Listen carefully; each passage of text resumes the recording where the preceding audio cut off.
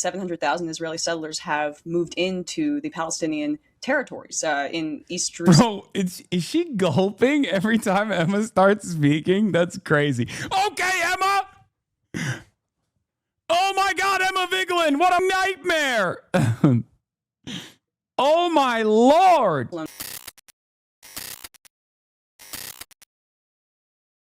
All right, let's get started with, I want to do the voter crosstabs, but is there like a video covering it? Because I have to pee. Because if not, we're just going to start with Mallory McMorrow. For funding to Israel's defense infrastructure. Because Mallory McCormo went on Majority Report and Matt Bernstein, okay?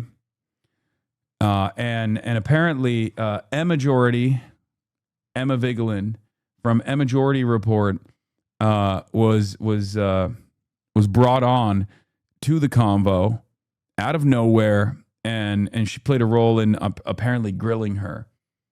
Okay, and I'm very excited to watch this. I'm actually super stoked to watch this. Tom Hardy is a kneecap fan. Yeah, we know. Because I don't think anybody should live in fear of being bombed or killed. Okay, what about Iranians? What about Palestinians? What about the Russians? Are you in favor of sending the Iron Dome to the Palestinians? If she says yes, that's awesome. That's kind of based. I'm not going to lie. I would look at how do we support defensive systems for Palestinians? How would we support defensive systems for Lebanese? Should they get an Iron Dome too, the Palestinians? Well, let's talk about that as a conversation. Well, I mean, hello. For anyone who hasn't been following recent left-wing political Twitter drama, or who doesn't keep up with the iconic drag queen Lady Bunny, who posted about said drama on Instagram, this has been a long time coming. Allow me to explain. After I interviewed Dr. Abdul El Sayed, a progressive candidate running for U.S. Senate in the state of Michigan, his Democratic primary opponent, Mallory McMorrow, reached out to me saying that she would like to be interviewed. I was honestly a little surprised by this, given that Mallory and I have some key policy disagreements. In her race, Mallory is running on the standard Democratic liberal Zionist position of, two-state solution, fund the Iron Dome, but Netanyahu bad, but also no sanctions about it, etc. She's also not running on Medicare for all. But I wanted to do the interview so I could ask her about those positions. Her team and I set a date and a time for the interview, and after I submitted a topic list, which included healthcare and foreign policy, they canceled and offered no time to reschedule. I will say, and I don't want to assume intention, and I'm willing to be wrong, but I do kind of wonder sometimes if, because of how I present and the fact that I'm so open about who I am, that people just think I'm like the gay guy, Not as big as a news story in terms of the grand scheme of things. No, I know the LA. First of all, the Long Island Railroad is very important to me. The LIRR is very important to me personally. Okay, so in the grand scheme of things, this is very much an important story in the HasanAbi universe. Okay? I need you to understand that. You guys know. I've taken it many a times, and I love it. Okay? It's choo-choo time. We will talk about it. We will definitely talk about that, and we'll talk about the discourse surrounding it because this is nasty. A lot of liberals are showing their asses about labor unions. It's disgusting. Like this idea that it's totally transactional, that like liberals should actually drop labor unions because they didn't sufficiently support Biden after Biden showed a lot of after Biden aided the labor unions is disgusting. Okay, you don't support labor unions because they're left or right. You support them because it's just nastiness. Who will talk about gay things and not much else. And not to be too Sex and the City about it, but I can't help but wonder if they reached out to me thinking I'd just asked Mallory about her LGBT record, But in any case, I tweeted that I was disappointed that her team had canceled, and the tweet quickly got traction, and within a couple hours, her team reached out and her schedule had opened back up, and we were back on. So I don't know, maybe an honest scheduling error, maybe not, make of it what you will. I had my good friend and host of the Majority Report, Emma Vigeland, join me for this interview. Love her so much. And without further ado, State Senator Mallory McMorrow, welcome to A Bit Fruity. Thank you so much. I'm so excited. I've been following you for years, by the way, so this is very exciting for me. Oh, wow, that means so much to me. Seriously, though, I know we had like all of this like scheduling drama, and I know in the wake of all of that, you could have very easily just been like, I'm not going to do this one, and it would have made sense to me.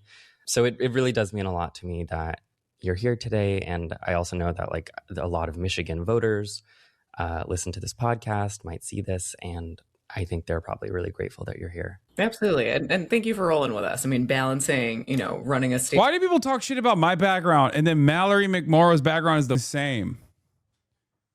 What the hell is that? Statewide campaign. I'm the state Senate majority whip. So I've got that whole job and I have a 5-year-old. So our schedule, my scheduler is everything. She manages to piece it all together. But I'm really grateful that you rolled with us to make it work. Yeah, absolutely. So let's get into it. State Senator Mallory McMorrow, you are in this 3-person primary race. He kind of sounds like Daily Dose of the internet, no? For the U.S. Senate representing Michigan. That's really captured the attention of the country. And I want you to help us characterize it a little bit for people who might be hearing about this race for the first time. You have these 2 opponents, right? On one hand, you have Haley Stevens, who is the AIPAC endorsed, super pro-Israel, sort of an extension of like Chuck Schumer's brand of the Democratic Party, I'd say, pretty old guard. Haley Stevens was notably booed at her own Michigan Democratic Party convention recently. I'll throw a video in there if I can find it. You suck. That's crazy. Which is pretty amazing. And then on the other side, you have Dr. Abdul El Sayed, who we interviewed on the show a few weeks ago. Dr. El Sayed is a very progressive candidate, wrote a book on Medicare for All, very pro-Palestine. And I think, and please feel free to dispute this characterization, that most people view you as like someone in the middle. So I was wondering if you could first just like define yourself in the context of this race. For sure. So to put the race into perspective, Michigan has an open U.S. Senate seat. Gary Peters is not seeking re-election. We have Mike Rogers, in all likelihood the nominee on the Republican side, who ran against Alyssa Slotkin in 2024, lost by only 19,000 votes. The Republicans and Trump view this as their best chance to block Democrats from having a path at taking the U.S. Senate. They're spending, the Senate leadership PAC announced $45 million that they're going to be spending in Michigan, which is more than they will spend in Georgia, Maine, Iowa, Alaska, New Hampshire. So this is it. So it makes sense that this has sort of captured the attention of the country, and we have a fiercely competitive Democratic primary. You do. I should add, so people know, sorry, don't mean to cut you off, but it's like, depending on what poll you look at, which are coming out like relentlessly, it's like neck and neck with the 3 of you. Yeah, and I think that's a good thing. But your characterization is right. What I firmly believe is that the Democratic Party needs a reckoning, that the old guard establishment of the party has really let us down. The first question I was asked when I got in a year ago was, would you support Chuck Schumer for leader? And I said, no. Apparently I was the first candidate in the country to say so. And what I know is that in Michigan, we have built a very different blueprint. So for me, I know that people want to put us into neat little lane boxes, and I just don't think that's how Michiganders think. We have people in our state and governor and Gretchen Whitmer. We have people who voted for Bernie Sanders and Donald Trump. This is a state where you don't have to register by party, and people tend to vote for the person that they like. But of the field, I am the establishment outsider, but with a track record of actually getting real shit done. I'm the only candidate to have beaten a Republican incumbent to get into office. I took on an entrenched family legacy in my first campaign for state Senate, and I swung a district 20 points in a single cycle and broke the Republican supermajority. I then helped leverage a viral speech that I gave back in 2022 after I was smeared as a groomer and a pedophile by a colleague of mine. I opened a PAC. We raised millions of dollars. I supported a dozen other candidates and flipped the entire state Senate for the first time in 40 years. Been there with the groomer and pedophile. Oh, same here, actually. Yeah. And can I tell you, like, all of your Instagram stories were truly so helpful for us. Like, you may not know this, but a lot of us in the state Senate, we've been following you for a while, kind of hitting back on a lot of the culture war bullshit. Thank you so much. I really appreciate that. And really. Yeah, she's coming at it real nice. Appreciate everyone who like stood This their is ground. good. I mean, what I think was hopefully she's a lot more skilled, I would say, or maybe it's her personality. I don't know what it is, but she is she's very good at how has everyone what is this? How has everyone been accused of being a pedophile? Wait, what? What the fuck does that even? Yeah, she's very good at disarming The height of the culture war bullshit. I'm of the belief that like so much has happened since, especially to like wreck Americans' lives economically, that even the most sort of ardent like anti-drag brunch people are now kind of like, I don't got time for that, you know? I will never forget, there was a press conference Tudor Dixon tried to hold in the middle of the 22 cycle. She had all these people, and, you know, it was under the guise of protecting girls in sports. And she made this radical claims about what was happening in the state. And there was this incredible local news broadcast that it talked about her press conference. And then the reporter pressed her, can you provide a single example of somebody being hurt in sports in Michigan? And she said no. And then they cut away to a protester who was like, I just need affordable housing. Like I can't afford anywhere to live. And I think that's why, you know, the speech that I gave then blew up the way that it did, because I made a point of saying people who are different are not the reason your healthcare costs are too high. And we can't let people who are hateful people distract from the fact that they're not actually doing anything to help you. Guys, you can't do this thing, okay? You have to take this in stride, okay? This is a person who has literally straight up compared me to Nicolas Fuentes, okay? And I'm not, as aggressive in my commentary against her. You guys can't do that, okay? Because then we look crazy. If she looks good in an interview and you are just like, she's a snake, don't trust her, all this shit, like, I understand why you don't like her. But you have to be normal. You can't look abnormal. You can't look weird. You know? Yeah, and I want to talk about some of those economic issues, namely healthcare. I know going into this, we said we want to talk about foreign policy and healthcare, because especially, you know, if you're representing Michigan on the national stage, then, you know, these are things that people really care about. So Senator McMorrow, with regard to healthcare, you support a single payer option, which is different from something like Medicare for all or universal healthcare. I wanted to play a clip for you that's gotten some traction of you speaking about what you see as the risks of universal healthcare, and just ask you more about that. Sure. Also, you're new to the pod and learning that I don't have a producer. So when I say like, I'm going to throw something up on the screen, what I mean is I'm going to play the video from my phone into the microphone. Oh, that's incredible. So, okay, perfect. You know, sorry, you're welcome. Some people conflate Medicare for all with universal healthcare. But Medicare for all, when it's actually defined, is one singular government-run healthcare system that we are all on. Now, I want you to imagine what that would look like with Donald Trump and RFK Jr. at the head of it. Emma, do you want to take this? Yeah, sure. So State Senator McMorrow. Get in there, Emma. It feels like the implication of your framing there is that government healthcare programs shouldn't be trusted because Trump and RFK Jr. are leading them. Are there other programs, specifically healthcare programs or social programs, you think should be cut because Trump and RFK Jr. are currently in charge of them? No, that's not at all what I intended. And, you know, I fundamentally and firmly believe that we need access to universal healthcare, and we need to get there as quickly as possible. In the state Senate, I have led on efforts to codify the Affordable Care Act on the state level, so you can't lose your healthcare with a pre-existing condition. We helped expand a program called RX Kids statewide, which is a cash grant program for new moms and babies. We've expanded access to doulas and to midwives. We've done so much because this is such a big issue. And what I know is that people can't afford to wait. The idea that she looks so intense. She is not there to play no games. She's like, nope, I'm here. Yeah, your track record's fine in the state level. Why did you say that? We should hold out just for one solution, to me, is just not what I've experienced in governing. You know, the next U.S. senator would be one of 100 members, and the votes for a true single payer system simply aren't there. Now, there have been multiple states who have implemented state level public options. And in those states, not only have they vastly reduced the rate of uninsured to next to zero, they've also reduced the cost of private health insurance. That is something that, as we look to how do we get to universal healthcare as quickly as possible so people aren't going bankrupt, they are not denying themselves care. You know, I am somebody who graduated from college right into the recession in 2008 wanting to be a car designer. So I did not have healthcare. I couldn't stay on my parents' plan until 26. Having that real public option, anybody who wants to opt into Medicare, regardless of age, can, while also ensuring if you want to keep your plan through your union or through your employer that you can, I believe is the best way that we can get to universal healthcare as quickly as possible. We can talk about, I think, the merits of the public option versus Medicare for all, but the public option would still be run by Donald Trump and RFK Jr. or whoever ends up being a Republican if they take over. So, additionally, the entire Republican Party is against Medicare for all and single payer. So it's almost an assertion that Democrats shouldn't pursue Medicare for all or even single payer because potentially Republicans could get back into power and control it. I mean, that is the implication of what you said. I don't think that it is. I think that's a mischaracterization. How would you characterize it then? You talk a lot on the trail and you want to make some jokes and you want to help people understand where you're coming from. This is an administration that has slashed. That's, oop.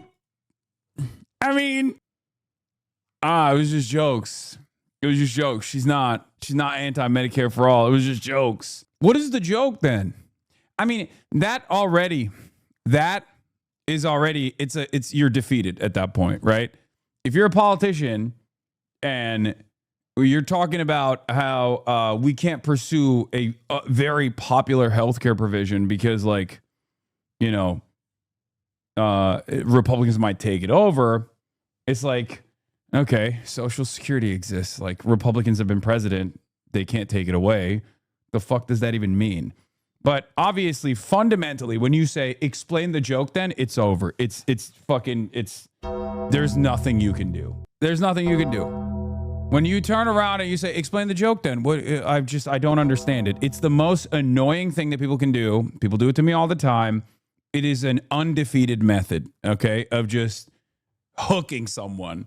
Access to mifepristone. This is an administration who intentionally withheld SNAP benefits, even though we had the funding to pay for it in Michigan. That's 1 million kids who are on SNAP. Right. Yeah, but you would never say that, we shouldn't have SNAP because, inevitably, we shouldn't expand SNAP because inevitably Republicans will control it, right?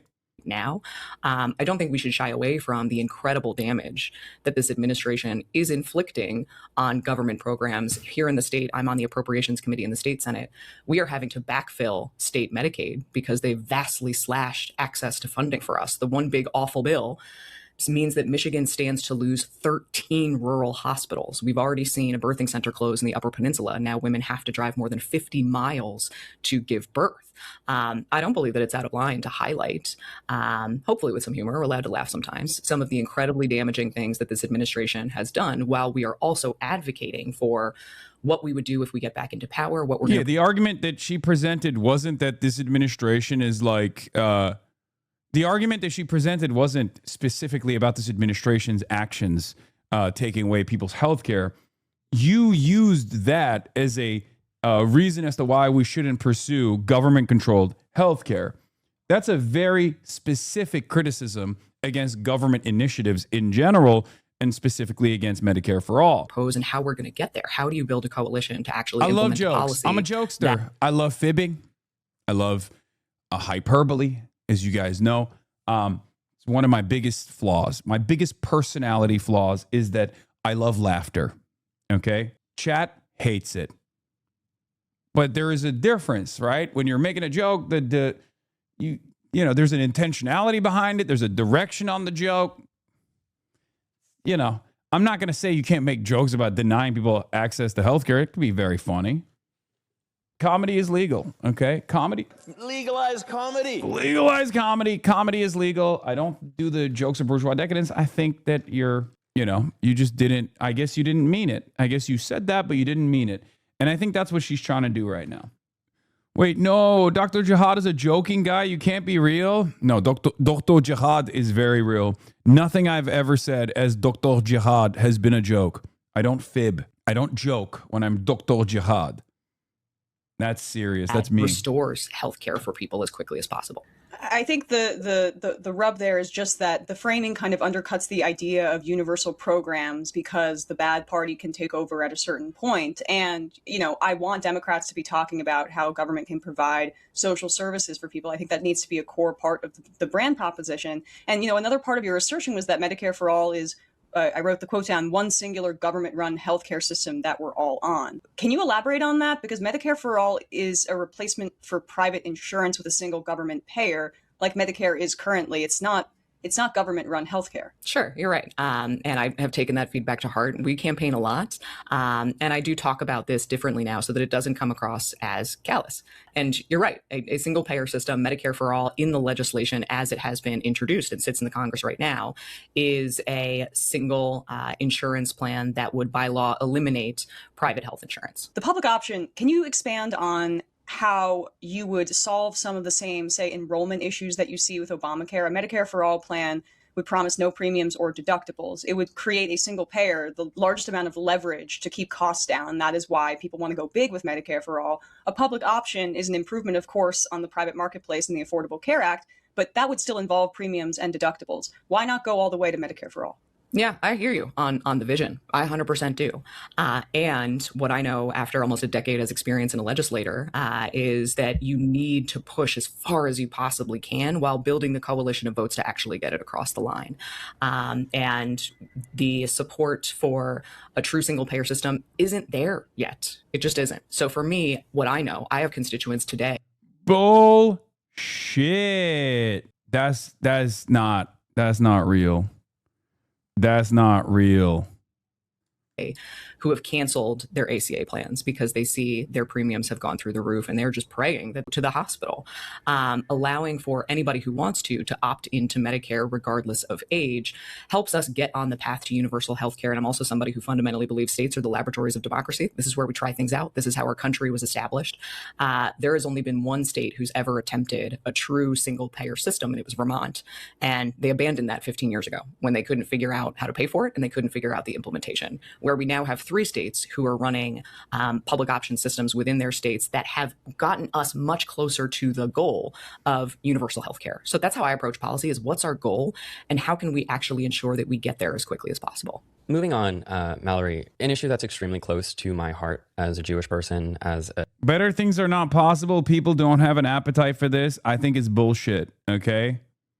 I think that's bullshit. I'm gonna be honest. It's just, I'm coming at it with the most with maximum electability in mind. Okay, well, we need bold thinkers. Okay, the time for trailing the Republicans along was for yesteryear. Okay, the time for real bold changes is now. a tax-paying American, as a human being, is that of Palestine.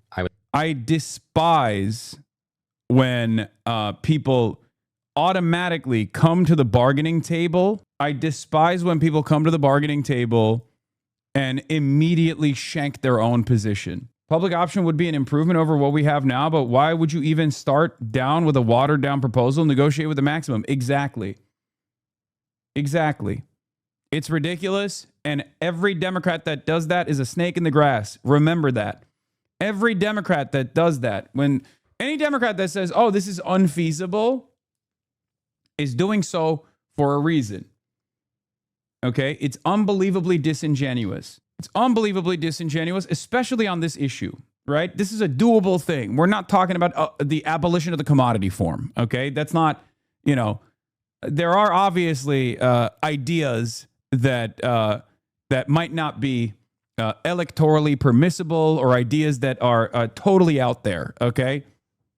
Like the work abolition, right? You're not coming in and saying we got to, forcibly seize the means of production. Okay, we're implementing a dictatorship of the proletariat in this election cycle. That's not that's maybe a little bit too much of a radical idea. It was actually just the other night at a UN commemoration of the anniversary of the Nakba in 1948, when Israel displaced more than 750,000 Palestinians who still. This is, like, as far as the healthcare conversation goes, like, I did not like her answer. I think she was competent. She held off the attacks fairly well. If you're knowledgeable on the issue, you look at it and you understand exactly what she's saying, where she's coming in and saying, like, no, better things are not possible. We should just, like, water down our own side's argument because there's real electoral concerns or something like that. It's bullshit.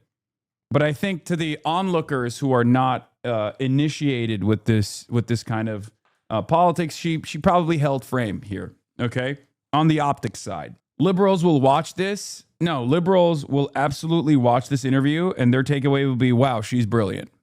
This is our candidate for sure."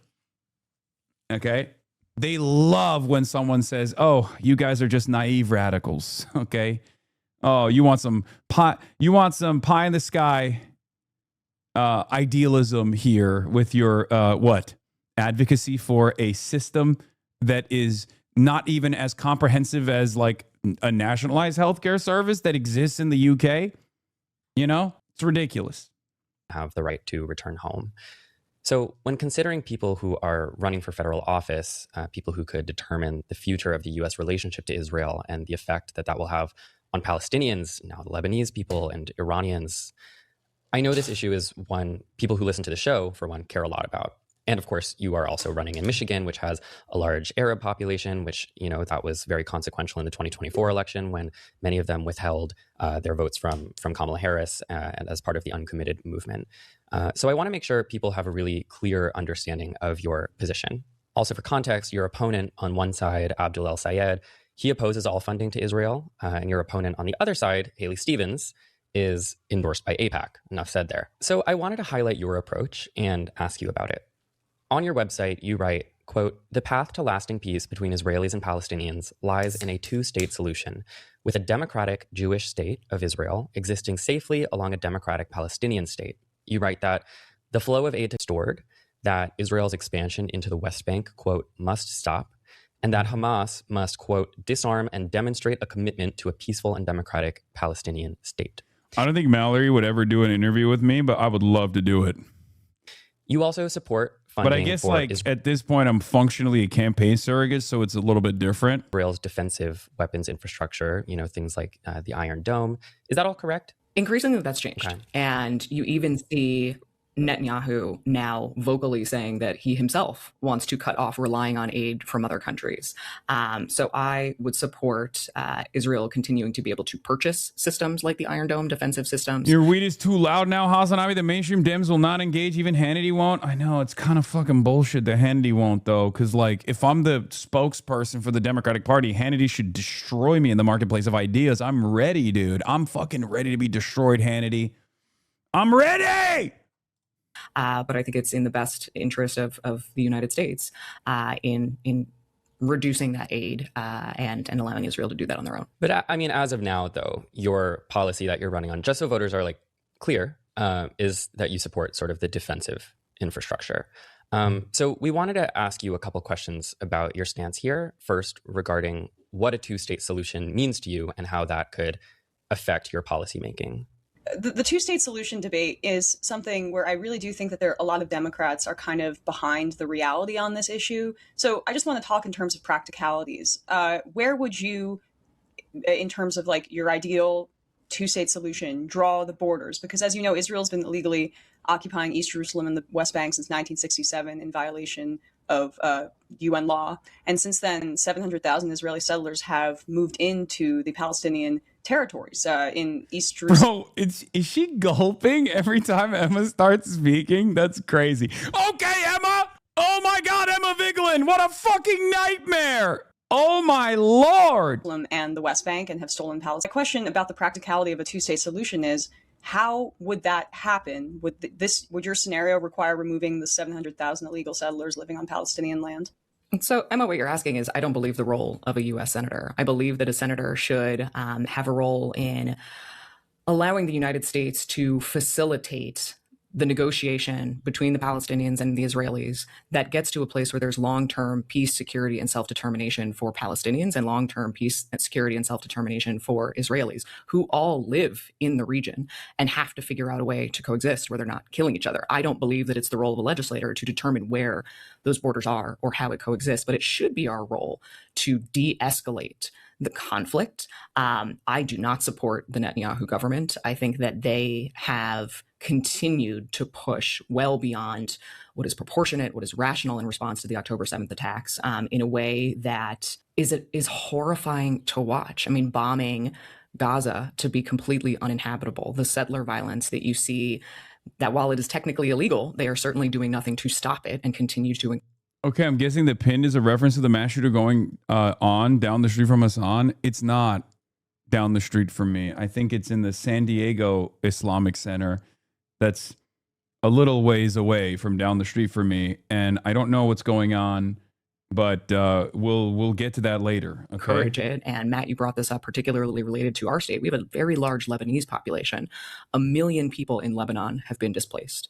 And I know a friend of mine who's running for state senate mentioned to me that his grandmother's home in Lebanon has been bombed 3 times, and that somehow she's still in good spirits about the fact that she is alive when many of her neighbors are not. So for me, I'm somebody, I bring a background in industrial design into how I pursue policy, which is starting with the outcome and then backing into how do you help facilitate making that happen.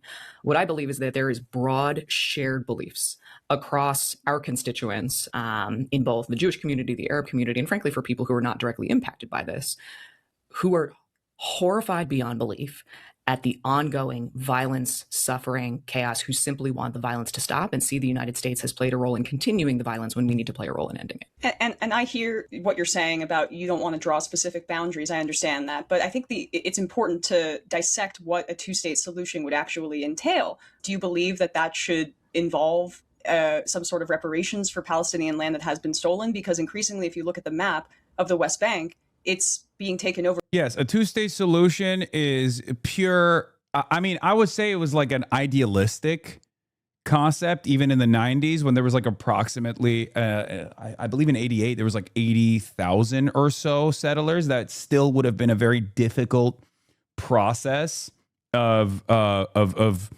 taking away that land and like redistributing it to the Palestinians.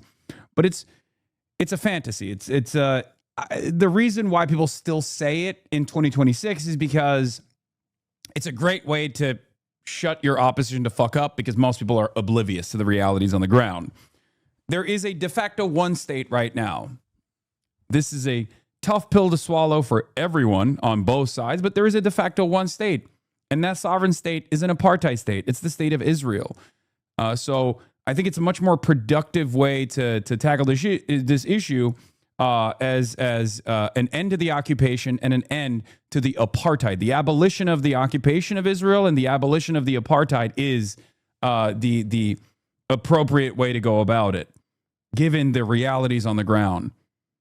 By Israel. So there would have to be either a forcible removal or Palestinians would have to be crammed into even smaller and smaller territory. Yeah, and again, I go back to the United States role. A legislator's role should be in helping to facilitate between the negotiators and something that allows for that peace and security for Palestinians alone. Yeah, it's by cutting funding. It's by turning Israel into a pariah state to apply maximum pressure peacefully, right, through peaceful means, which of course includes an arms embargo across the board, no defensive weapons, no offensive weapons, an arms embargo, not even just like denying them free money so they can purchase the weapons. I'm talking no weapons whatsoever, and then potentially sanctions, because that's what we would do, or that's what we did do to apartheid South Africa, right? This is part of the reason why a lot of these guys refuse to reckon with what it means to be an apartheid state. That's why they act silly and naive when it comes down to the recognition of Israel's apartheid, right? It's bullshit. That's why they don't want to say genocide either. There's a reason for it, because genocide comes with legal restrictions, a just demand for legal restrictions. Apartheid comes with demands for restrictions. You can't, on the one hand, say Israel's doing a genocide, Israel's an apartheid state, and on the other hand go, and we still have to give them weapons. We have to sell them weapons. No, you don't give any fucking weapons to a country that's doing a genocide. You don't offer them any economic aid. It doesn't work that way, right?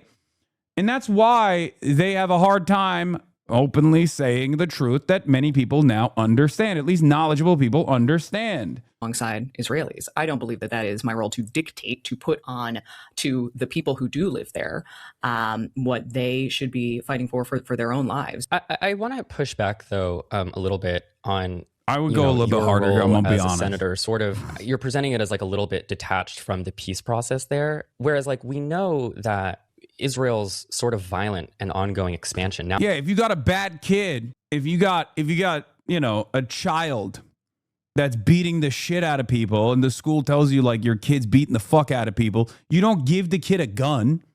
You don't keep telling him go off, do whatever you want to do, go do a school shooting. Like, it's not how that works. Okay, into Lebanon, as you mentioned. It's only possible because of She's kind of right that it shouldn't be the U.S.'s role to tell Palestinians what solution they have. Politicking there, okay? She's trying to say, oh, I'm an isolationist. She's not, okay? No American senator is a fucking isolationist, okay? Ask her about Taiwan to see if she has any takes on what kind of intervention we must do in Taiwan, right? It's just like, you don't have kids. True. I don't know what it takes to be a parent. I don't have children. You probably should give a gun to a bad kid who's like bullying the fuck out of all the other children, right? So he can be more efficient in his bullying. Yeah, she says, oh, we can't, speak over the Palestinians there, because the real point that she's making is we should just stay out of this conversation. She's trying to angle it in a way. Ongoing bipartisan U.S. support. And so I wonder, if you continue to support defensive weapons infrastructure to Israel, how you see yourself as utilizing any of the leverage you could have as a U.S. senator. I think here, I'm going to give you guys the method, okay? The interrogation method in this circumstance should start with terms that both parties agree to. Apartheid and genocide. Do you believe Israel committed a genocide? Do you believe Israel's an apartheid state?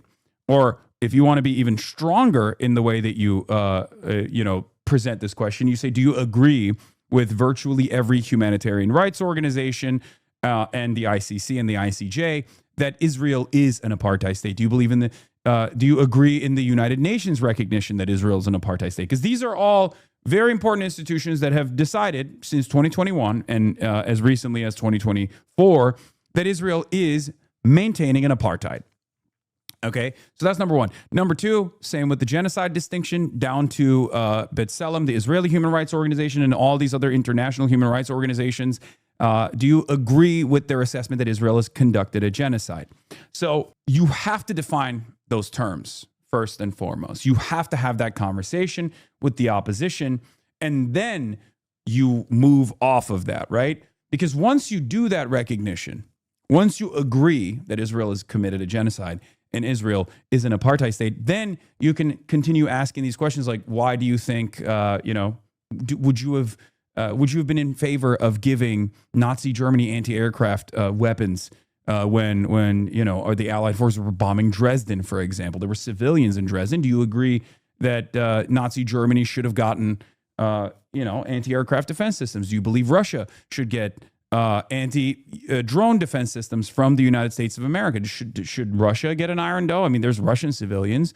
Do you think the IRGC deserves the Iron Dome as well? So those are, that you can have that conversation after, right? What happens if she says yes to those questions? She won't. But even if she says yes to those questions, then you could continue having a conversation. It's like, okay, that's very bold. To make that happen. At that point, she's like in uncharted waters, and this is something that this is something that's just not. She's never going to fucking entertain, even though she does briefly entertain it. Because once she says that, and she literally does say it's interesting, I would have a conversation about that. I know. I saw the brief, the brief intro where she does say, oh yeah, that could be a interesting thing to get the Iron Dome to the Palestinians. You say, what is an easier way to stop the bloodshed? What is an easier way to stop the bloodshed? To remove all weapons that we're giving, to do an arms embargo in Israel, or to give the Iron Dome to both sides of a conflict? Because there's obviously a much easier solution to this problem. The solution to the problem is not more guns. You can also turn it back on the domestic front, where you say, what do you think is a better way to solve the gun violence problem? To give every teacher a gun, or to create additional restrictions in the purchase of arms? You're a Democrat, even in the state of Michigan, where universal background checks is 90%. It's a 90% issue. It's a 90-10 issue. I don't think that she's in favor of arming people more. I think she's in favor of taking away the guns. Okay? This is a very reactionary framework that she doesn't even believe in. She does not believe in giving the fucking Palestinians an Iron Dome. I am. I'm in favor of taking it away from Israel and giving it to the Palestinians, for the record, just so we're clear. Okay? I'll say it. I say take the Iron Dome from Israel and give it to Gaza. They need it far more than Israel does. Okay. That's my take. That's not her take, though. Okay. I don't think that's her take. In this situation. And I guess So, Matt, how I'm you glad think, brought up- because like this two-state solution line, right? It's the party line for a long time. Since the 90s. And it just hasn't borne out. I think probably everyone on all sides of this issue could agree with that. And so I wonder how you are breaking from the establishment in a way that would materially benefit the people who, frankly, like my tax dollars are killing. Yeah, and I'm glad that you framed it that way, because I think there's a difference, Matt, in how you asked your question versus Emma. One is the...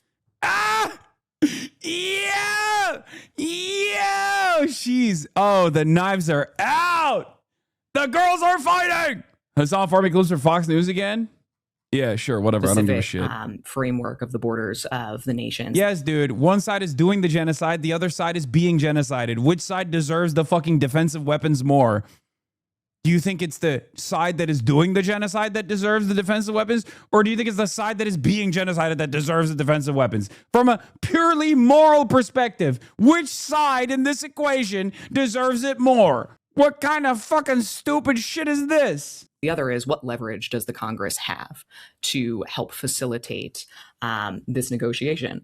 I would have voted alongside the 40 out of 47 senators who voted in the past Sanders resolution blocking arms sales. And let's acknowledge how stunning it is that a year ago, that number was significantly smaller than it is today. My views on this have evolved because the reality on the ground has evolved. It has been horrifying to watch how Benjamin Netanyahu and the far-right government have prosecuted this ongoing war against Palestinians. War or against genocide? Against Yemenis in a way that the United States cannot support. Simply put, the Congress holds the power of the purse, holds the power of funding and resolutions, and that is where I would view my role in coming in is keeping an open door to everybody within our community. Michigan is a very diverse state where we have the largest Arab American population living side by side with a very significant Jewish population. And Matt, your question is the universal truth. I was in an Uber a couple of weeks ago, and the driver said almost exactly what you said, which is, how can our country afford to continue bombing other countries when we can't pay for our own kids? That is where we need to step in and say enough is enough, and we need to bring this to an end. Yeah. I mean, you mentioned that how in Michigan you have people of different faiths, Muslim, Jewish people, Arab people living side by side. I think it's very American to believe in multiculturalism as an ethic, in that it engenders understanding, and when you can live alongside people who maybe have different views than you, it reduces the capacity for hatred. It's why we don't believe in things like segregation and apartheid, but Israel is an apartheid state. And, you know, when we're talking about who has the right to have land and to live in peace, I mean, we're recording this right now on the anniversary of the Nakba, and the Palestinians have been ethnically cleansed since, you know, you could say 1948, but prior to that, from the land that is now Israel. Do you not believe in multiculturalism as an ethic for Israel and Palestine? Because a shared land would be, in my view, American, and also the solution that we saw in South Africa that could provide fairness for everybody involved. Yeah, and it may very well be. You know, there are... May very well be? What does that mean? By the way, this is why people who are pro-Israel are actually not even low-key, but high-key, unbelievably anti-Semitic. Okay? Or at the very least, unbelievably Islamophobic. The notion that like Jews and non-Jews can just simply never get along is, again, both anti-Semitic and also unbelievably Islamophobic, or at least anti-Arab, right? It's just crazy.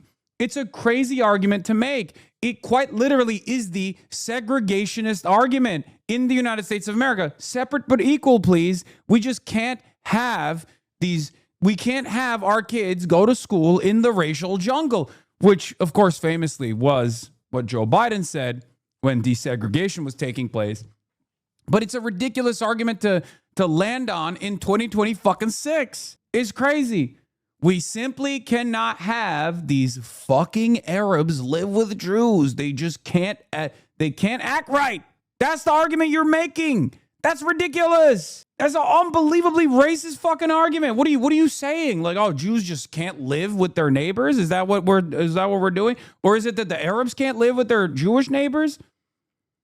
It's bullshit. worked on this issue for far longer than I have. And I always try to check my own bias at the door. I can't possibly understand what it is like to live in the middle of the Middle East. I can't imagine what it's like to have my home stolen from me, to have my family killed. And I want to leave the door open. I think it's important for anybody who holds the role of a senator as a legislator. Yeah, it's also a historical too, because Arabs and Arab Jews as well, but like just Jews and Muslims lived in this region in relative peaceful harmony for centuries, okay? It is Israel that has fucked the entire thing up. That's what's so crazy about it. Like the Ottoman Empire was literally a fucking safe haven for Jews that were experiencing pogroms in Christian countries, okay? Jews would escape Christian countries, Christian areas where they were constantly in the crosshairs, and they would come to the Ottoman Empire as a safe haven, okay? And that process went on for hundreds of years, and they lived in relative peace and harmony amongst the population. In comparison to you know, Spain, for example, it's just like it's totally ridiculous and absolutely ahistorical to make it seem as though there is this like newfound Arab anti-Semitism that actually wasn't new at all. That there wasn't any enmity, or this enmity is not an enmity towards Israel, which bills itself as the Jewish state, okay? But this was an ancient anti-Semitism that always existed amongst the Arabs. It's fucking bullshit. It's not real. It's a way for also Europeans specifically to abdicate their responsibility or to whitewash or launder their personal. Yeah. Jews were forced to pay a special tax that put them as second-class citizens. Oh shit, dude. No way. I didn't realize it was just a Jewish-specific tax. Hey, maybe you should take that up with Jewish historians, okay, that have written extensively about the fact that the jizya was across the board for non-Muslims. Muslims had a separate tax that they were paying under the Ottoman Empire, and then also additional amenities were given to the non-Muslims where they didn't have to serve in the military. That's number one. Number two, it was still an unbelievable safe haven in comparison to Europe where they were getting fucking slaughtered. Yes, it wasn't peak wokeness for 2026. It was peak wokeness for, you know, the 15th century and the 16th century. No one is saying it's fucking woke in comparison to modern day existence, dumbass. Yeah, but the idea that everything was fine was just not true. It abso-fucking-lutely was in comparison to what was going on in Europe. That's why Jews would escape Europe to come to the Ottoman Empire. You're wrong. And yes, you made it seem like it was just a Jewish-specific tax because you're a little bitch, okay? It wasn't. It was literally infinitely comparable to the Inquisition or the pogroms that Jews were withstanding. And two, it was a non-Muslim specific tax, as in exchange for, or rather than doing the Muslim tax, non-Muslims would pay the non-Muslim tax. That's it. That's what jizya is. Like, this is so funny. It's like, oh, dude, you're fucking paying taxes. Like, it's crazy. Like, you would never make this argument. You would never make this argument for anything else. You would never make this argument for, like, chattel slavery in comparison to being able to live freely in a society with discrimination, right? It would be the equivalent of, like, comparing the end of the Underground Railroad, Canada, to, you know, not just specifically chattel slavery in the South. That comparison is ridiculous, right? No one is saying that racial discrimination in Canada at that time, while there was literally slavery continuing, chattel slavery continuing in the fucking South, is somehow in any way, shape, or form comparable to, like, the current liberal society and the racial discrimination that currently exists in liberal society. Obviously, there was racial discrimination in Canada, but it was infinitely better than being held and bound and sold as not a human being, but as property, right? Relative to the continued legalized practice of chattel slavery, of course, it was better off overall for black people to live in Canada, to escape to Canada. where slavery was abolished, even though there was still racial discrimination. That's the comparison you're making right now. Check their own bias at the door, be open and objective. And if there is, and I've heard from both the Jewish community and the Arab community that you're right, Emma, a two-state solution has been something that has been attempted for a very long time. We have failed to accomplish that so far. Perhaps in the second line of argumentation here for all the fucking diehards that want to engage in ahistorical nonsense, for the record, is the idea that there was still conflict against Jews. In the Ottoman Empire, there were still uprisings that took place. Of course, it was a vast empire. It was an empire after all. And of course, there were still ethnic tensions that rose from time to time, many of which was ironically still in the hands of Christians against Jews and Jews against Christians, and rarely ever Muslims, even though there were some instances where Muslims also did this. I don't know why I'm fucking talking about the history of this, by the way, but let me just like dial it back here and have her respond to Emma. Killed. And I want to leave the door open. I think it's important for anybody who holds the role of a senator as a legislator to check their own bias at the door, be open and objective. And if there is, and I've heard from both Jewish. No one's excusing European action towards Jews. I just reject the idea that Jews live happily in a society as second-class citizens along with others. Brother, I said relative harmony. Okay, relative. Do you know what relative means? Okay, adjusted to the current conditions, adjusted to the conditions at the time. Okay, relative peace and harmony. That's it. You refuse the premise because you, at least if you're a little bit knowledgeable on it, okay, you understand that it was far better overall, but you just don't want to recognize that because it doesn't suit your current argument. It is an ahistorical approach to say Jews were never allowed to coexist in relative peace in Muslim lands before Israel. It's wrong. It's objectively wrong. Bro, you're not going to win the argument. Just admit you're wrong. It's okay to be wrong. Are you talking about me or are you talking about the other person? There's no way you genuinely think that this is, the chatter. Oh, okay.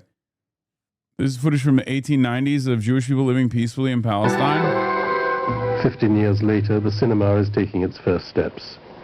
Cameramen employed by the Lumiere brothers filming at Jerusalem Station provide the first moving pictures taken in Palestine. From now on, the camera is a recording eye, and what it records is this: a society much like that of... Yeah, the majority of Jewish scholars literally call the time under certain Arab caliphates the golden age of Judaism. Yes. It's so funny. It's just like you're denying reality, man. You're fucking denying reality. That's all this is. It's so frustrating that people are doing this 10p camera. Brother, this is literally the first camera. What are you talking about? Damascus or Beirut. This is 1896, man. In an Arab city, much like any other. By the end of the 19th century, Palestine has 500,000 inhabitants, of whom 30,000 live in Jerusalem. A veiled woman, a Sunni Muslim, one of the majority.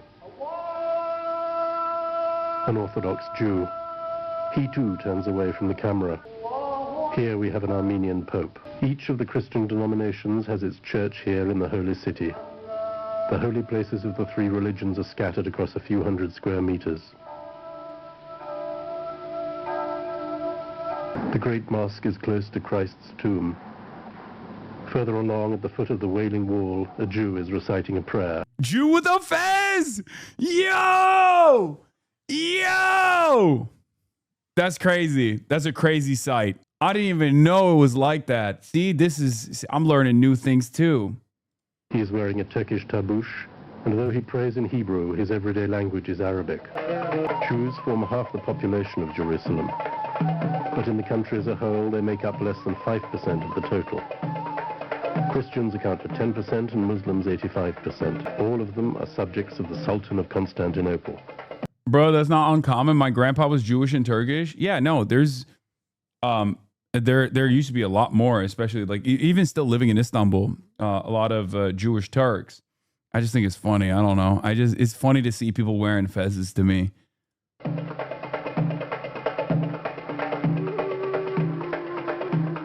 There are no frontiers in the Ottoman Empire.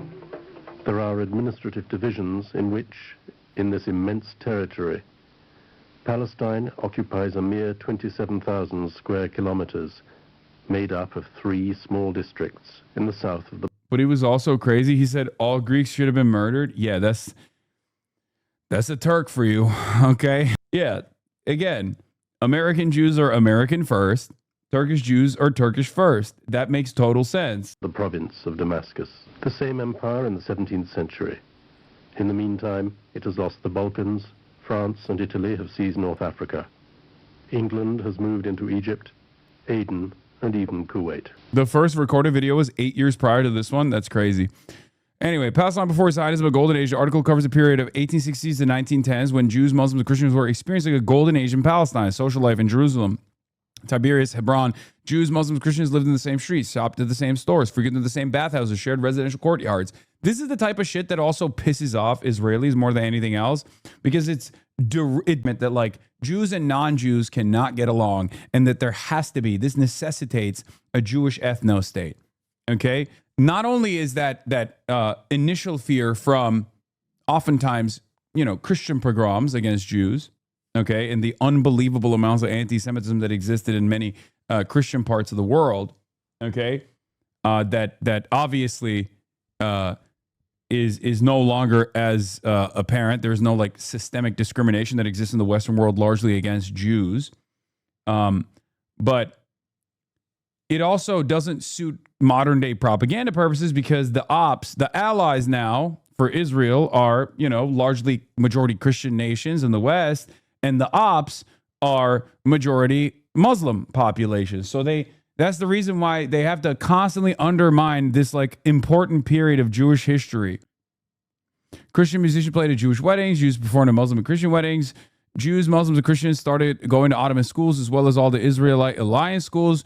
Palestinians, Jews, and Christians used Muslim religious courts to settle disputes amongst themselves. Jews formed business partnerships with Muslims in the wheat, livestock, and dairy industries. Muslim and Jewish children from one courtyard would defend one another against Muslim and Jewish children from another courtyard. Muslim and Jewish women also breastfed another one's babies in the event of a death or life and the mother is unable to nurse. Religious life, Jewish Arabs, like all this stuff. Zachary Foster is a historian of Palestine, has a PhD from Princeton University. I've had him on the broadcast in the past as well. He's written on, Palestine before Zionism, a golden age. Many others have written about it too. It's not just him. But this kind of stuff is very frustrating for Zionists. One of the most historically illiterate attacks against Mamdani's Nakba post is outrage that he shared a Palestinian of Bosnian origin. Inaya Bushnak's family came to Palestine in the Ottoman era Muhajir migrations and became part of Palestinian society. See thread. Yeah. Anyway, let's get back to this video now. Community and their Arab community that, you're right, Emma, a two-state solution has been something that has been attempted for a very long time. We have failed to accomplish that so far. Perhaps a multicultural solution where people are living side by side is a better solution, but I want that to come from the people who live there. It shouldn't be the role of me to assert my views on residents of another country. Yeah, I'll move on a little bit, but I think it's just, to me, it's like Israel, who is the occupying power in this dynamic, I mean, as recognized by international law, does not want a multicultural state. Obviously, that is, when they say like, oh, you guys want to destroy Israel, what they're talking about is a destruction of the apartheid system. What they're talking about is bringing in equality. And so I guess I want to stay on for a second, like how you could use your leverage good as push. a U.S. senator to stop this violence, which we all agree has to stop, right? Like we mentioned, you draw a distinction between Israel's defensive and offensive weapons infrastructure or the defensive part of that, like the Iron Dome. I think a lot of people, though, might disagree with that distinction and say that Israel's defensive capabilities enable their offensive capabilities. Like, the Iron Dome allows Israel, one might say, to operate with impunity because they don't face the same threat of retaliation. So what would you say to that? I hear you. As you can imagine, this is a conversation we have every single day in a state like ours, where we have vastly different viewpoints on the right course of action in the Middle East. And it is the job to go in with an open mind and to listen and to make the right, most objective decision that I possibly can. And as I said at the outset, it is increasingly the view of even Netanyahu himself that he wants to be able to do it on his own and doesn't want to rely on foreign aid. There seems to be a recognition that they are going at everything they possibly can, and are losing the support of the world. They're losing the support of Americans. And I will always, my pledge is to always be objective. I am not so tied to an individual viewpoint that I'm not willing to change my mind when the facts on the ground change. I guess then to that end, why do you support funding to Israel's defense infrastructure? What is, I guess, sort of your positive vision in supporting that policy? You know what I mean? Because I don't think anybody should live in fear of being bombed or killed. I would look at, how do we support defensive systems for Palestinians? How would we support defensive systems for Lebanese? Should they get an Iron Dome too, the Palestinians? Well, let's talk about that as a conversation. Well, I mean, the horror of living in fear of being bombed constantly. Let's work with the outcome of, how do we end the violence, period. But I mean, but then backing away from that, how do we protect people? I think then, though, that sort of probes at, like, maybe we're coming from different worldviews here a little bit, because my worldview, and I think one that Emma has been talking about as well, is like multiculturalism, where we live amongst each other and where multiculturalism and a respect for one another. Yeah, which is easier, justifying a defense package to Hamas, which, once again, I need to explain this one more time. I am in favor of giving the Palestinian resistance an Iron Dome. They deserve it a lot more than the party that is doing the genocide. Okay? I've actually jokingly talked about this in the past, didn't realize that it's now Mallory McMorrow's foreign policy position. But what's easier? She's not to the left of me. Shut the fuck up, okay? She's not to the left of me. You don't... The Iron Dome is a starting point for what I think the Palestinian resistance and the Palestinian standing military in Palestine, the nation state of Palestine, deserves, okay? That's just a starting point. But also, what's easier, you think? Restraining Israel with a weapons embargo, or giving both sides defensive weapons and let them duke it out? Are we going to pave a new fucking an airfield for the Palestinian resistance as well? Are we going to give them F-35 jets? Are we going to give them guided and unguided gravity bombs so they can use it when they're striking targets with higher efficiency inside of Tel Aviv, inside of Israel? Is that what we're doing? No, of course not. This is fucking stupid. It keeps us safe. And so, like, I don't want to talk about, like, everyone getting their Iron Dome and everyone arming up and everyone getting more and more defensive and offensive and everyone getting more violent and everyone, I mean, I just did They should have just asked, what other kinds of weapons would you be in favor of giving Hamas? That's so awesome. So you're in favor of giving Hamas an Iron Dome, which is, I have to say, very cool. A very cool position that I've never heard from a Senate hopeful before. That's true. This is the first time I've ever heard a Senate hopeful, a candidate that's running for Senate, say we should give Hamas the Iron Dome. Okay? Call it the Hamas Dome. Give Hamas the Iron Dome. We need to establish technological weapons parity between Israel and Hamas, and therefore they need an Iron Dome and possibly nukes as well, because Israel has nukes. So how far would you go in establishing this parity, okay, between the two belligerents? Yes, the balance must be restored. So how far would you go? Would you give them a nuke? She didn't even say it's her position. She just said, yeah, let's talk about that conversation. Like, we got to talk about how to talk about it first before she even considers it. Yeah. Episode that actually comes out today, which I'm very excited about, with Naomi Klein, about Tucker Carlson's worldview that he has been espousing as of late. And he does view the world that way, where, in America, we should bunker down and have our white Christian nation, and everyone else is bunkered down in their own very racialized nations as well, with like tons of weapons, and we're all segregated. And like, I just find that to be such a grim reality, Yeah. And so I think, like, I'm wondering if your politics could come from a different place philosophically, where it's not like, what about funding also the Palestinian Iron Dome, where it's about taking away the Iron Dome from Israel, this thing that, in my opinion, allows them to continue operating as a genocidal apartheid state unchecked. Well, and I think where you and I find agreement here is exactly that. Ideally, we should be at a place where we're not armed to the teeth against each other. We are a multicultural society in our country, and yet we have more guns than we have people in the United States. I sat on the state Senate floor. Oh, now all of a sudden, domestically, no longer in favor of defensive weapons to the teachers and the students. Remember what I told you? This is a great analog for you to be like, okay, gun violence. This is an awfully reactionary perspective that you have here, where you're like, oh, we should have a conversation about giving defensive weapons, or we can have a conversation about a weapons embargo to Israel, right? Below 4 men with AR-15s and full tactical vests who I promise you wanted me dead. That is not the world that I want to live in. The goal, yes, is let's have multicultural societies where we're not attacking each other. I want to make sure that I go in recognizing that I would have a responsibility. I have a responsibility today as a state senator to check my personal beliefs at the door sometimes and make decisions that are in the best interest of protecting as many people as possible. Again, this all loops back to continue giving Israel an Iron Dome, but then also give Hamas an Iron Dome. That's awesome. Do you think the Iron Dome is in service of that? What is this? I would love to get to a place where it's not needed, period, for anybody. Okay. Do you believe Israel has committed and is committing a genocide? Yeah, we went through this on our campaign.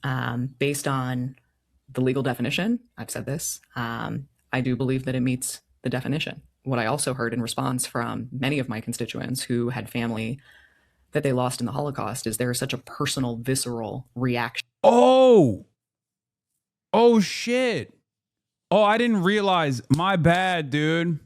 Why didn't the international authorities factor in the feelings of people who are whose grandparents passed away in the Holocaust? I didn't realize that's how it works. This argument again is so fucking stupid. You literally are saying they should get one. Okay, they should have a little bit of a Holocaust themselves as a treat. Okay, that's what the argument is. You don't get a fucking freebie. What is this conversation? Also, Matt is Jewish. The incredible argument. Okay, so what comes next for the Palestinians if they have, if you're cognizant of the reality that they've experienced the genocide? Do they get to have one of their own too? Like, how does this work? Where does this end? Again, just be fucking honest. This is what I hate about politicians. They just can't be normal. They can't be fucking honest. Everything has to be unbelievably centrist framed. Everything has to be focus tested, where you end up saying insanely stupid shit. Okay? Oh, well, it just hurts people's feelings. It's a genocide, but it hurts people's feelings. Okay, I don't give a fuck if it hurts people's feelings. What do you mean? Is it a genocide or not? And if you're like, well, they get to have a little bit of a genocide as a treat because, their ancestors were genocided, then okay, do the Palestinians get to now genocide another group of people because they were genocided, as you recognized? Like, where does this end? Again, centrists and liberals who try to frame this weird middle ground on objectively black and white issues of morality end up coming up with an unbelievably unreasonable solution. It's the same fucking thing with the whole well, we should give the Palestinians an Iron Dome, maybe. Okay, cool. I mean, sure. But where do we go? Which one is the easier solution? To give the Palestinians an Iron Dome, which I think they deserve for the record, and should get one. Okay. Or restrain fucking Israel. What are we talking about? It's so stupid. You become unreasonable in your effort to appear as the most reasonable. Okay? To that word that moves us apart from each other.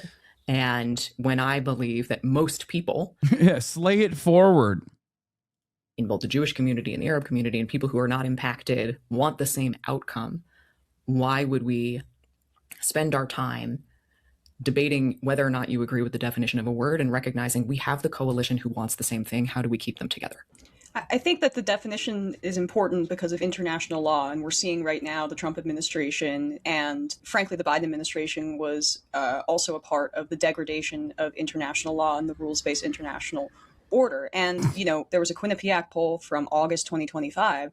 This has probably increased since then, that 77% of Democrats, over half of independents, believe that Israel is committing genocide. It's important to articulate that just to support international law at a time when the foreign policy of the United States, and by extension Israel, is might makes right.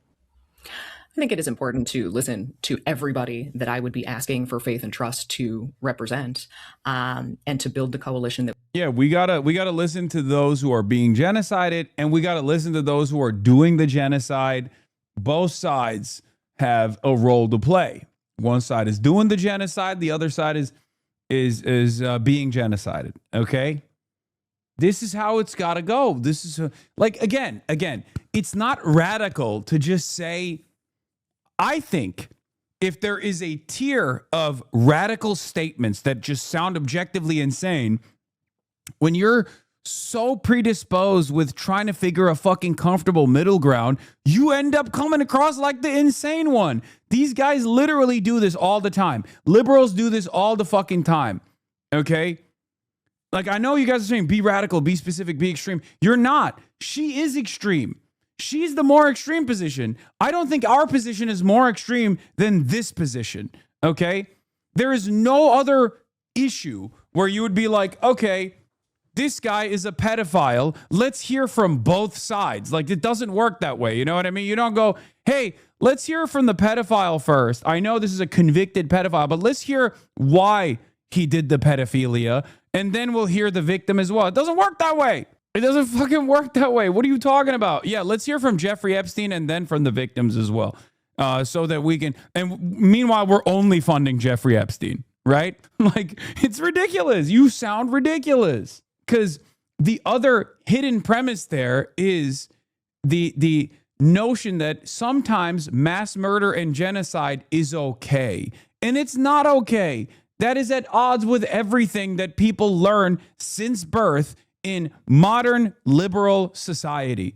Okay? Yeah, I have German voters and we want everyone to come together, so I can't call the Holocaust a genocide, is the argument that you're presenting here, which is an objectively insane argument. Okay? You run a pretty hardball stance when it's just a video. Would love to hear this type of pushback when they're on stream too.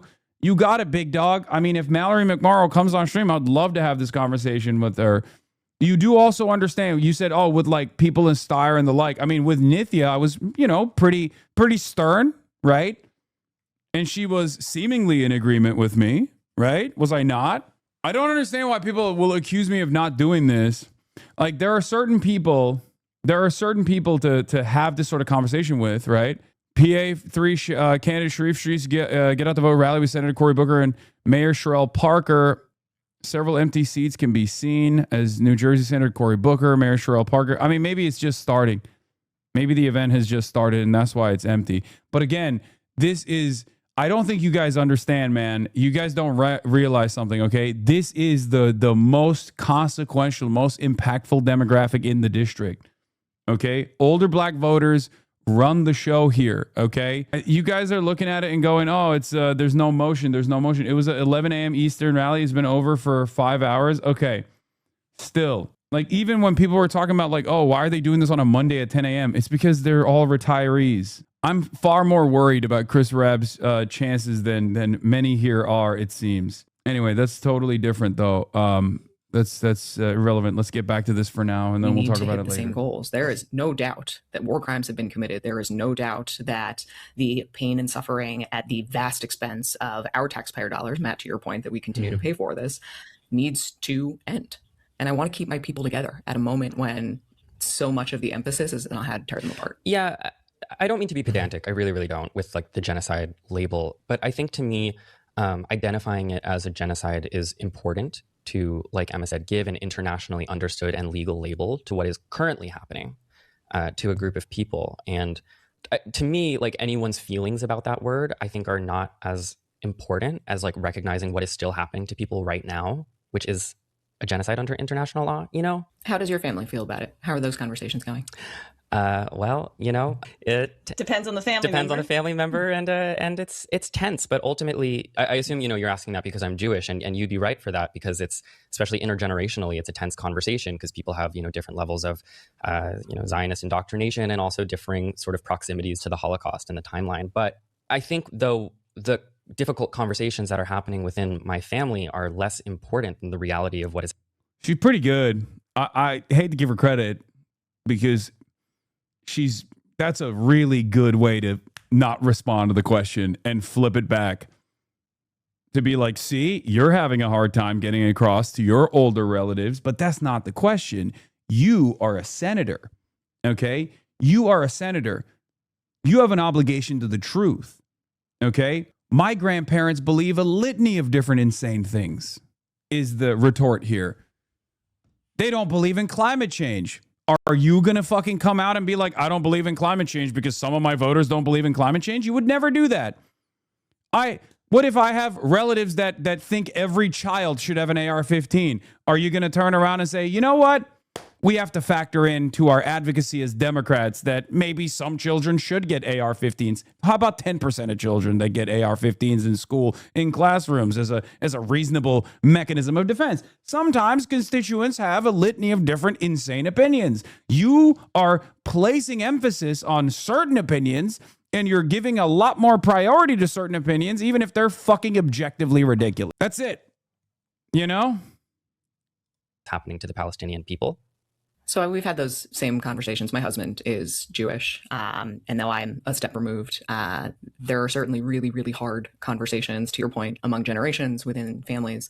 I respectfully... You're a Democrat trying to win a Democratic primary in a state that literally was lost to Donald Trump because Kamala Harris wouldn't address this issue with conviction. That was in 2024. It's 2026 now. This is a 90-10 issue. There is no let's listen to the 10% here. Okay? There's only let's listen to the truth here.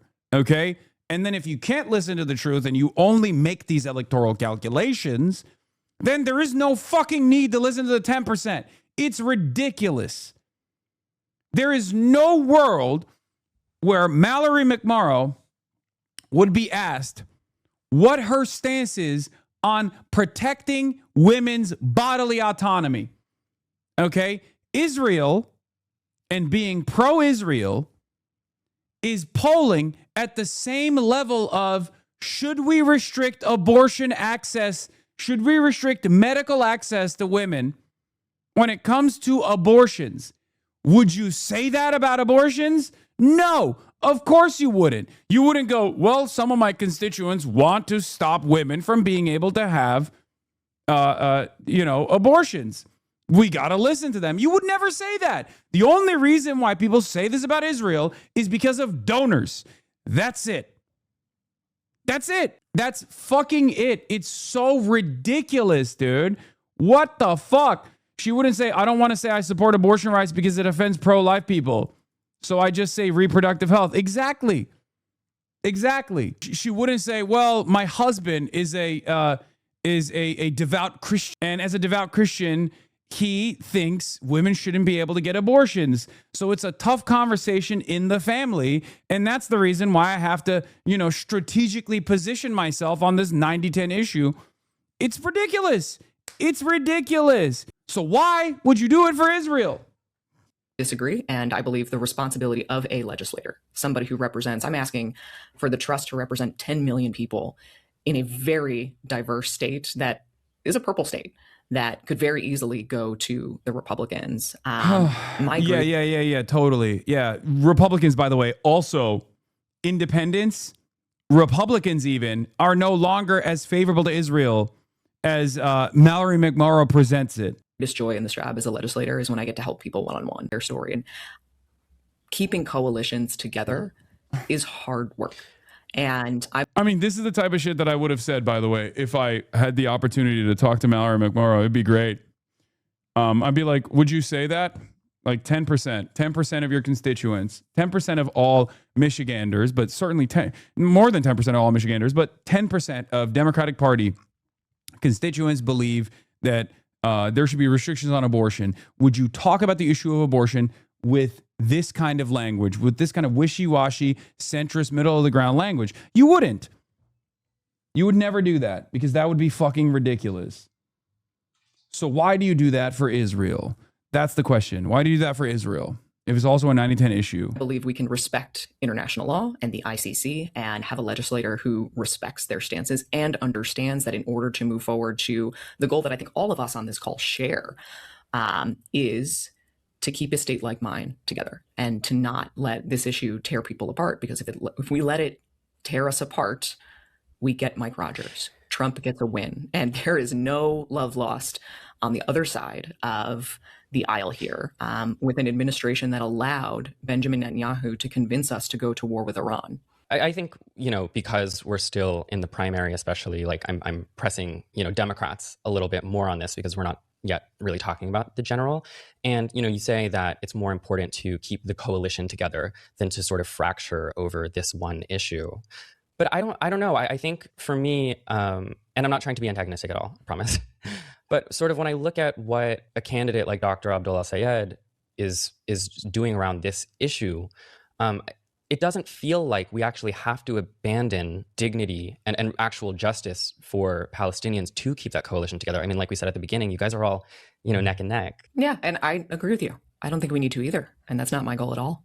I guess, we on this topic, we've exhausted it a little bit. But you also have groups like Amnesty International, Human Rights Watch, and the Israeli organization itself, B'Tselem, calling it a genocide. So I read that out just because I think that when we're talking about how to keep a coalition together, the 77% of Democrats that think Israel's committing genocide, the 90% of Democrats that have a negative view of Israel or don't want to send them more money, that would, I would imagine, be the position that would be as unifying as possible, because it appears like this is kind of a consensus opinion now within Yes! Get him, Emma! the Democratic base. I mean, I hear that it's reflective in... I'm listening. I'm hearing, I'm listening, and I'm speaking. Okay? McMorrow gives me hope because it feels like the maximum amount of lying establishment Dems are willing to do and is still not working. The problem with McMorrow is that she's not running in 2018. Okay? This would be a banger. In 2018, oh my God, Resist Libs would be going crazy for her. Problem with McMorrow is she's running in 2026. The environment has shifted so much. Okay? That's it.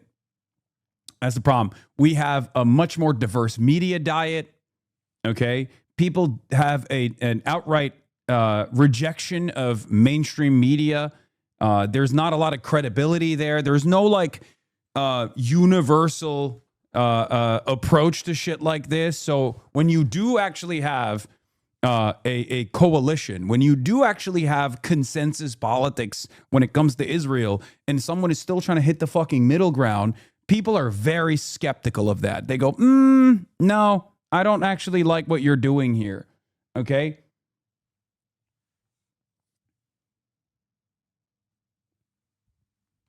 That's it. I think what a lot of people don't realize is that politics in the Democratic side have always been about agreeability, okay? Trying to be as agreeable as possible with not just like as large of a chunk of the base as possible, but like agreeable with, all the different elements, all the different stakeholders within the party infrastructure, corporations, foreign lobbies, big donors, and the voters, right? In 2026, disagreeability actually works sometimes far better than that, okay? Disagreeing with the centrist forces within the party infrastructure, disagreeing with mainstream media, disagreeing with corporations, that's actually good. That is how you establish credibility. Polls and reading polls and asserting how campaigns should be run based off of polls is not a way that you win in a state like ours. And Matt, I hear that you don't want to talk about polls and morality, both polls and international law and morality. And talking about morality, Trump put out an AI-generated video of Trump Gaza and has told us we cannot afford daycare, we cannot afford Medicare, we cannot afford Medicaid. And not only that, but that states should tax themselves even more to pay things so that we can pay for a war that he... Oh, she's trying to bring it back to Trump. Like, we both hate Trump, right? Emma won't bite on that. She'll be like, you're running in the Democratic Party's primary. If you were to win, this would send a message about what the voters want. Your job here isn't to oppose Trump. Everyone opposes Trump. Everyone in this room opposes Trump. We are all in opposition to Trump. We are currently talking about the distinction between yourself and someone like Abdullah Sayed and someone like Haley Stevens. Yeah, you're 100% correct. She knows that her donors don't want her to say genocide, but her constituency wants that, and that's why she's having a hard time saying it. I think this is the type of thing that should be addressed. I mean, and by the way, I held fucking Steyer's feet to the fire on this issue as well, even though he's objectively far beyond every one of the top contenders in the California governor's race. You know, I did. I was like, you can't call it a genocide? Like, you don't think it's appropriate to call it a genocide? He's also been more responsive on this issue in the other interviews that he's conducted as well since then. But like, again, this is important. This is an important thing to call out. And the reason why it's important is because there are also additional considerations that come along when you come to that recognition, because then you look fucking ridiculous. If you call it a genocide and then you say, but we still got to give the genocidaires money and weapons, then you look fucking insane.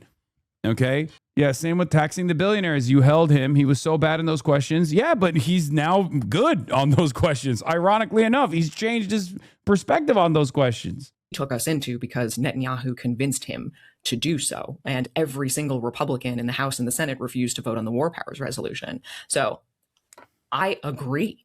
You'll find agreement. And I live and serve in a deeply purple state that has to focus on November and Mike Rogers and the tens of millions of dollars that will be funneled into this state, because it is a coalition of deeply purple state that also recognizes that Israel's committing a genocide. By the way, deeply purple is bullshit. It's only purple because Kamala Harris. You can literally make the argument that it's a purple state because Kamala Harris did not recognize that Israel was committing a genocide and wanted to put an end to it. That's literally the only reason why it's fucking purple. It was not purple. It was supposed to be blue. It is supposed to be a blue state, and it would have been a fucking blue state if Kamala Harris actually nipped that shit in the bud and charted a different path forward with Israel. Openly said, Israel's committing a genocide. We have to put an end to it, and I will put an end to it if I'm president. Okay? I disagree. I agree with a lot of the things that Biden did. He's my president. He's been great. But this is one issue where I think now is the time to say enough is enough. Okay? That's it. As many people in the state as possible. You don't win in Michigan without independents. You don't win in Michigan without Republicans. Yes, independents. Overwhelming majority of independents also fucking consider what Israel's doing to be a genocide and want to stop it. That's it. That's it. That's it. That's it. You don't get to angle this as I am doing reasonable, moderate centrism to win this fucking election against Mike Rogers. This is stupid. This is dumb. This is actually worse for independents. So it is keeping the Democrats together, keeping the Democrats engaged, keeping our diverse communities together to recognize we have the shared goals. We do.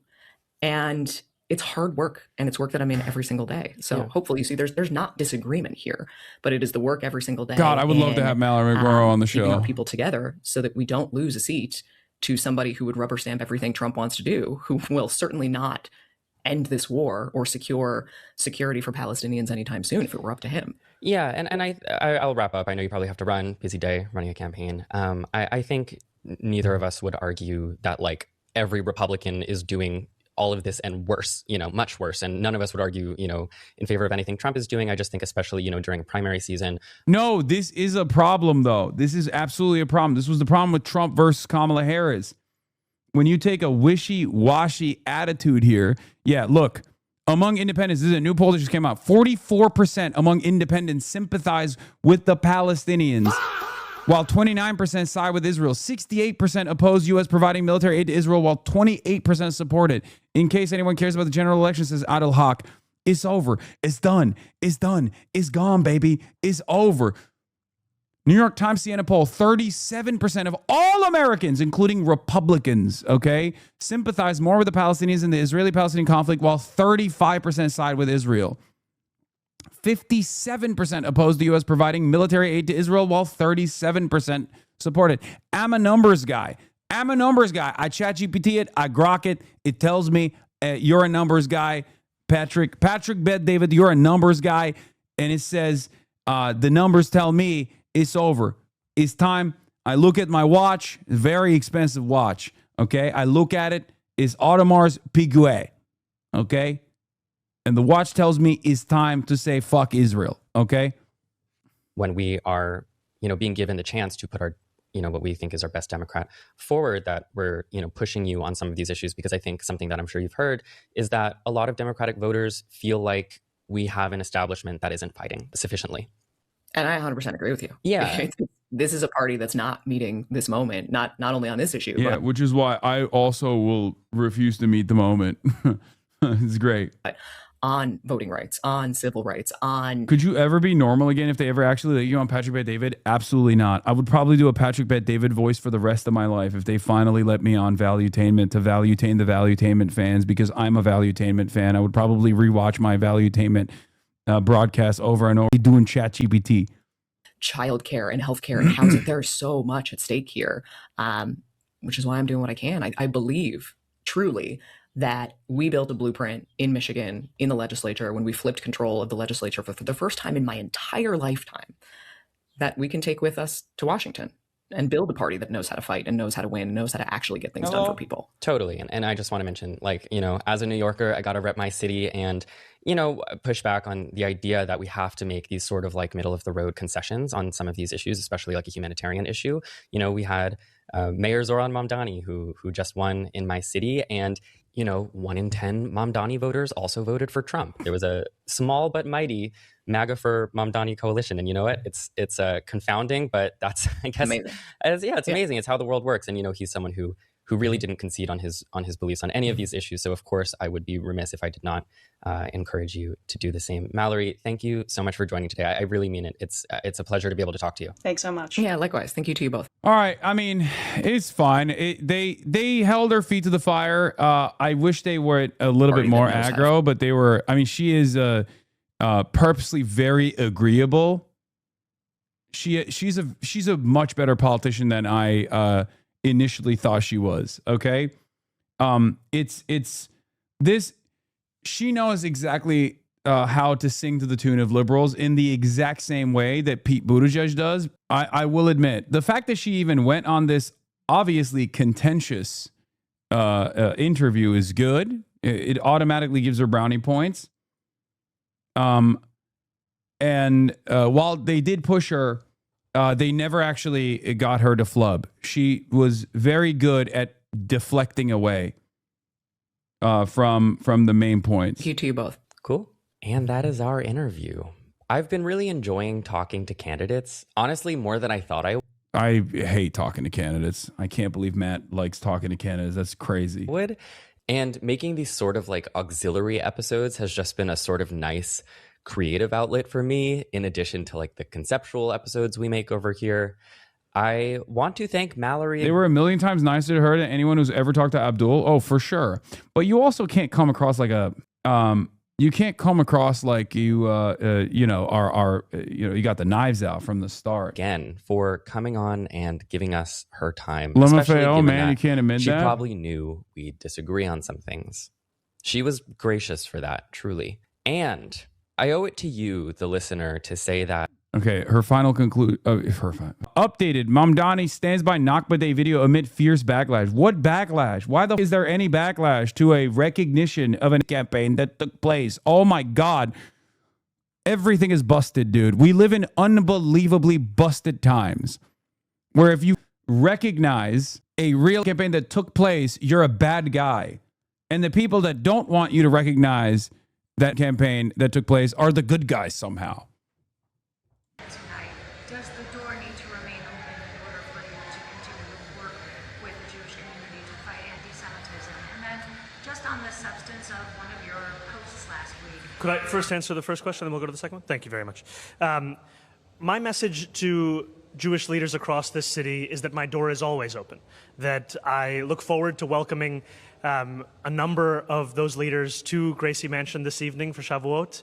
And I also know that that is a door that we will keep open beyond just this evening's event, beyond just Jewish American Heritage Month. And it is part of a commitment to be the mayor for every New Yorker. And that means a mayor for those who voted for you, who didn't vote for you, who didn't vote at all. And that also means that there will be times where you will meet New Yorkers at an event, at a specific conversation, out on the street. I look forward to all of those interactions. Your second question. My second question is, you want to be the mayor for all New Yorkers. You've made this promise. Yet the city of New York seems to be now taking more, the city of New York posted this Nakba post last week, which was upsetting to some Jewish New Yorkers who felt that perhaps there at least should have been an acknowledgement that survivors were also facing painful displacement.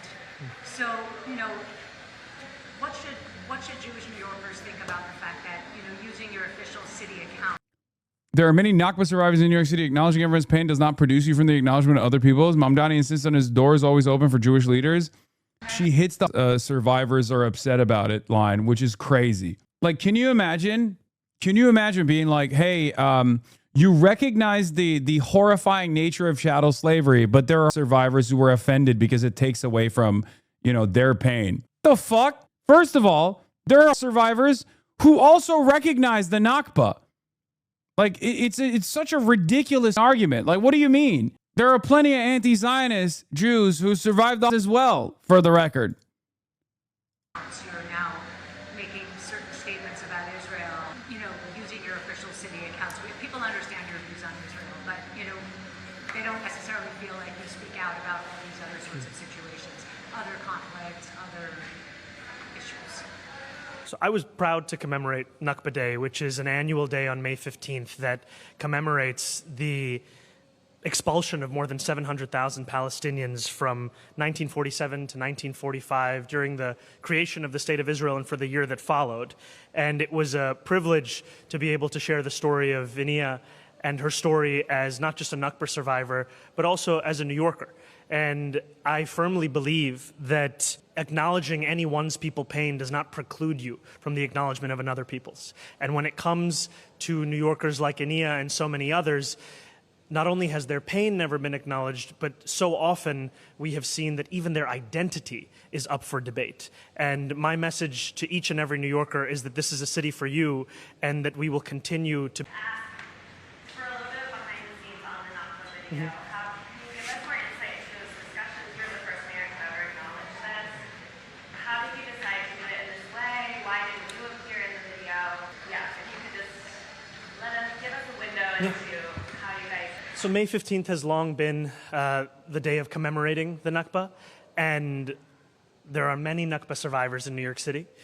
And we wanted to ensure that the focus of this was just to hear from a New Yorker herself on her own memories of what it meant to be expelled and what her life has been like and how she has found that home in New York City.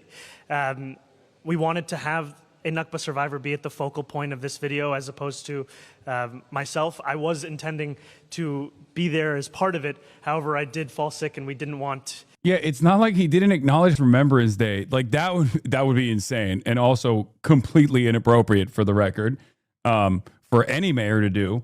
But yeah, it's crazy. Like they don't do this for Armenian Remembrance Day. I mean, Turks do. Turks get mad, right? But like, no one gives a shit, and no one should give a shit.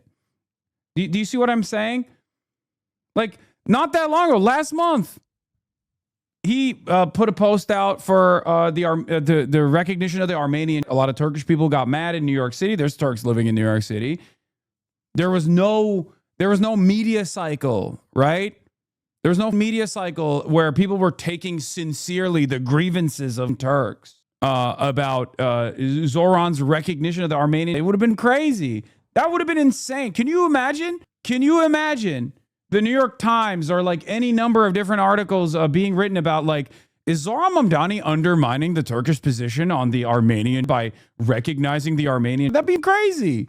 Yeah, Mallory McMorrow would be like, my Turkish constituents don't like the term. Eric Adams would never betray the Turks like that. Yeah, Eric Adams almost went to prison for his, for his loyalty to the Turk. Shout out Eric Adams, the real mayor, my real mayor. Okay, yeah. There is no, you know what's really up? It literally is the same as like people that sound pissy, people that get pissy that Juneteenth is a holiday. That's what you sound like when you're like, oh, how dare you recognize the Nakba? Your analysis of Maureen Galindo was correct. She's a fan of Professor Jiang. Yo! I know my cranks, dude. I know my cranks. Okay. I'm telling you. She's got something. She's got something that might be magic. Okay? She got something. Maureen Galindo might have something that we cannot understand yet. Okay? Okay. A Professor Jiang lover can spot one in the crowd like a stand user. Okay, that's who I am for all of you. I got a real eye for this sort of thing. Okay, I'm telling you, I love my cranks. I know my cranks. When I see a chunkist in the wild, I can spot them from a mile away. Yeah.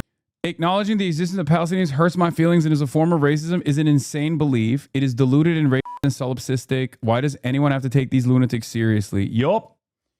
Yeah, my spidey senses tingled when I learned about the existence of Maureen Galindo. Did you miss the New York Times? No, you didn't. I mean, I basically gave you some top line like Israel related parts of the New York Times. I'm sure Harry Emden will do a whole piece on it, and then we'll look at it Holy Toledo style later. Toledo. Also, Turks did get mad about Mamdani's Armenian recognition. Yeah, it doesn't fucking matter. What do you mean? Like, that's my point. There's no motion in this. No one in the media takes that shit seriously. That's my argument. My argument is like, yeah, Turks get mad about it, but no one gives a right? It's like totally ridiculous. If this was no serious institution, no serious newspaper in circulation in the United States of America would ever genuinely bring this up with one of their beat reporters. Okay? Why aren't you defending Eric Adams, a real warrior for the Turkish people? Always and forever. Okay? We lost the real one. We lost the real one with Eric Adams. You know, what a shame. What a shame that Zoran did taqiya to me. Okay? As a Shia 12er, he did taqiya to me, Sunni Muslim, classic, and caused me to believe in him. And then he betrayed the Turks. Erik Adamoğlu would never betray the Turks. I don't understand. Many of you don't understand. You say, oh, he became Albanian afterwards. It's like a loss for New York, but a gain for Albania. Albania is the most Turk-coded European country out there anyway. So like his move to become Albanian has made him even more Turkish than before. Truly an honorary Turk. He even severely mismanaged the budget and committed petty corruption. Oh my God, that's right. Eric Adams, in many respects, was ahead of the game because there has been a real alarming Turkification of American politics, something that I've talked about quite a bit. And honestly, Eric Adams was doing all of that. That is unbelievably Turkified. Respect to Erik Adamoğlu. Okay? Ankara impressed. Anyway, United States is headed in the wrong track. 57% of U.S. voters says. Don't know, 11%. Right track, 32%. Nation's economy, poor, 49%. Net fair / poor at 76%. Excellent / good at 22%. Oh my God. Thinking ahead of the November midterm elections, are you almost certain that you will vote? Very likely to vote, somewhat likely to vote. Almost certain across all U.S. registered voters at 43%. Not at all likely at 5%. Not very likely at 2%. Somewhat likely at 11%. If we look at the crosstabs, I want to see from party ID. Almost certain at 51% for Republicans, almost certain of Republicans, or 51% for Democrats, 43 for Republicans, 39 for Indy. It's not looking too good for the Republicans there. Very likely at 40% for Republicans, very likely at 38%. Somewhat likely at 10% for Republicans and 2% not very likely, and not at all likely at 4% for Republicans. Nice. Looking back at combined congressional ballot, includes leaners. If 2026 general election for Congress were held today, which party would you vote for? Which candidate? Democratic candidate, 50%. Republican candidate, 39%. Comparing Trump-Harris results in the final 2024 New York Times Siena poll with today's generic ballot, the only group that hasn't swung towards Dems is white college grads, probably because their 2024 voting preferences were never about gas prices and inflation. This is consistent with what we find in our surveys, too. It's an apocalyptic 2026 environment for Republicans. Our definitely probably voting metrics were D plus 10 a month ago, but one driven by young Hispanic and non-white voters rather than whites and white college voters. Now, I'm not, contrary to my Patrick Bet David impersonation, I'm not a numbers wizard, okay? I'm a numbers guy, but I'm not a numbers wizard, okay? But I told you this a mile away. I told you this was going to happen, that they were going to snap back. Low propensity voters and voters that voted for Donald Trump for the first time ever, that thought it was a gamble and that they were like, we ball. Let's break this system all together. It's not working. Would realize very quickly that Trump was not going to follow through on his promises. And they snap back. The problem is, it's not enough. The Democrats need to do more. And they're not doing more. Their communications, their comms are ass. Okay, why do PBD and Big Yahoo sound alike? Why you wear accountant uniform, if not numbers guy? This is not an accountant uniform. This is a young college Republicans uniform, if anything. Trump net approval 37%, which is still unbelievably high, by the way. Holy. And net disapproval at 59%. Goku Ash Naruto says cope. I don't know what you mean by that. Oh, because I said young? Is that why you wanted to hit me on that? You son of a bitch. Anyway, let's take a look at some other polls that came out while I go pee. Say there's in a new CBS News poll out this morning, 59% of Americans say gas prices are a financial hardship. 65% say the U.S. economy is performing badly, and 67% disapprove of how President Trump is handling the economy. Ed O'Keefe is at the White House with some of the implications. And Ed, it's an election year, and people vote with their pocketbooks. They sure do, Nora. Very good to see you. Happy Monday. President Trump is back from his trip to China, and he's facing new lows in our CBS News poll for his handling of the economy. With gas prices up more than 50% since the start of the war, the president's now ramping up his threats to Iran. The clock is ticking. President Trump warned Iran better get moving fast, or there won't be anything left of them. We cannot let Iran have it. Just days after insisting he's more worried about that than how the war is affecting Americans back at home. I don't think about Americans' financial situation. A new CBS News poll finds 7 in 10 say they're frustrated or even angry about Trump's approach to the economy. 2/3 say his policies are making it worse. And 77% say incomes aren't keeping up with inflation. House Speaker Mike Johnson acknowledged Iran is a drag on the president's poll numbers. As soon as we get that straightened out, we will get back to the kitchen table issues. But Trump did notch another big victory over the weekend. Thank you, Louisiana! In Louisiana's Republican Senate primary, Trump-backed Congresswoman Julia Letlow now heads to a runoff after defeating Senator Bill Cassidy, who voted to convict Trump in his impeachment trial after the January 6th attacks. On Saturday, Cassidy said this about how to handle political defeats. You don't pout. You don't whine. You don't claim the election was stolen. Now, attention turns tomorrow to Kentucky, where the president's trying to unseat one of his top House Republican critics, Thomas Massie. Massie has bucked Trump for years on policy, including his handling of the war with Iran and the Jeffrey Epstein investigation. They're desperate. That's why they're sending the Secretary of War to my district tomorrow. That's why the president's losing sleep. Dude, this is one of the most insane stories, by the way. As of like this past month, given by expenditure, the Thomas Massie primary has been the most expensive, historically the most expensive primary. Number 2 is Jamal Bowman, and number 3 is Cori Bush. Notice a pattern there. Do you see what's going on? What's going on? Democracy is supposed to be a pressure valve, a civic duty. And yet, democracy is no longer as democratic.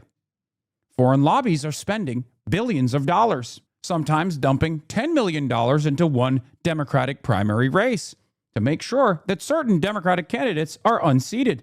What's going on? What happened to the democracy I love? What happened to the country I love? The top 3 most expensive House primaries in history have all involved pro-Israel group spending to get rid of an Israel critic. Number 1 at Thomas Massie, number 2 at Bowman, and number 3 at Cori Bush. How ridiculous. KY4 being the most expensive primary in history is objectively nuts, and clear evidence is about sending a message more than Massie as such. Why is this appropriate? Why is this allowed? Seriously. Massie's being targeted because he represents his actual district, not Israel, and he refused to back down over the Epstein file cover-up. It's crazy that any Republican would want to replace him. GOP elderlies need to find some self-respect and vote for a man with a backbone. And yes, finally, with the, the tens of millions of dollars dumped in to this race. Of course, it worked. Eddie Gallrain is at 51%, and Thomas Massie as incumbent is at 44%. Two factors at play here, obviously.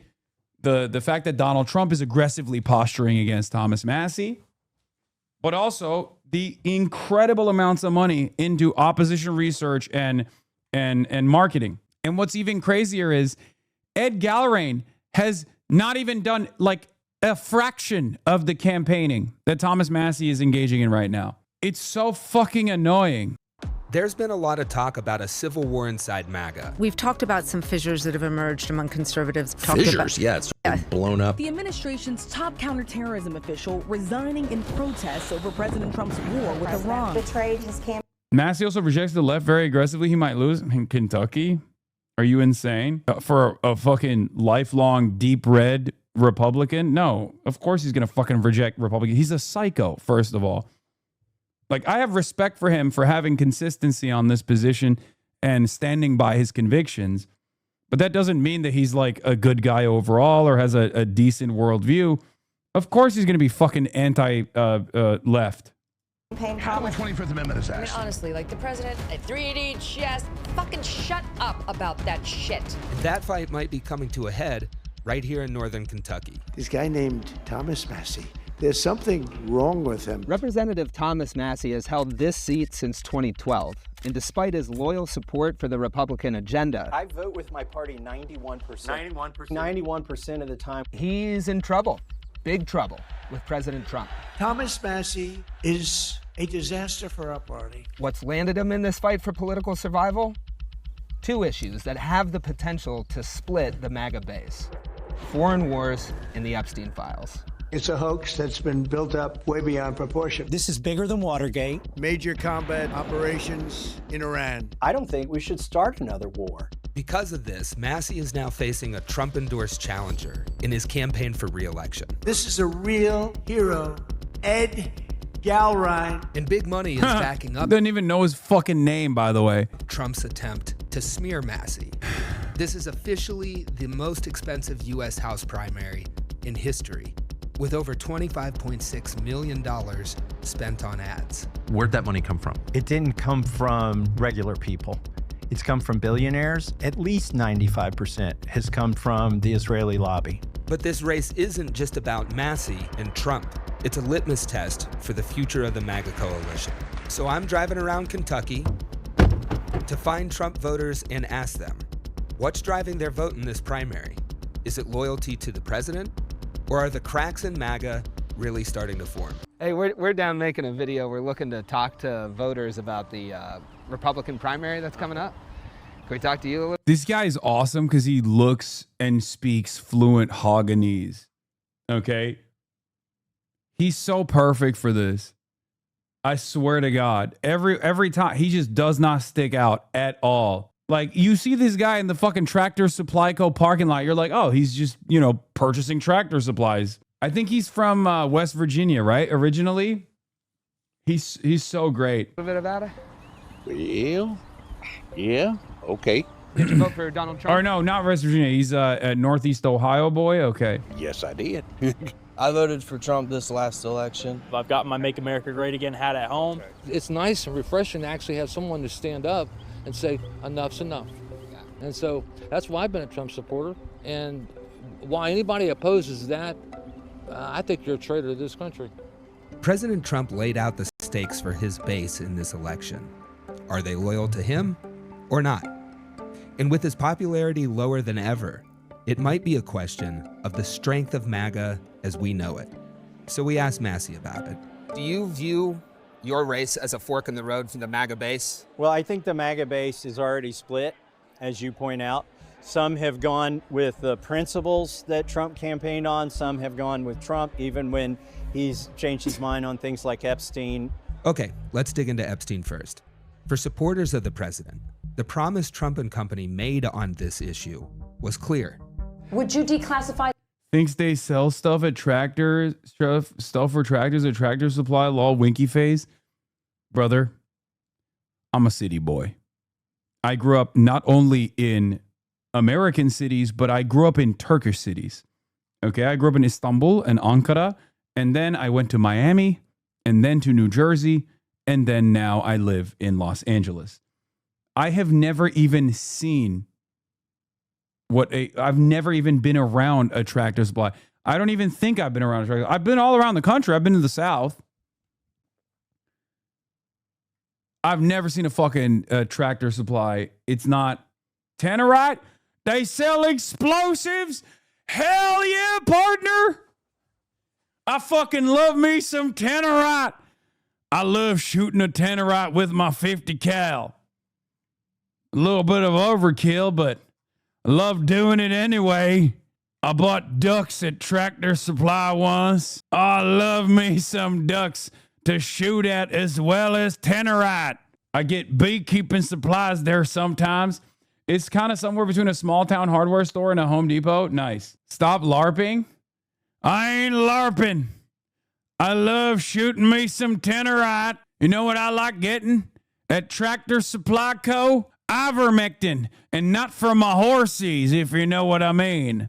Ivermectin for me, and a little bit of ivermectin for the ponies. That's right. The Epstein files.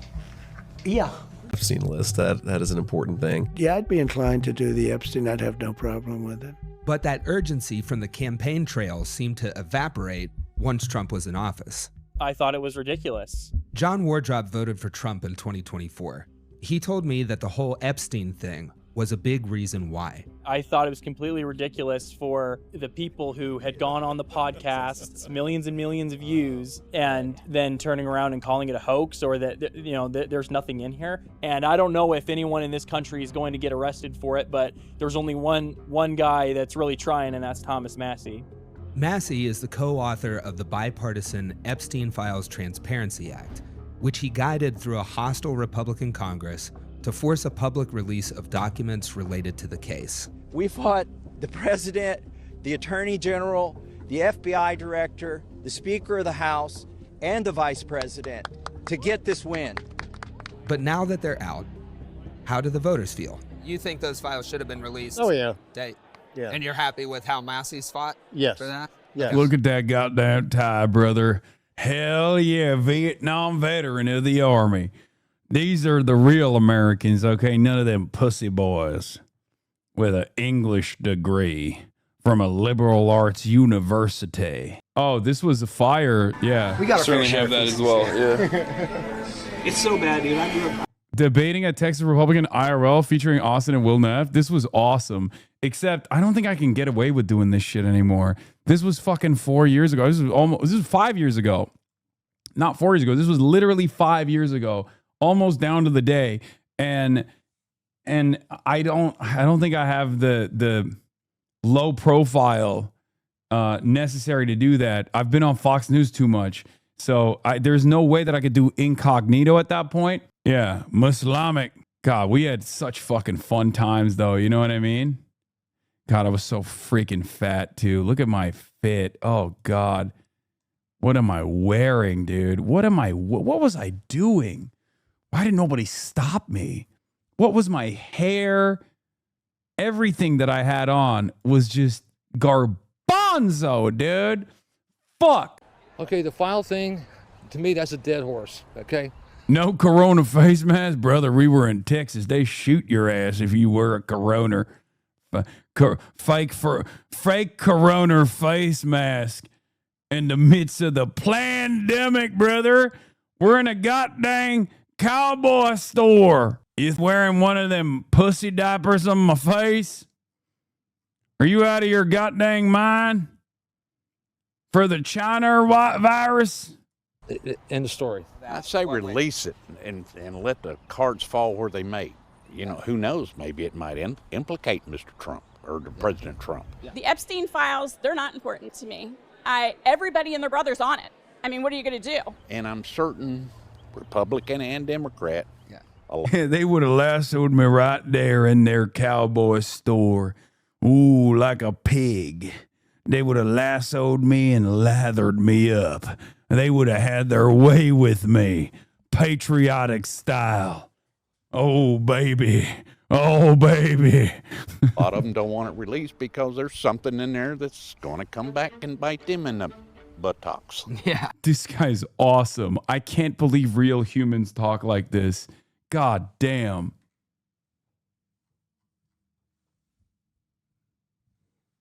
He said buttocks. But with no new convictions following the release of the files, it seems like the only ones bit in the buttocks are the Republicans who actually followed through on Trump's own campaign promise. He was extremely angry at me that I had signed the discharge petition. Stupid people like Marjorie Trader. I believe he's trying to protect friends and donors. Perhaps the worst Republican congressman in our history, this stupid person named Massie. It's typical politician stuff, breaking promises that helped get you elected. But a lot of people voted for Trump because he said he wasn't like your typical politician, and they believed him when he made big promises. At the top of my list, we'll be stopping the slide into costly and never-ending wars. I'm not going to start a war. I'm going to stop wars. I am the candidate of peace. I am peace. People don't believe that. When Donald Trump was campaigning, one of his big campaign talking points was no new wars, no foreign wars. Yeah. How important was that to you during the campaign? That was really important. You're going to ask me about Iran next. Of course. For a self-described America First peace candidate, the president's second term has been international and violent. And Republicans on the whole have been pretty silent, except for Massie. In January, U.S. military intervention in Venezuela forced a regime change. The executive's military exercise to capture the leader of Venezuela represents one of the most blatant usurpations of congressional authority we have seen in modern times. In February, the U.S. and Israel began military engagements in Iran. Why are we going to war with Iran? This administration can't even give us a straight answer as to why we launched this preemptive war. Massie's opposition to this war is one of the reasons why the pro-Israel lobby has spent so much against him. The United Democracy Project, a super PAC linked to AIPAC, has spent $2.6 million on anti-Massie ads, and the Republican Jewish Coalition spent $4 million. Another super PAC named MAGA Kentucky, which is backed by 3 pro-Israel mega donors, Miriam Adelson, Paul Singer, and John Paulson, has spent $5.6 million. But what do voters, who were promised no new wars, make of all of this? How important, when you were voting for him, was that campaign promise? It was really important. Trump is actually backpedaled. Yeah. He's backpedaled. How did you feel once that campaign promise was broken and now we're in Iran? Because he's doing what BB tells him to do, and that's AIPAC, and I'm not for that. It needed to be done for a long time.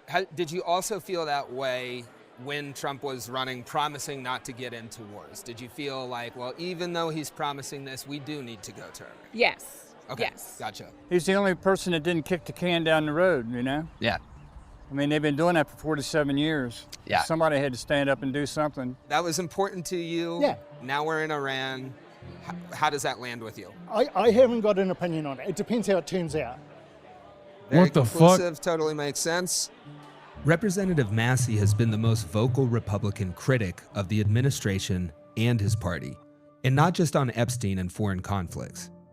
Where the Trump administration has been pushing for immunity for pesticide manufacturers for the use of potentially cancerous chemicals, Massie has been pushing to hold those companies accountable. They want get-out-of-court-free cards.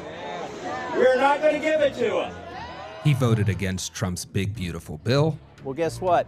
It added $2 trillion to the debt. I said it would, and it has. And he bucked the majority of his party by voting against an extension on legislation that allows the U.S. government to spy on its own citizens. A short-term infringement of the Constitution is still an infringement of the Constitution. All of this independence, it's made him vulnerable in this primary race. Give me somebody with a warm body to beat Massie. Massie's primary is May 19th. He's up against Ed Galrin, Trump's hand-chosen opponent. He's a hero. He's a farmer hero. In a way, the election is a test of the price anyone might pay for going against Trump. Will Massie be punished by voters for disloyalty or rewarded for his independence?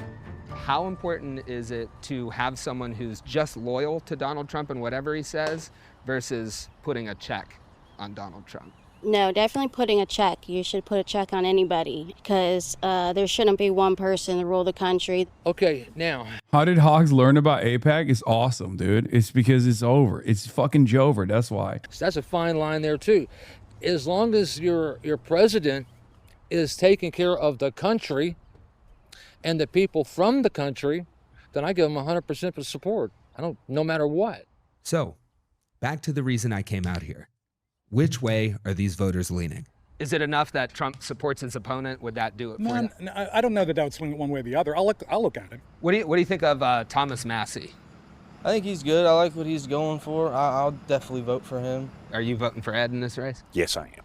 And what's behind that? What makes you vote for Ed? Well, number one, Trump's endorsing him. That helps. Fuck me, dude. Of not a single thought inside of that thing, okay? Not a single thought in that noggin, bro. Not a single one. Well, Trump is my God, and I love it. I love him. He is my Alpha and Omega. Donald Trump is God, and God demands that I vote for this new guy now. Him and the dog share the same brain cell? No, the dog is way smarter than this fucking thing. The dog has survival instincts. He does not. I believe that MAGA, before MAGA was coined phrase. I want a clear thinker. I want somebody that makes their own decision, not make a phone call, how should I vote? So does Massie have your vote? Massie has my vote. I talked to a lot of voters on this trip.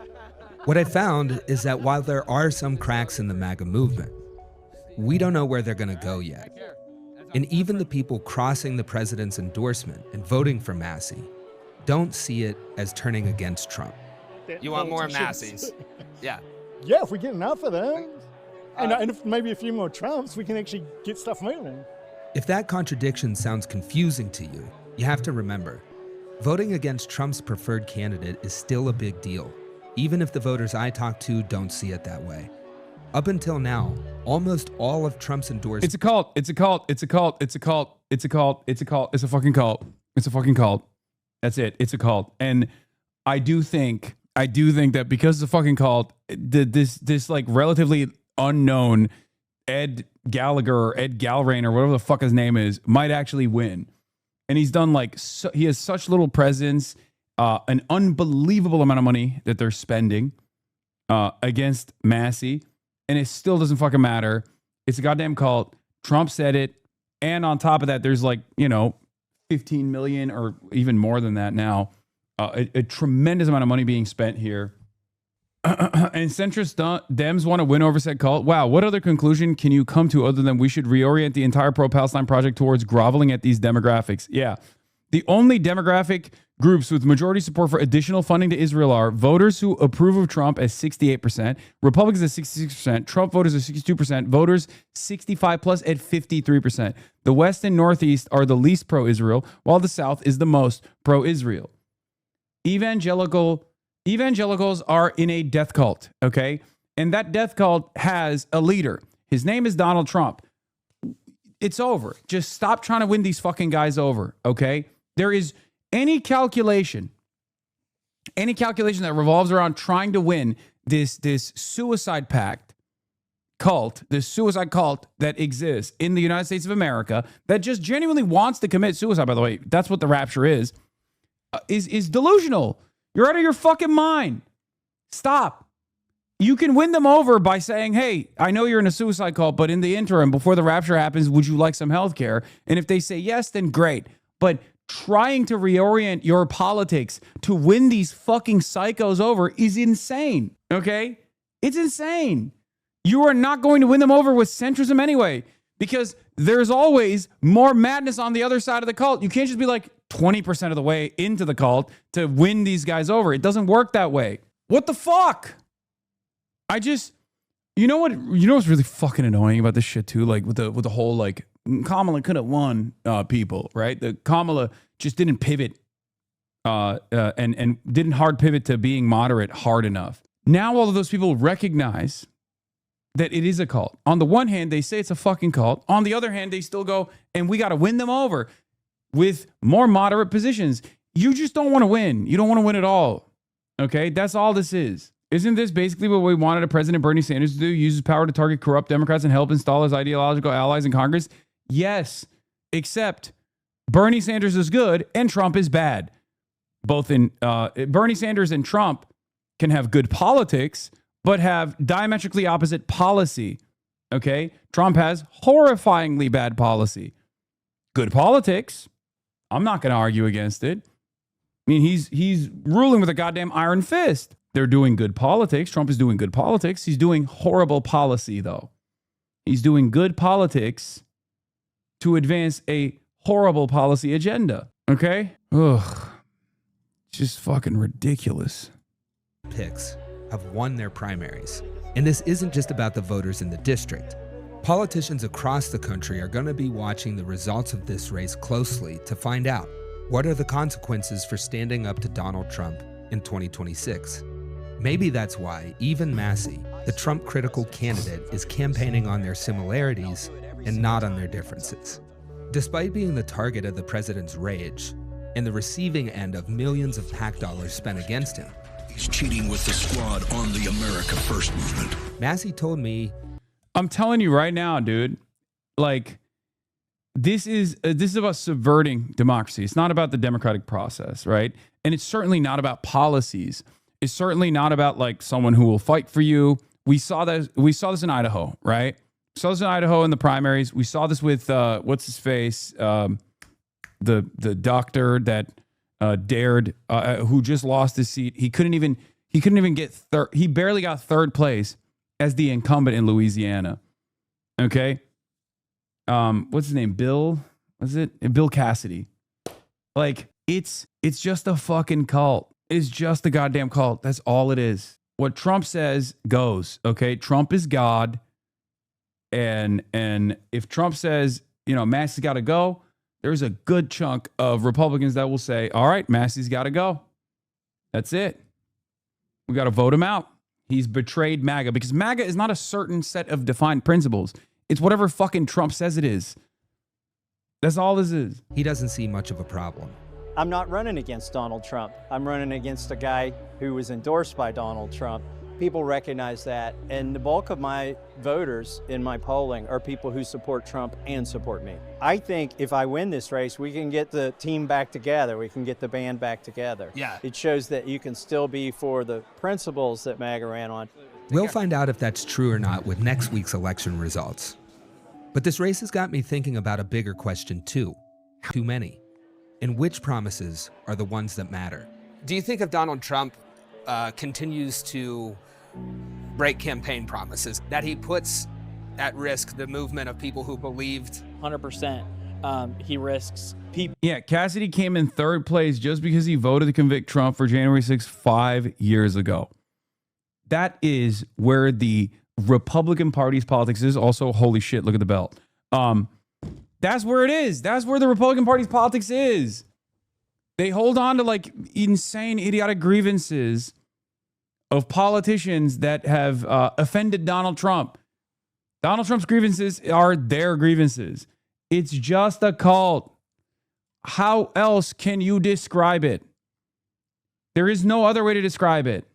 Even if he might be right on some things, feeling at least like they were lied to, or even worse, betrayed. Because broken political promises have actual costs.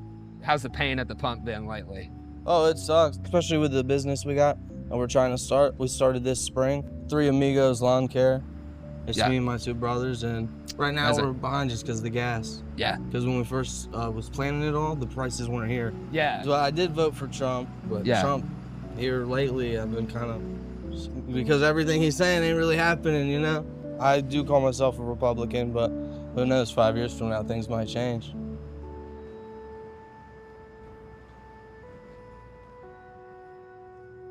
Smash like and subscribe to More Perfect Union like Phil right here. Right, Phil? Yeah. And if you liked what was in this video, you can leave story ideas in the comments. You can tag us on Twitter like Phil here.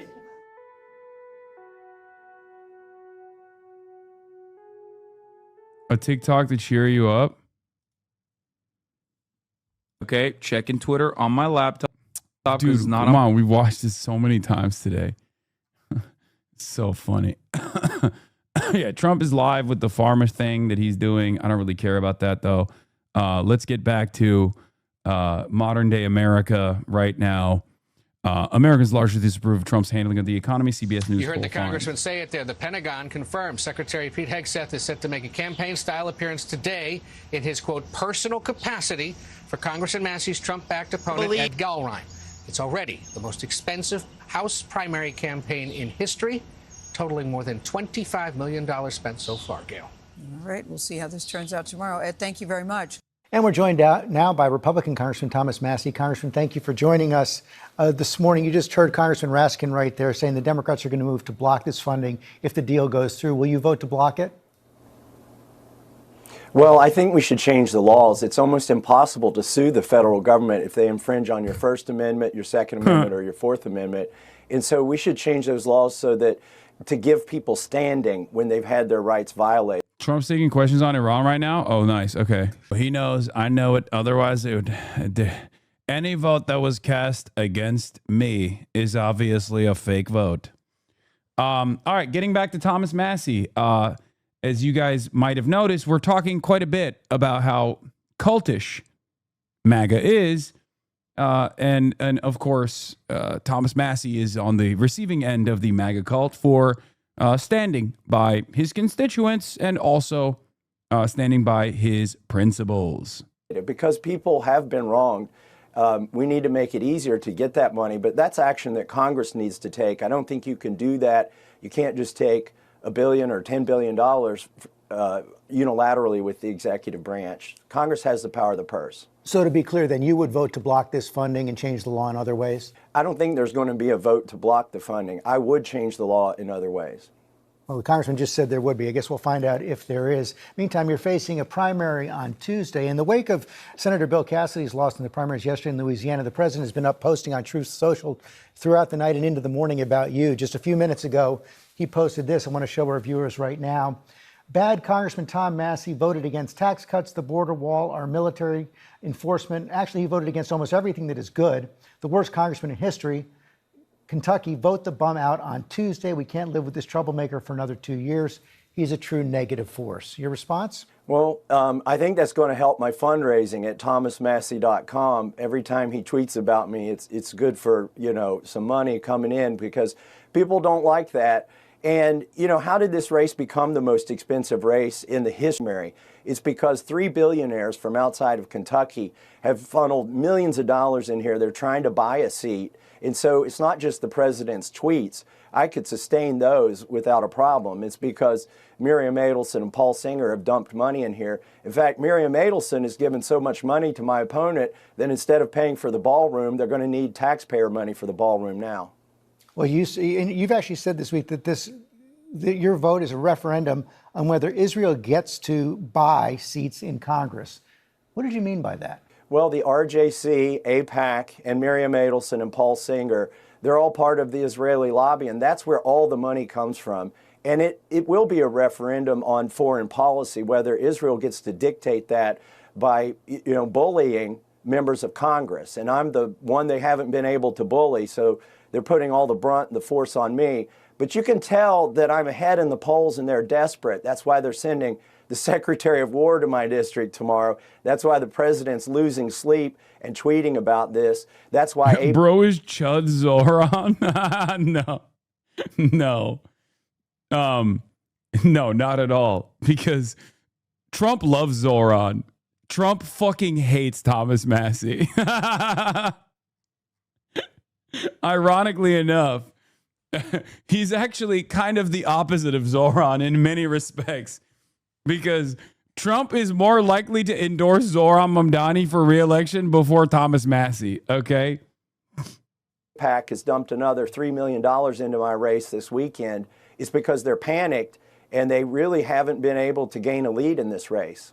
You say the president is desperate, but he's got a pretty good record of defeating people he wants to target in Republican primaries. We saw Bill Cassidy yesterday. We saw what happened in Indiana. How are you going to be able to overcome the president's opposition? Well, I have the endorsement of the Right to Life organizations, the gun organizations, I had 4 members of Congress come here yesterday and campaign with me. So my situation is a little bit different. Plus, I've had millions of dollars come in from the grassroots, tens of thousands of donors to my website, thomasmassie.com, and it's still coming in, and that's how we're going to beat them. The Senate is poised to trying to pass $1 billion in funding for the White House renovation that includes the ballroom, the security funding. The parliamentarian has ruled it out of order, but the Senate Republicans say they're going to fix that. If it comes to the House, will you vote for that funding? No, I don't think we should. You know, we were originally told that the president's friends were going to pay for this ballroom. And again, one of those was Miriam Adelson, and I think she's poured so many millions of dollars in my race, they don't have enough money for the ballroom anymore from her account. Congressman Massie, thanks for your time this morning. Maybe Miriam Adelson and Paul Singer didn't particularly go to Epstein Island. They probably have enough money to buy their own islands. But they certainly go to dinner with the people that were at Epstein Island. To Israel interests? Of course. Like Jeffrey Epstein was part of Mossad's operations and even our own. Congressman, do you think that all of this money that AIPAC and other pro-Israel donors is equivalent to bribery? Is it quid pro quo? Because it's all foreign interest money, I think it's a dangerous precedent. If this were people who cared about America and our Constitution and our infrastructure and our rule of law, that would be different, I think. But these folks are trying to send a message, which is, if you're a Republican, you better do whatever Israel wants. And I think it's going to backfire on them. They're going all in. They've pushed all the chips in. Miriam Adelson's probably spent more money on my race than she is on the ballroom.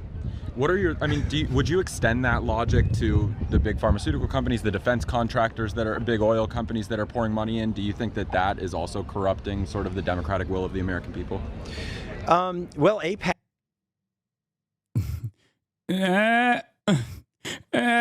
Now listen, I'm still a Republican now. Okay. I said AIPAC. I didn't say oil and gas was bad. Oh, come on, man. Not right now. Not right now. Let him stay the course. That's good old wholesome American-born corruption. I like that. None of this Israeli corruption. Yeah, I said AIPAC, not all PACs. AIPAC is kind of a proxy for the military-industrial complex. When they used to try to lobby me, they tried to convince me that the aid to Israel would help our country because it would all be spent in gift certificates at your local Lockheed Martin and Raytheon outlets. And I'm not buying that. Like, Americans are not better off when we build bombs for Israel and then pay for them and then drop them on people in the Middle East. You think this has to do with the fact that you've led the push to investigate Jeffrey Epstein, and he's had ties that have been established between intelligence agencies like Mossad? Well, no, this has a lot to do with the Epstein class. Is it just pure coincidence that one of the 3 big donors against me is in the Epstein files? Organizing an event for Howard Lutnick and shaking down Jeffrey Epstein for money for that event. I think it's pretty interesting. Maybe Miriam. What's Republican about Massie? He's anti-genocide and anti-Epstein class. That's as good as a progressive in my non-American books. Yeah. Just don't look at anything else. Okay. Pretty much everything else is maximum Republican, right? Like we're talking mass deportations. He's on board with. He loves ICE. He venerates ICE. Oil and gas, drill baby drill, pro-life, women can't have abortions, unbelievably anti-LGBTQ. He is, he is a Republican through and through. Okay? Down to the goddamn bone. You're kind of ruining the moment when you ask questions like this, because I want to say like he's damn. Oh, yeah. Tax cuts for the rich, small government, deregulation, all of that good stuff he's on board with. He's voted with Trump's agenda 91% of the way. He's just literally the only thing he's good on, and he's exceptional on. I'm not even going to say good. I'm going to say exceptional is his consistent anti-war position, to be fair, across the board. Like, he's one of those kinds of old school Republicans where He wants to incinerate the poor, certainly, but he's one of those guys who's like, oh, why are we spending a lot of money on war? And also definitely very anti-Israel, holding the Epstein class accountable. He's on board with. He's what Ron Paul used to be like, sorry, I was thinking of Rand Paul. Rand Paul is worse than him in many respects. It's kind of crazy. He's Republican Fetterman? No. I think John Fetterman at this point might be worse than he is, because John Fetterman flipped on every single position. So I think Thomas Massie might be better than John Fetterman, actually. Dude, American politics is so busted. It's so fucked up. It's so strange. He doesn't care about tax dollars being spent on Israel. He cares about the existence of tax dollars. I mean, no, he does care about it being spent on Israel for sure. He has definitely been consistently anti-Israel across the board. He's across the board anti-taxes too, but he's definitely also anti-Israel. So yeah, when you look at John Fetterman, I'm almost certain that John Fetterman might be worse than Thomas Massie at this point. Is Fetterman against abortion and gay rights? I guess, has he been? I don't know. I don't think it's been presented to him, because if it had been presented to him, he probably would be, right, at this point. Because guys, not yet, but most likely. And the reason why I say that is because John Fetterman is anti-immigration now. Okay? John Fetterman is anti-immigration. The reason why this is hugely important, as far as like what has changed in his mindset, is because his website, what is this, securing LGBTQIA rights? I don't think he's still, none of this shit is consistent anymore. Yeah, this is when he was running for office. He's not the same guy who was running for office. I mean, here, let's look at his fucking guaranteeing healthcare, securing LGBT, fighting inflation, lowering costs, promoting American energy, supporting work, building a humane, safe, and secure immigration system. I fundamentally believe immigration is what makes America great. America. This issue is personal to me. My wife, Giselle, was a dreamer who came to America when she was 7, fleeing violence in Brazil with her family. I would not have my family if it weren't for immigration. He's literally anti-immigration now. That's not true. Fetterman isn't anti-immigration. He is pro-2008 Obama-style immigration. Buddy, you're out of your fucking mind. American immigration attitude has shifted dramatically to the right across the board. I know you're trying to probably make a joke to say, oh, well, Obama was anti-immigrant in 2008, but Barack Obama's anti-immigration came along with DACA protections. It never at any point said that migrants were a national security threat. And on top of that, his deportations were largely on the border, which we can discuss the morality or immorality of such actions as well. I certainly had an issue with Barack Obama's immigration policies. But right now, we have interior removals. With Trump 1, we moved away from just like border stoppages and like direct removal from the border to interior removals. This was a key distinction that happened with Trump 1. Okay. In most circumstances, interior removals only happen for edge cases, like, you know, someone who had done a heinous crime, and it happened inside of prisons, inside of the prison systems, right? Trump swapped that, where Trump very openly and very deliberately started doing interior removals for like non-offenders, like for immigrants with like minor crimes and whatnot in Trump 1. Okay. Something that didn't happen prior to that to the same degree. And then under Trump 2, we've moved away from that to mass deportations. Okay. We moved away from that to mass deportations. John Fetterman is in support of doing that. You are now lying about interior removals. My mother was deported under Obama. No, I said, for the record, Homan loved interior removals under Obama. Asked my mom. Apologies, chatter. I said there were interior removals, but the focus was largely on the border. Okay? Never to the same degree as Trump 1. Trump 1 increased interior removals. We have data. Like, we can look at the actual data. Interior removals did happen under Barack Obama as well. And also, I'm not in favor of Barack Obama's immigration policies either. I don't know why you're making it seem like I'm in favor of it. I'm not. Trump shifted the focus. Okay, at first you said Trump changed it as if Obama didn't. Yes, Trump shifted the priorities of ICE to focus largely on interior removals. I wasn't saying Obama's good or Obama didn't do interior removals.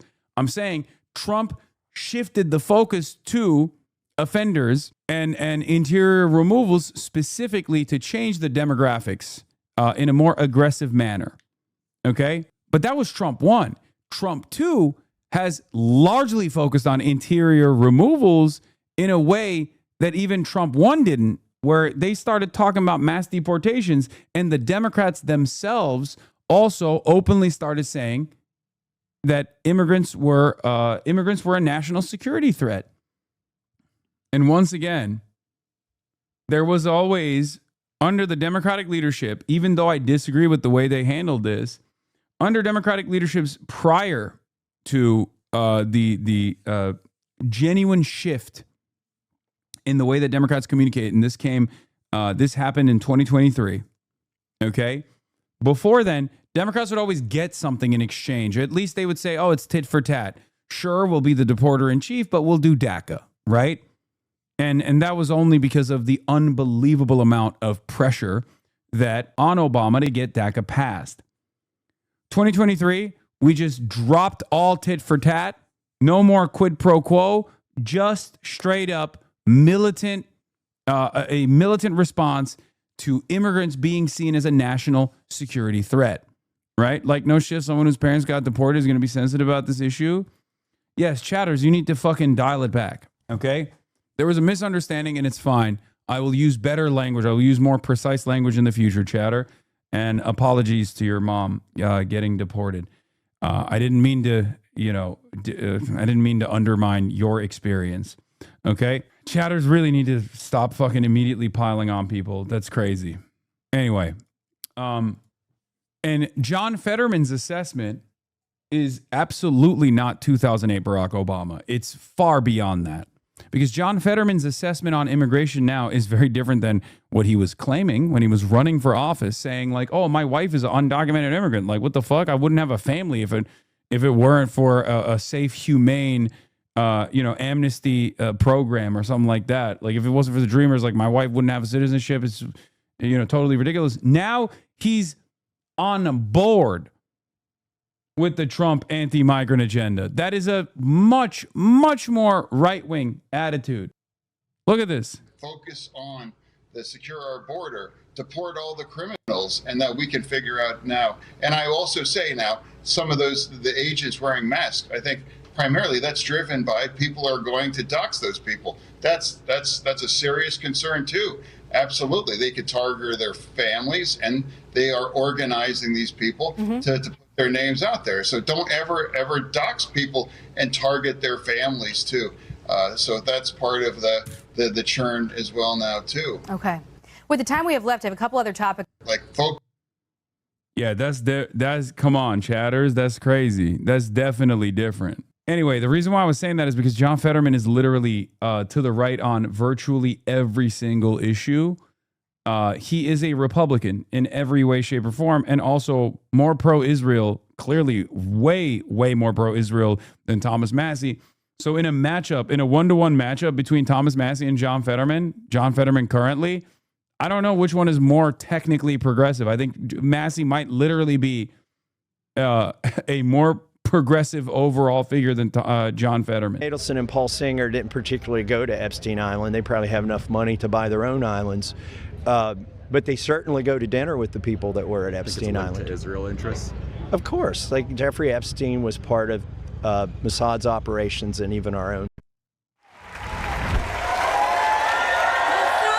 Family's Party came out with a video. This candidate for Congress is running for the people politicians have forgotten.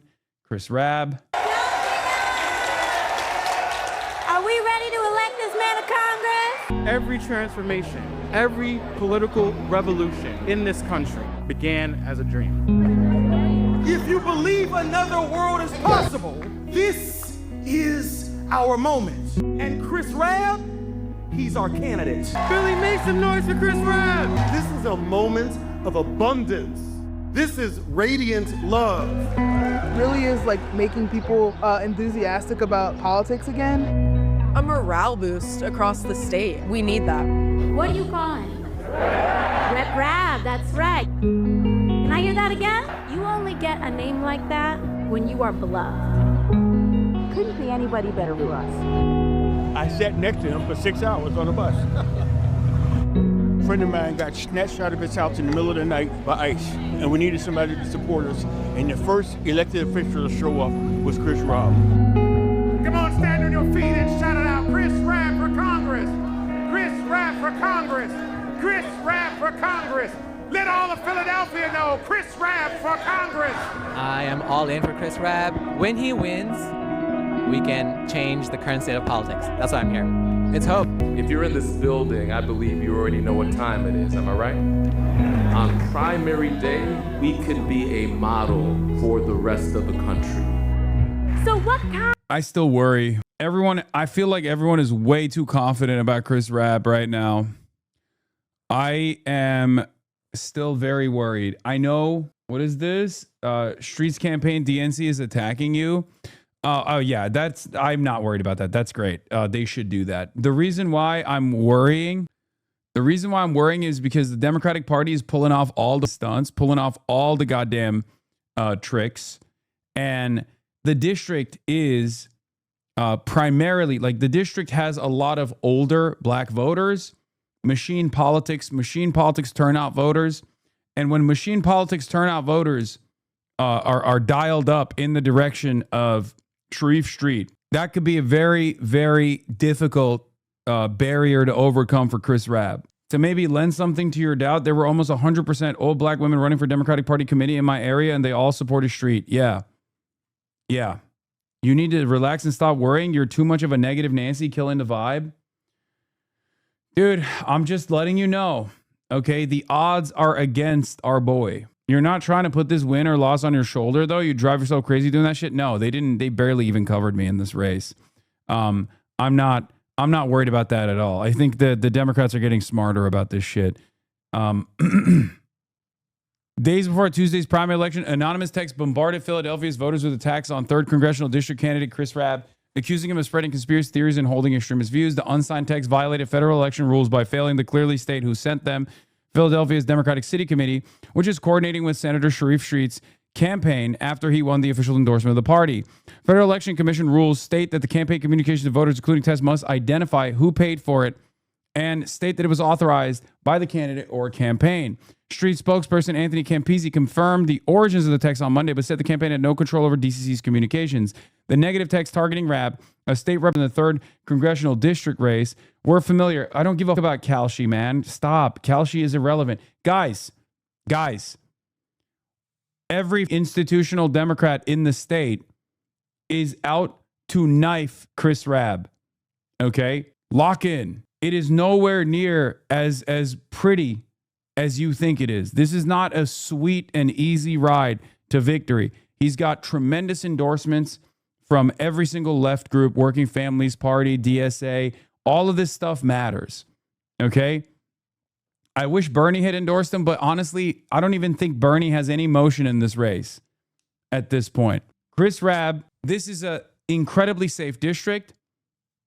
It is very, it is a very black district. Okay? A lot of older black voters that are lifelong, reliable Democratic Party voters. Okay? But machine politics works in Philadelphia. Okay? The older residents are not to the left wing of the party. No, that's not even the case. Okay? The Philly Dem machine is extremely strong. And you're right. Yes, Philly is a black city. The older residents are not to the left wing of the party. That's not even the problem here. Okay? The older black residents are a part of the Democratic Party's turnout machine. So if they literally boost the dial in favor of one opponent of Chris Rabb over the other, then it's a real problem. It's not like an ideological predisposition problem. It's more so machine politics. Okay, that's why whenever people were saying, "Oh, like look at how little the rooms that like look at how tiny the audiences Sharif Street is capable of bringing out," you need to look at the demographics. Chris Rabb can fill rooms with a lot of young voters, with a very diverse audience. A decent number of black voters, a decent number of white voters, decent number of voters from every different background. Street's rooms are all elderly black aunties, okay? That is literally the base in Philadelphia. That is the base in Philadelphia, which is why I've been worried from day one. And that base organizes, that base moves, that base goes out and votes, okay? It's true what you're saying about Philly. It's an incredibly controlled city with a very unengaged voter base. It's changing, though, but not as fast as other cities. Negative text targeting Rabb, a state representative who's one of the 3 frontrunners in the 3rd congressional district race, were familiar territory in campaign season that has seen plenty of mudslinging. One text message since deleted social media post made by Rabb that claimed the anti-Semitic attack at Bondi Beach was a false flag. Another references support for leftist political commentator Hasan Piker, whose campaign with Rabb. Others depicted an AI-generated image of Rabb acknowledging his supposed lack of legislative accomplishments in Harrisburg. Chris Rabb has embraced the controversy and online extremism over serious leadership, read one of the unsigned messages. While violations of the FEC disclosure rules typically, by the way, this is the Democratic Party in the state that's like using me as an attack ad and doing AI attack ads. They're so nasty because Rabb has a good shot at winning this. Okay? Black voters in general tend to be more progressive but are captured by the Dem establishment. The left has historically failed in building the outreach infrastructure and real inroads in the most progressive demo in the country. It's a big problem. Absolutely. It is one of the number one problems for the left. And it is a structural problem, though. A lot of people think this is because, white liberals or white DSA is not the case. Okay? Sure. I'm certain that there are issues. Give Kai a loving family. She already is in a loving family. But there are structural hurdles. Okay? Church groups, community leaders, they are a profoundly important part of machine politics in every black city in this country, okay? And they will whip votes in favor of whatever the establishment pick is in every single city. That's it. It's one of the demographics that's most predisposed to the electability arguments, one of the demographics that's the most loyal to the Democratic Party by tremendously large numbers. Breaking through that noise and trying to bring out a candidate requires a lot more mobilization. Lol digging a hole again. Lol, here we go. Don't dig a hole. Lol doomer. Lol doomer and not a hoper. Lol digging a hole again. I'm just saying it's tough. It's a tough race, a much tougher race than the way people think it is. The white left brushing off critiques and black leftists don't help. That's not, dude. Come on. Please be serious for a second.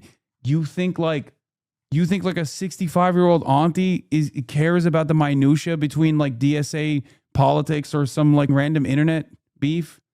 No. I mean, that's serious. That's a part of the problem for sure.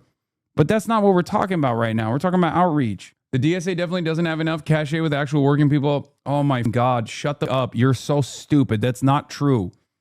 The DSA is entirely comprised of working class people. It's just what kind of working class people are we talking about? Yes, the DSA doesn't have enough cachet if you think the actual working class is plus 55 people who are about to retire any day now. Okay, yes, the DSA is not very good at that kind of working class. Every other type of working class, the DSA has tremendous cachet with. Okay? Jesus Christ. Oh, these are all tropes. These are all silly, like anti-left arguments. They're utterly irrelevant in the grand scheme of things. What matters is the turnout machine that the Democratic Party has. This is one aspect of their turnout machine that they're utilizing. Anyway, Party Chairman Bob Brady, a former representative of U.S. Congress, did not respond to a request for comment on Monday. Other political observers viewed the text as a sign of uncertainty ahead of the primary election of Philadelphia. Highly competitive race is unusual in one of the bluest districts in the U.S., and there is still no clear frontrunner among the top 3 candidates with the election just hours away. For a lot of the older voters, I will say this much. Okay? like being loyal to Kamala Harris or Joe Biden, this is the one demographic we're saying like you love Joe Biden actually works. Here's a graphic from 2 weeks ago showing every local labor union who's endorsed Senator Street here in Philly. Today, it's over 30 labor union endorsements for the establishment black Muslim candidate. And here's the list of labor union endorsements from the DSA Working Families Party progressive Democrat, Chris Rabb. The rabble-rouser has convinced one. Ugh, God, this is the vibes are so with this dude. This dude is like everything that's wrong with the Democratic Party today. Yes, I know. Nancy Pelosi endorsed Connie Chen. Union to back his campaign.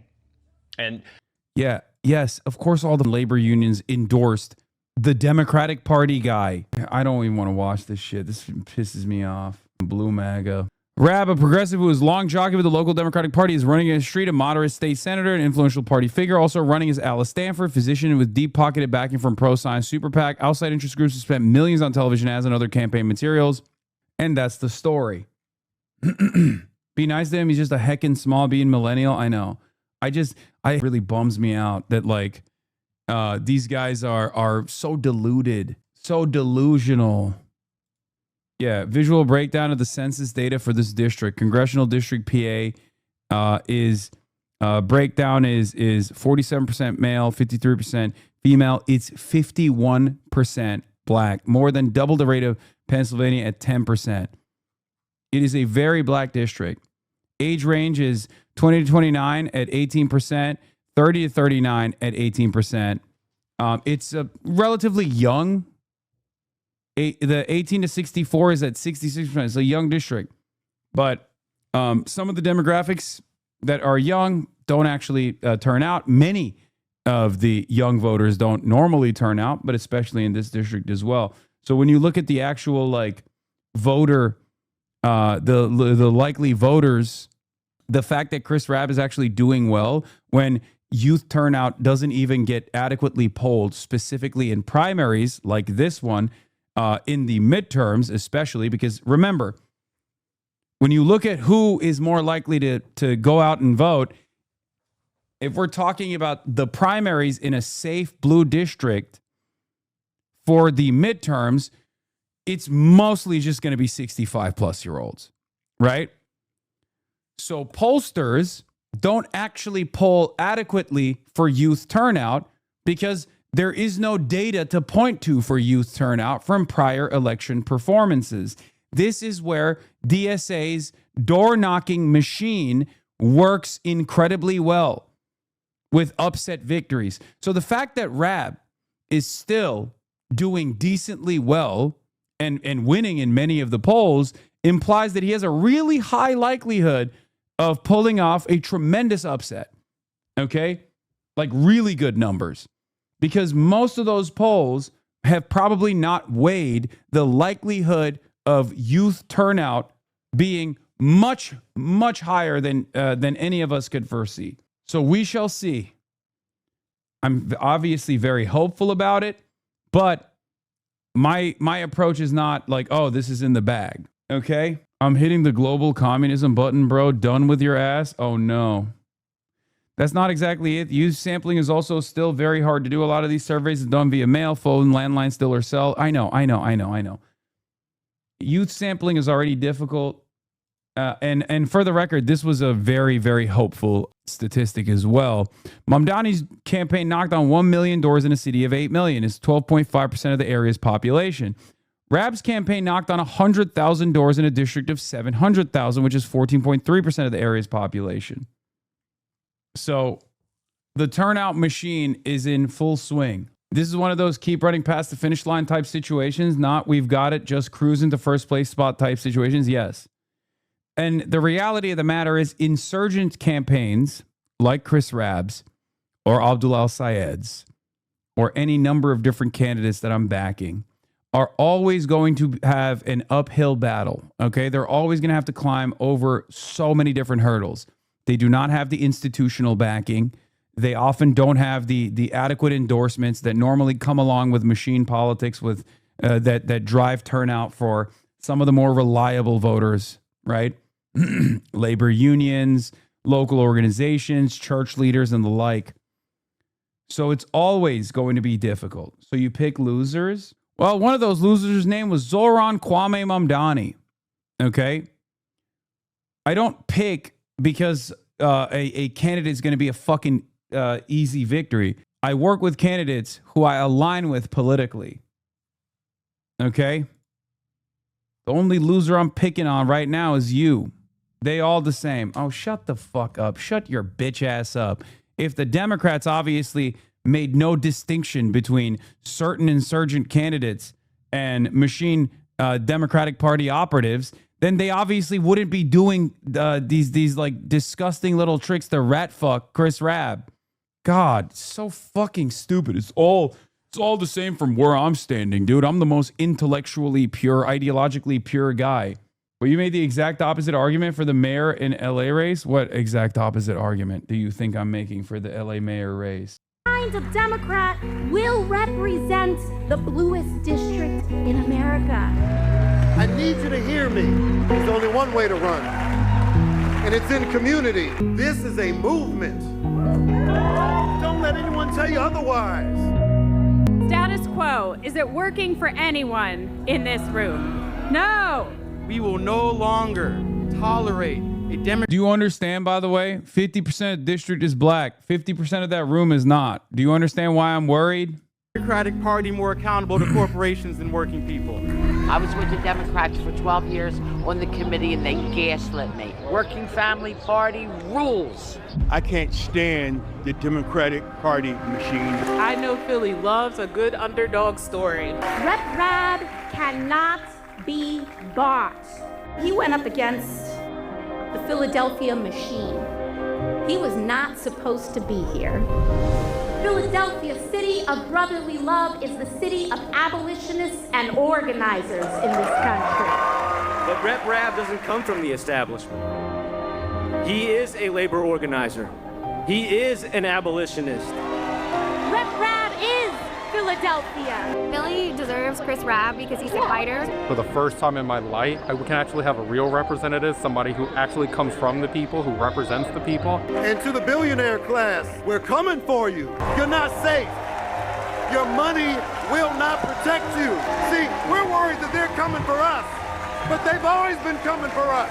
As we're turning the tables, we're coming for you. But I'm here for justice. I'm here for justice. And if you're an enemy of justice, you're an enemy of mine. These regular people can win. Did you hear me? And on May 19th, they're going to hear from all of us, aren't they? We are on the precipice of an extraordinary victory. They are scared because they see what is being built. We have to win this election, and the only way we can win it is for all of us to get our heads in the game. So Philadelphia, let's make this happen. I'll be like, Chris Rabb for Congress, glory be to God, all power to all the people. Let's win for working folk on Tuesday. Let's get it done. I didn't know that this would happen because you all keep showing up for me. You will have an opportunity to send this man to Congress, Christopher Rabb. This is our time, and we will build and rebuild as many times as possible because freedom is a place we make together. Anyway, here, all right, we'll do the San Diego mosque shooting. 3 killed, 2 suspects dead in San Diego mosque shooting, police say. All of the kids are safe. At about 11:43, we received a call of an active at the Islamic Center. Within 4 minutes, officers arrived on scene and observed immediately 3 deceased, what appeared to be deceased victims out in front.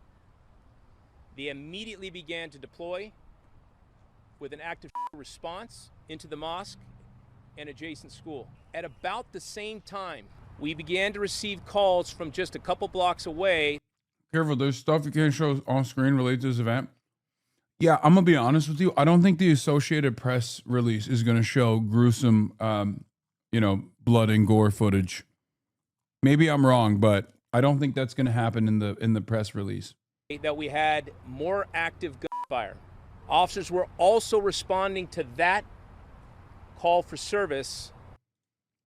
San Diego police say 2 teenage suspects ages 17 and 19 carried out a shooting at a mosque in San Diego, killing 3 adults in the process, including a mosque security guard. Both shooters are now dead and are believed to have shot and killed themselves. NBC News, investigators are examining possible anti-Islamic writings found in the car where the police found the deceased suspects from the Islamic Center of San Diego shooting, 2 senior law enforcement officials say. San Diego Police Department reports, we received the first 9/11 call reporting an active shooting at the Islamic Center of San Diego in the 7000 block of Ekstrom Avenue. The first officers arrived in less than 4 minutes. 5 people are deceased, including 2 male suspects ages 17 and 19. 3 victims were killed at the Islamic Center, including a security guard. At 11:52 a.m., we received another 911 phone call in the 7100 block of Salerno Street, reporting the suspects had fired multiple rounds at a gardener. Officers later located the suspects in a vehicle at the 3800 block of Hatton Street. There is no ongoing threat to the public. This remains an active investigation. One of the suspects in today's shooting at San Diego mosque took a firearm from their parents' home and left a suicide note that contained writings about about racial pride. Additionally, hate speech was scrawled on the weapons that was used for the shooting. Looks like another Order of 9 Angles hit, another Telegram hit. That's what it looks like to me. At the same time, moments later at the 3800 block of Hatton, officers were called to that location where they found a vehicle in the middle of the street with who we believe to be the shooters in this incident, both deceased. So we have our 2 suspects that are deceased. We have 3 victims at the Islamic Center. All 3 are adults, for a total of 5 people that are deceased. Because of the Islamic Center location, we are considering this a hate crime until it's not. We got some critical information from the San Diego police chief, specifically the timeline. What he said is just a little over 2 hours God, Jake Tapper's the worst guy to cover this. ago, authorities were called to the Islamic Center of San Diego due to reports of gunshots. He said they arrived within about 4 minutes, police did, and then found these 3 men victims in the parking lot of the mosque. He said authorities then went to try to enter the mosque, as they often do. They'll try to identify any potential shooter, but then police got calls of yet more shots fired at another area near the mosque. They then went to that location. They said they learned that there was a landscaper there who had been fired upon, but thankfully was not struck by bullets. But here, I have to admit, Jake, is the most strange, bizarre, however you want to describe it, part. Authorities say that they found 2 men ages 17 and 19 in a vehicle they believe to be the suspects. They believe they died from self-inflicted gunshot wounds. That raises a lot of questions about, A, who those people are, but obviously what potential motivation there was here. We have had this question over the last couple hours, whether the shooter or shooters, plural, may have been associated with this. Mauro, it's a Sunni mosque location. Why do I bring that up? Because Iran is a Shia nation. I mean, what can you say here? Let's just look at the details first. I mean, it seems like a pretty straightforward hate crime, an act of terrorism, as always. Most likely Order of 9 Angles. Yeah, I don't care, man. I don't care that there's a live stream on YouTube so that people on YouTube can watch. Okay, stop spamming it. This was complete, targeted violence from the outside. We did appear to get some indication of an answer to that from the police chief, because he said that they've now brought in the FBI, the San Diego field office. He said they are treating this as a hate crime until they've determined that it's not. And of course, what that signals to us is that that would not appear to be someone who was a member of the Islamic Center there if they're describing this as a hate crime. But again, a lot of questions here. We've covered, you and I, so many acts of mass violence in this country, so many shootings. Rarely do you ever see 2 people engaged in the same type of targeted act of violence in a shooting. But here, authorities say they believe that these are two teens are indeed the suspects. A lot of questions about who they are, what the motivation was, and obviously why they decided to take their own lives outside this houses of worship. A lot of we often say that there are a lot of questions, more questions than answers. This is truly one of those very peculiar situations that authorities are trying to get to the bottom of, Jake. Steve Moore, what was your first reaction to what we heard from police, the San Diego Police Department, about the shooting at the largest mosque in San Diego County? I was kind of surprised at the fact that we didn't know that there were 5 fatalities until now. It obviously happened in a very short amount of time when and they found the shooters fairly quickly. What's interesting to me, Jake, is that Yeah, it's 5 because the 2 are the shooters. The 2 deceased are the shooters. They seemingly walked into a mosque, shot up the mosque, killed 3 people in the mosque. 1 was a security guard. And then they left the mosque, they got in their car, and then they killed themselves in their car. obviously 2 shooters, you rarely get that. The other thing is that I responded to an active shooter one time who went to a Jewish community center. And after escaping from the Jewish community center, he shot a postal white.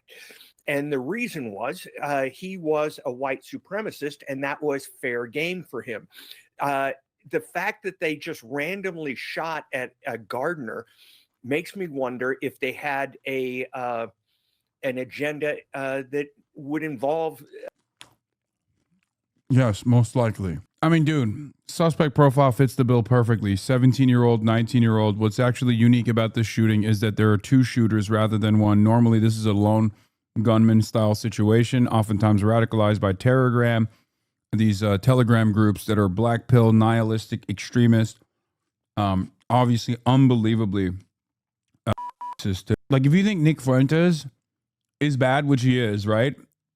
He's not the maximum. He's not the maximum worst type of politics in this world any longer. There are still even more racist and more nihilistic, more extreme types of politics out there. Order of 9 Angles is one of those groups. They oftentimes target vulnerable young men and even vulnerable young women. And they try to radicalize them, and they try to get them to do random acts of violence, such as this one. They glorify previous white supremacist mass shooters.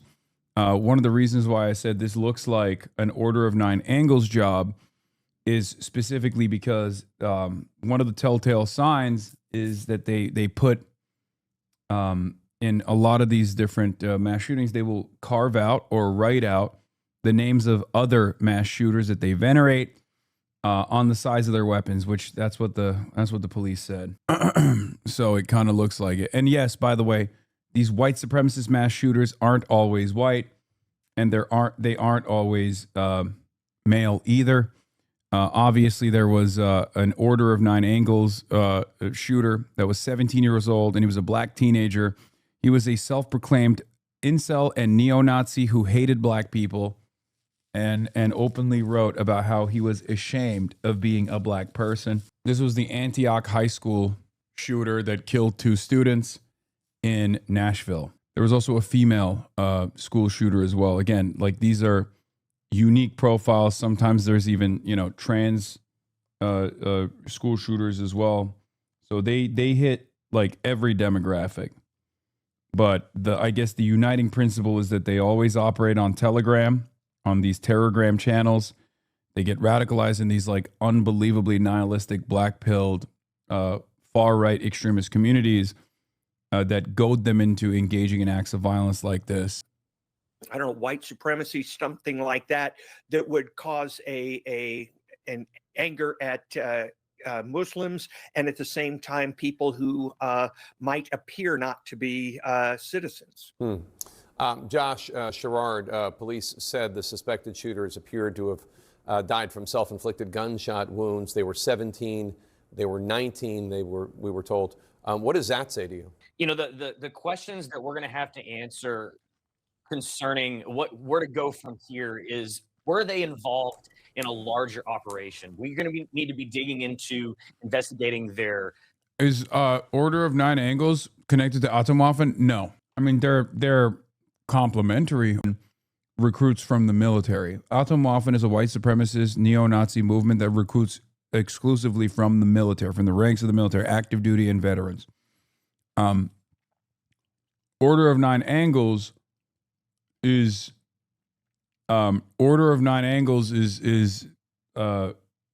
specifically operational on Telegram channels. They're both neo-Nazi organizations. Order of Nine Angles has a satanic aspect to it.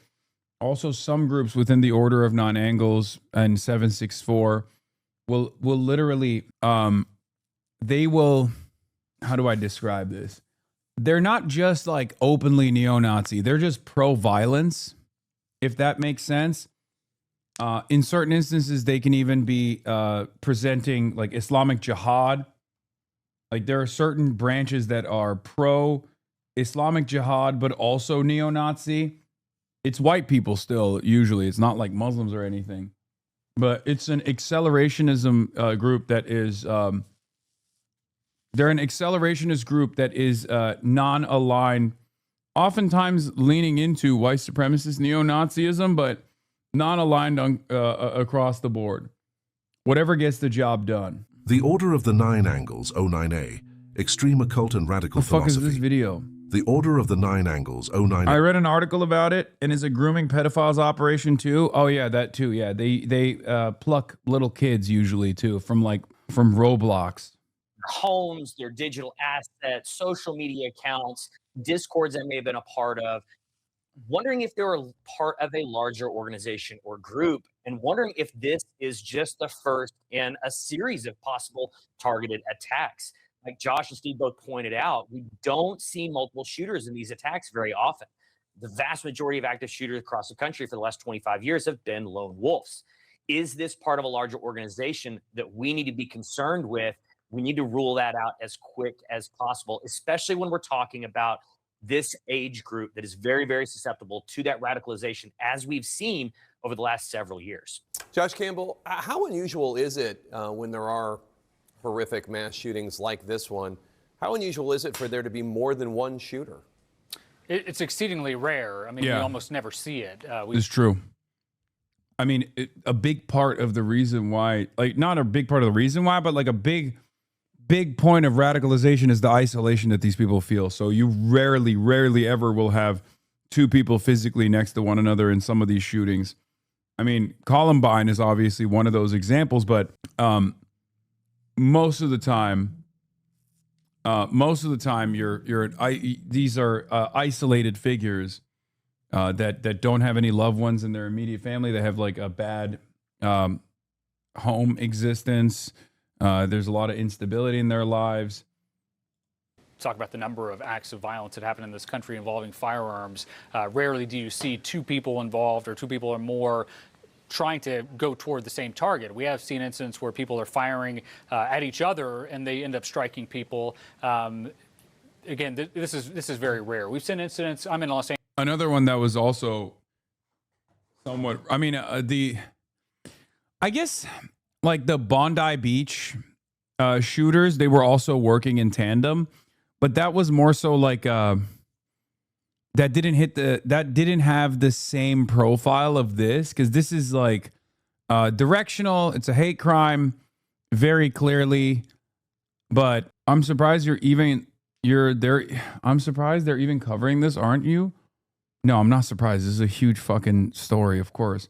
There was a DC sniper father-son combo as well. Angeles, over in the San Bernardino area several years ago, there was a terrorist attack at a government building that involved multiple fatalities. That involved a man and a wife, two actual shooters. But again, this is very rare. Oh yeah, but San Bernardino is another a lot one. Of questions, a lot of work for law enforcement ahead. And just to break this down, I mean, we're seeing the images. Bondi Beach was a hate crime. Like. I mean, it was an act of terrorism. It was like of course it was a hate crime. It was not only just a hate crime, but it was also an act of terrorism. I was going to say this is like, this fits more of a profile of like a random school shooting, but honestly, it probably doesn't. I mean, we'll have more details when we find out. But if it's Order of Nine Angles, then it's not, it's like accelerationist terror that happened to focus on this one mosque, whereas the Bondi Beach shooting was very deliberately an act of terror against the Jewish community. DC Sniper wasn't father-son. Am I misremembering? At the time, whenever police were responding, but now that it's secure, they believe that there's no longer a threat. They believe the suspects have now been neutralized and are deceased. They have to work to try to identify them, but they also have to scour that area to gather any potential evidence that they can. These two people aren't going to be prosecuted, obviously, but they will try to work to determine, was there someone else who might have been assisting in this? We're not saying that that's the case right now, but that is textbook, something that authorities want to determine. Is this a group of people that were inspired to conduct an act of violence targeting Muslims? Was this something much different? Was this, targeting specifically the people who were indeed injured and then killed? Again, a lot of questions. And then opening the aperture. We know the FBI is now on the scene. They would not only be assisting with the crime scene forensics, but the authorities have said they're going to treat this as a hate crime until it's not. If it turns out that these two men have some other connections elsewhere around the country, which we've seen in a lot of instances, the FBI would then be able to work with their resources around the country. And then the final thing I'll note is sometimes whenever you see an act of targeted violence, people are proud. They'll actually leave behind some type of note or communication, a so-called manifesto indicating why they did what they did. A lot of times they often don't, which obviously makes it much more difficult for authorities to try to get to that motive. Yeah, good thing we got the best guys at the FBI on board. I'm sure they will fucking figure it out any moment, any day now. They'll get right on it. Total confidence in fucking Kash Patel. There won't be a prosecution of these two individuals, but authorities still want to identify what was it that inspired hate crime against Muslims too. I mean, that makes it even less likely that it'll get the adequate coverage. Incredible stuff. This oftentimes that will involve looking at the electronic media of these individuals if they have it, social media if they have it. All of that is where you see federal investigators coming in. They work very closely with the various social media and online companies as well to try to gather information as quickly as they can. Again, to try to rule out, to make sure there isn't someone else out there who may have known what was about to happen. Josh Sherrard, what more are you hoping to learn about the motive for this? Obviously, law enforcement saying that they are presuming this is a hate crime until that is disproven. The hate crime tag on this crime really doesn't change the way it's investigated. It may be changing the way that it's prosecuted down the road, but it's going to be investigated like any other attack. And that's exactly how it needs to be. Understanding the motive between these two teams, interviewing those friends and family, understanding where they came from. And then, as Josh Campbell just pointed out again, making sure that this isn't part of a larger organization. Is this a group that we need to be concerned with? Are there further attacks that we need to be concerned with? We also have to take a look at the way that this was carried out. We've got two shooters that didn't make it inside the building. Now, we don't know what their plan was, but most likely it was to do as much damage as possible, which means getting inside. But that little bit of resistance, having that security guard outside, seemingly prevented them from making it inside. Well, thank you very much. Any questions of these brilliant people? Yeah, please, go ahead. Go ahead. Yes. The white? Yes. Mr. President, on the IRS, They're giving a briefing on it a little while at the mosque. They're giving a briefing, and it's a terrible situation. I've been given some early updates, but we're going to be going back and looking at it very strongly. Yeah, please. Mr. President, Justice Fund created $1.7 billion. Can you speak a little bit about It was a pivotal day in the case against Luigi Mangione, the man accused of killing United Healthcare. You bet your ass it was a synagogue. This would maybe be plastered as an anti-Semitic terror attack. Yeah. Here, let's take a look at Fox News and the way that they covered it, by the way. Yeah. I have prayed at the Islamic Center of San Diego. Like me, the Muslim Americans who were targeted today pray for peace, for the future of their kids, for a better tomorrow. That's what we all hope and pray for. I'm horrified by the shooting there today, but I'm not shocked or surprised. When politicians directly target Muslim Americans, when the media fails to check them, this is the result. My prayers go out to the families of the victims. All people deserve to worship and gather in peace, free from fear and hatred. Islamophobia, bigotry, and hate of all kinds have no place here. Yes, I do know that the alleged founder of the Order of Nine Angles was a Satanist, a Nazi, and then later an Islamist jihadist extremist. Yes. But he wasn't, but that's not like Like it had nothing to do with the ideology. Like he wasn't like a fucking real Muslim or anything. He was like a fucking insane person. That's why I said Order of Nine Angles is a very strange one. It goes beyond what you would expect of like a ideological militant Nazi group.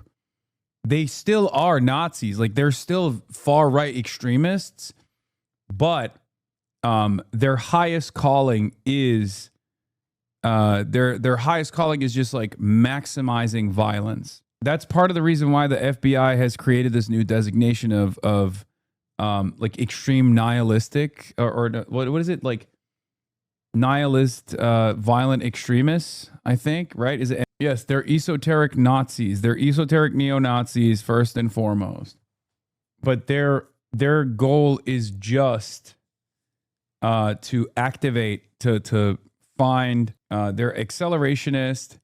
Their goal is to find like young people on the internet through Roblox, Minecraft, Discord servers, filter them into these Telegram groups and goad them into purchasing weapons or taking their parents' weapons and doing mass shootings. They primarily operate through Telegram channels that are called terrorgrams, and the cult basically worships school shooters and white supremacist terrorists. Very commonly, you'll see in their guns, like on their weapons. There was one in Indonesia too. This is an international issue. There was an instance. There was a fake school shooting that turned into a real shooting of the kid in Indonesia, where he like found airsoft weapons, and even on the side of those airsoft weapons, he had painted the name of, the names of like Anders Breivik and numerous other people. Yeah, Elliot Rodgers gets mentioned a lot. Anders Breivik gets mentioned a lot. They venerate famous, infamous mass shooters, many of which are, it's happened in Turkey a bunch of times as well. There was a knife attack in Eskişehir in Turkey. It's an incredibly strange phenomena. Laura Loomer apparently says, in light of the Islamic Center shooting today, I think it's time to make sure Muslims are safe. The best way to ensure their safety is for our DHS Secretary Mark Wayne Mullen to deport every Muslim in America back to the Middle East, where they can live in fully Islamic societies and blast their call to prayer without triggering Americans into psychosis as a side effect. How edgy. Oh my God. Ooh, I cut myself on this edge. No, dude, you can't even fucking give her the response. You can't even dignify this with a fucking response. By the security guard. What is success? Too many people's success is financial stability, good reputation, beauty. As for me, wallahi, tumma wallahi, it is returning back to Allah, our creator, with the same pure soul he loaned me at birth.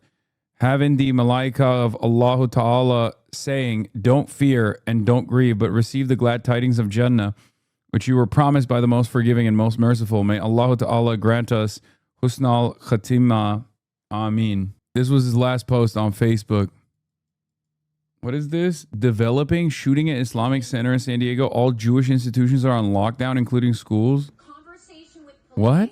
There looks to be a bit of an issue here where people want to get closer because of some concerns. I heard her say. I can't tell if they're just like trying to. I don't know. I mean, it's a place of worship that they attacked, so maybe that's the reason why they locked down other places of worship as well. Since I tweeted about this, I've been getting nonstop bots and bigots in my response talking about how this is probably Muslim on Muslim or Shia versus Sunni. Who's coordinating this messaging in an attempt to frame the narrative? Elon Musk and maybe even Israel. That is what's going on. Let's be real. 3 Muslims were killed in a shooting at the Islamic Center of San Diego after 2 teenager shooters entered and opened fire. While anti-Muslim, anti-Arab racism has been systematically fomented in this country for decades, the last 2.5 years have seen every major institution, political, media, and educational, manufacture outrage about anti-Semitism in service of those who support the slaughter of Arabs and Muslims. Every institution has pushed anti-Arab, anti-Muslim racism without pause because Muslim Arab life has no currency here and is created to be expendable. It's 100% true. Like 100%. What did Zoran say? I'm horrified by the deadly attack at the Islamic Center of San Diego, an apparent act of anti-Muslim violence. Islamophobia endangers Muslim communities across this country. We must confront it directly and stand together against the politics of fear and division. My thoughts are with the victims, their loved ones, and the entire community grieving this devastating attack. The NYPD is increasing deployments to mosques across the city out of abundance of caution. There are currently no known threats to the NYC houses of worship. Islamophobia is a made-up word by Muslims to erode Western civilization. This is likely a hate crime hoax spread by Muslims who look... Dude, Laura Loomer is literally such a fucking Nazi. It's so crazy. I mean, this is what people say about anti-Semitic hate crimes. Like, the fuck?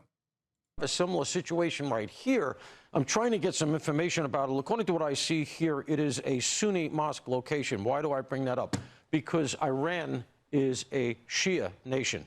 And some of the stuff that we've seen lately relative to Iran, like, for instance, Hezbollah-linked attacks that were planned to go off here in America, that has a Shia footprint. And if you do counter, I did 15, 16 years of counterterrorism, you think in those terms. What do I have here? Where should I be looking? What connections should I be looking for? Who's identified? So some of the atmospherics here. But of course, the most important thing right now, control the situation and make sure nobody gets... It's fucking insane. Yeah, no, it's a fucking sectarian battle for sure. Thank you for the evil ass commentary. When you assume things can't get worse, just go to Fox News for the absolute worst, mathematically the absolute worst take you can find. In the United States of America, when an Islamophobic hate crime takes place, do you know how many times it's been in the hands of a Shia against Sunni Muslims? I think it's 0, by the way. I'm pretty sure it's fucking 0. In the overwhelming majority of instances of white supremacists. Same with fucking anti-Semitic attacks. It is remarkably rare for Muslims to actually do anti-Semitic hate crimes and vice versa. It's almost always white supremacists, neo-Nazis. Almost always. Okay? There are rare exceptions, but it's almost always white supremacists, neo-Nazis. A California jury unanimously dismissed Elon Musk's lawsuit against OpenAI and Sam Altman. They found Musk waited too long to bring the suit, which alleged Sam Altman unlawfully enriched himself in the company that Musk helped create. Musk co-founded the company and invested. This is a real let them fight style situation. I mean, either side wins or loses is great. One side is going to win, one side is going to lose. We're all going to win regardless. I hate them both. It's literally a win-win, no matter what. It's great. $38 million in its early... Also, Elon Musk isn't technically wrong in advancing this lawsuit, but of course, he took too long to even put it together, apparently, so it was dismissed. Years. CBS News senior business and tech correspondent Jolene Kent closely followed this case and joined. You think Sam Altman's on the same level as Elon? Yes. Elon is obviously the number one evil, okay? But yeah, Sam Altman is pretty close.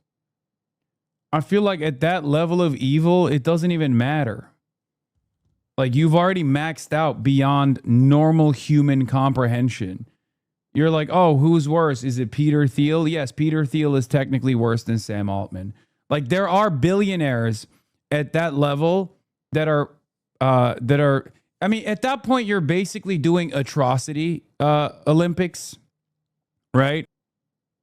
Like, it's you know, which is worse, the indigenous or the Rohingya Muslims or the Palestinian? Like, it's a real Baal versus Moloch situation. It doesn't make any sense. They're all unbelievably bad. They've already maxed out. Elon Musk is definitely the worst guy because he's the worst guy of all time. Obviously, Sam Altman has a higher ceiling for evil. So we haven't fully seen exactly where he could go, you know? Whereas Elon Musk is more developed in his evil. And that's why, obviously, Elon Musk is number one, Peter Thiel number two. There's a couple other people before we get to, like, Sam Altman, but, you know, they've already maxed out far beyond, like, the level of evil that the average person can do. So I genuinely don't know who would be at the top of that. Like, I mean, I guess Elon is still worse. to me now. Jillian, walk us through how this trial played out and how it ultimately... Why is Elon worse than Thiel? I think it's mostly just the aesthetic difference in that situation. Because like Elon does get his hands directly involved. Like he's more directly involved as opposed to Peter Thiel. And he has more money, so he has more destructive capabilities. But Peter Thiel's output is pretty evil overall. You know, Palantir, mass surveillance technology, real death dealer. Elon also then has fans as well, like legions of morons who love him. Whereas I feel like Peter Thiel is more so like a behind the scenes guy. You know what I mean? Yeah, Larry Ellison's pretty bad. Miriam Adelson obviously is a huge Zionist too. So then there's that. There's the Israel angle there. But most of the billionaires are pro-Israel and do lean into certain initiatives that aid and abet Israel. Like Elon Musk has certainly played a big role in the misinformation that runs around on Twitter at the behest of Israel, right? So I don't know. But ChatGPT across the board is a pretty evil invention. So, you know, I do think Sam Altman he has a higher ceiling than perhaps all of these other guys when you think about it. He's in a special category of his own. Like we're in the infancy stages of Sam Altman's evil. Does that make sense? He's like he's like baby evil. I mean, he's only been in the market for a couple years at this point in the billionaire evil villain Olympics. He's a newcomer. He's relatively green. He hasn't actually been around the block quite a bit. And so it's difficult, but he's a very promising young recruit, you know, as far as being an agent of Satan. So it's kind of like it's kind of like looking at like Elon's start. In Elon's rookie season, many people didn't see the warning signs at all. So if we are to assume that exponential evil, like exponential growth of evil theory, is still consistent with Sam Altman as it was with Elon Musk, you're looking at a much, much bigger capacity to go fully evil, like more evil, you know? Because Elon Musk at his roots was not even considered evil at all. He was seen as like a good guy, whereas like Sam Altman kind of came out of the gate swinging with evil, even in his rookie season. He was putting up Wemby numbers in his rookie season out of nowhere. So you're like, okay, if one is like the LeBron of evil, the other one is like the Wemby of evil. So he has a much longer bandwidth, a much longer career, tremendous growth potential. And yes, Elon did have an immaculate public perception before the Thailand rescue diver stuff. It was very, very common to just call him a real-life Tony Stark. He also wasn't too much more cringe than the memes at the time either. So people saw him as a billionaire who gets us. I'm really just noticing how conspicuously widespread these references were for a short period of time. It came up in Star Trek 2. Did he pay a PR team? No, everyone was writing. I haven't liked Elon Musk even when he was beloved. Like I always thought he was cringe. And wasn't a big fan of him because of my, somewhat consistent, even though, with Tom Steyer, it's a little bit inconsistent, anti-billionaire position. I don't trust billionaires in general. Maybe you can use them as a tool, like in the California gubernatorial race. But even then, it's like, a little bit of distance and a little bit of scrutiny is healthy. Whereas with Elon Musk, I would say Elon Musk, there was a tremendous amount of positive coverage. Ultimately culminated in today's verdict. Well, it was a blockbuster trial that certainly took the attention of Silicon Valley. Ooh, this is a good one too. Yes, the league has changed. So the dynamic of the league has changed dramatically. Great point, Profound Egg 13. So if Michael Jordan is playing against plumbers, right, there are very different rules of engagement at that point. Elon Musk was absolutely constrained by trying to present himself as like a virtuous figure because like the overall Silicon Valley environment at the time when his development was happening was a relatively liberal one. So he had to be like woke, right? Whereas Sam Altman is not constrained by the environment. As a matter of fact, the environment now demands pursue some of your most violent ambitions ruthlessly. So the environment is actually, again, favoring Sam Altman to be much more evil in the long run than Elon Musk. Yeah, he still needed to scam environmentalist funding in the past. True. It's a good point. And brought it inside a federal courtroom in Oakland, California. But what happened today is there was less than 2 hours of deliberation, and then the jury unanimously delivered a verdict that they recommended to the judge, which she accepted, that the case be tossed out because Elon Musk did not file his lawsuit in time. It's a 3-year statute of limitation, and they said that they believe that Musk knew about his allegations before those 3 years expired. And as a result, OpenAI is not liable for any of the claims that Elon Musk was bringing in court. But this was a very quick decision. And as a result, all of the different communications, the interesting things that we learned within the case were not really discussed or analyzed or brought to a verdict due to the statute of limitation. And I want to read to you Elon Musk tweeting today after his own legal team says they do plan to appeal this.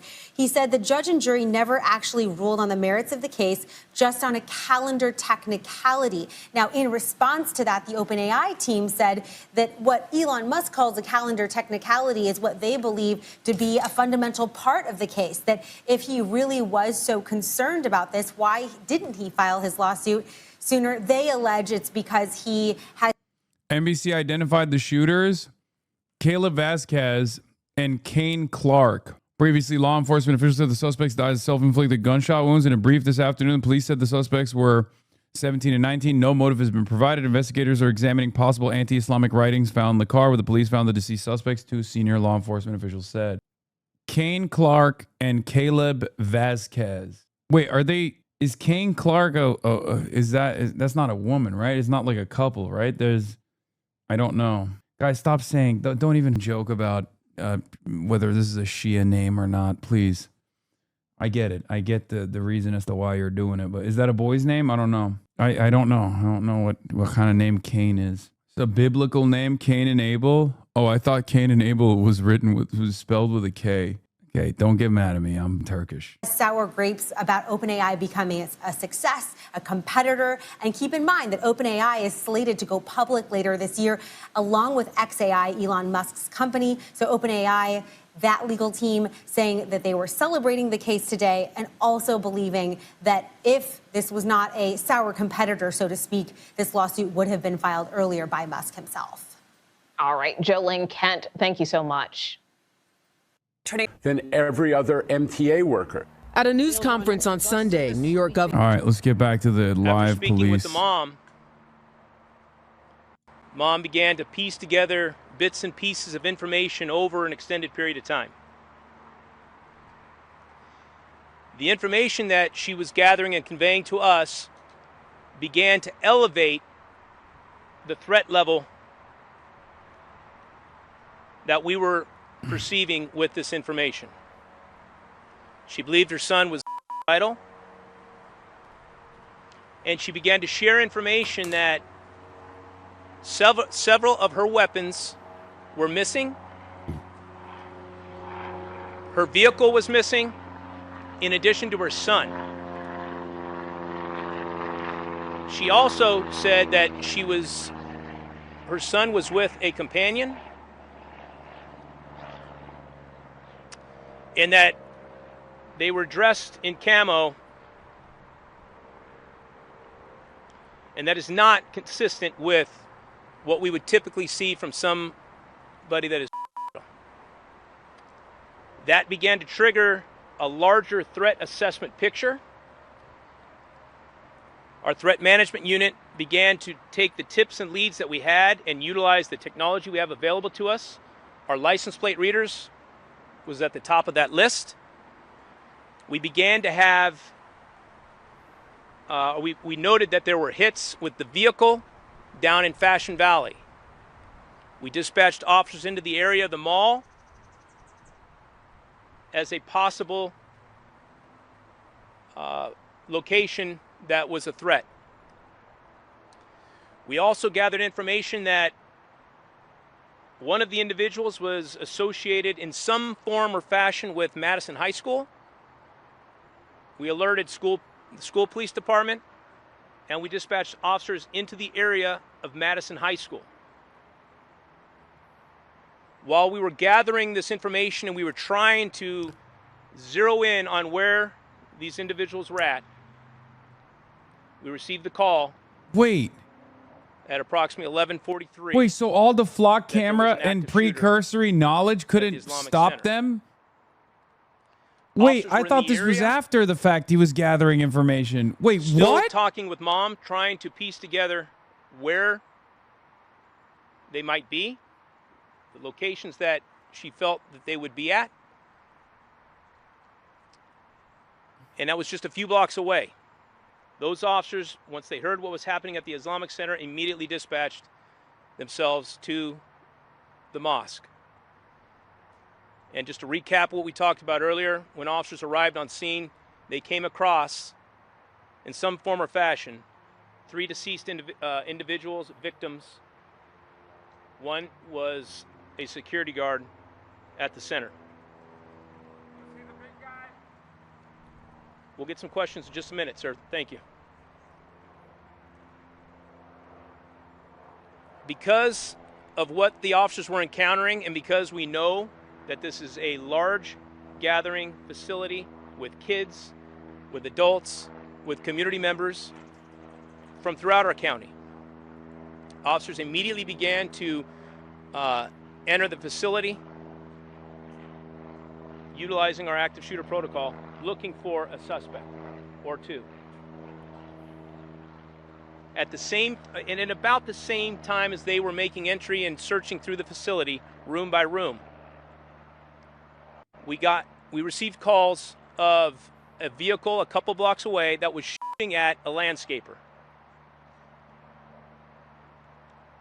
The landscaper is going to be okay, but we are still investigating that scene. It appears he may have been shot in the helmet that deflected and saved his life, but that is not totally confirmed at this point. A couple blocks away from there, we also received a call where a community member reported our 2 suspects in a vehicle, and it appeared they had gunshot wounds, and upon our arrival, we determined they were deceased. We are in the process of serving search warrants that will continue tonight and on into the days ahead. We're going to continue following any There's leads no photo. and any information that comes forward,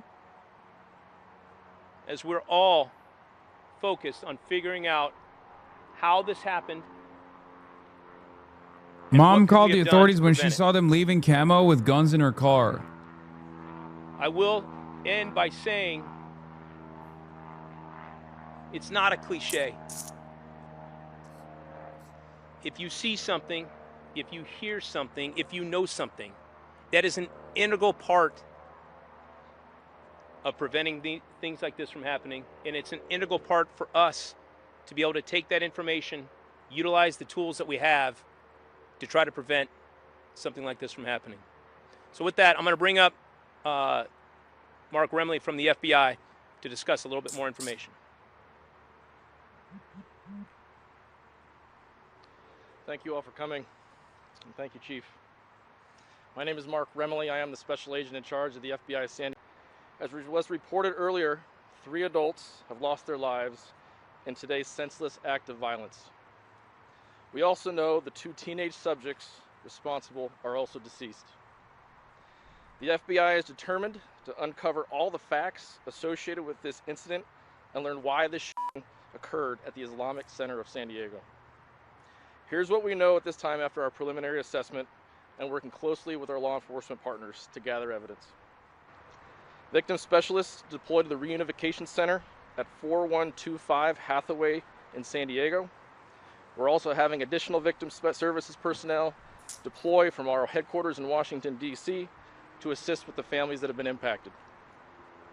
Our techs have cleared the vehicle associated with the subjects. We are in the process of interviewing family and friends of the subjects, and evidence response teams are gathering all the evidence from the scene for review. We will process everything as quickly but as meticulously as we can. We again thank you for your patience as we work through the scene. The FBI stands with the communities we serve, and our hearts weigh heavy for those killed and everyone who's subjected to this violence today. Shooting incidents like this not only impact those within the immediate vicinity, but everyone in the community also feels the effects. We will continue to coordinate with our law enforcement partners and work closely with them for as long as it takes until we understand what happened. We will leave no stone unturned. We thank the public for your continued cooperation. As we continue to work through this active investigation, we ask that you send photos, videos, or any visual evidence or information you may have to fbi.gov/Islamic Center of San Diego shooting. As I mentioned earlier, no piece of information is too small. URL. Everything helps us gather all the relevant evidence we need to better understand why this horrific incident occurred. So with that, I'm going to turn it over to the mayor for some comments.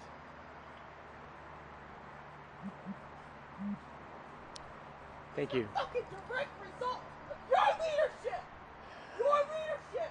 Our Muslim brothers and sisters have been talking to you for how long? You have to fucking listen to them, Todd. Just like you did with ICE. It was golden ICE, golden Zionist propaganda, and you'll keep doing it as long as it lines your fucking pockets, won't it? Show something! Worse approval rating than a dictator with shit in his pants.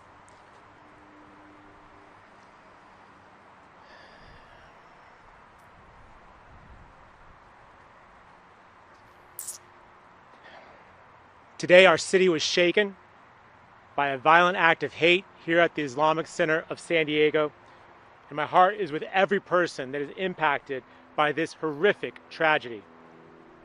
No one in our city should live in fear because of their identity, their learning.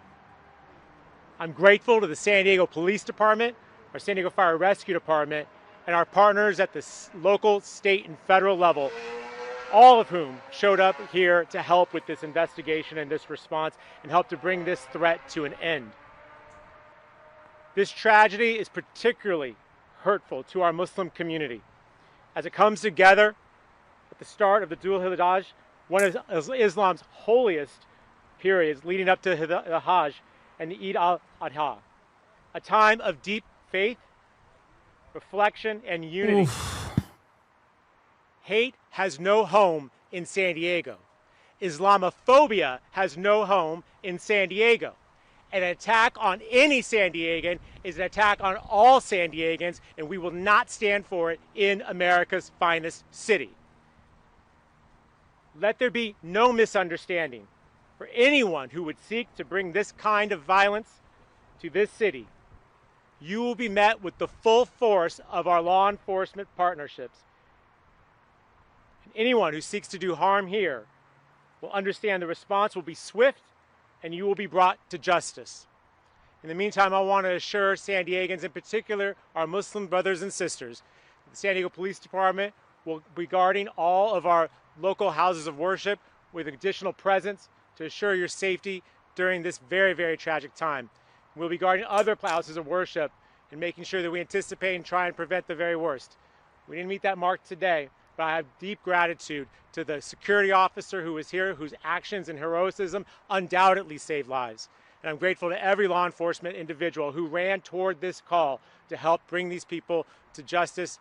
My prayers and my thoughts and our whole hearts community is with the Islamic Center of San Diego and all Muslim San Diegans. With that, I'll turn it back to our chief.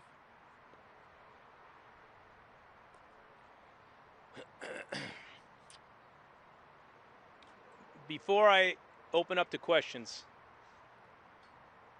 we're a little over 5 hours outside of this incident.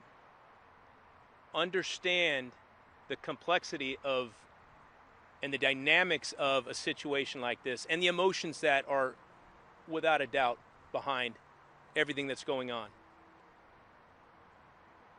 Much of what else there is to answer is currently being investigated, and I cannot go into some of those details. But I will do my best to try to make sure that you guys have the information you need moving forward. So with that, I will open up to some questions. Yes, sir. Hang on. Trevor, go ahead.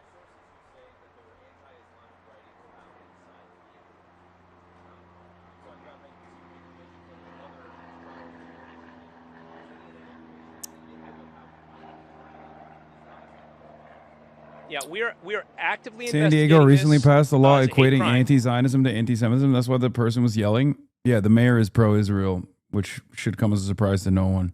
Is to exactly what those what the hate speech that were conveyed.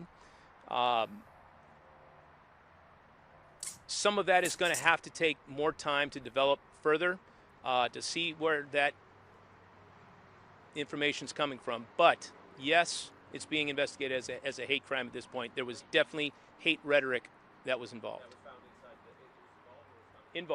I'll leave it at that for now. Yes.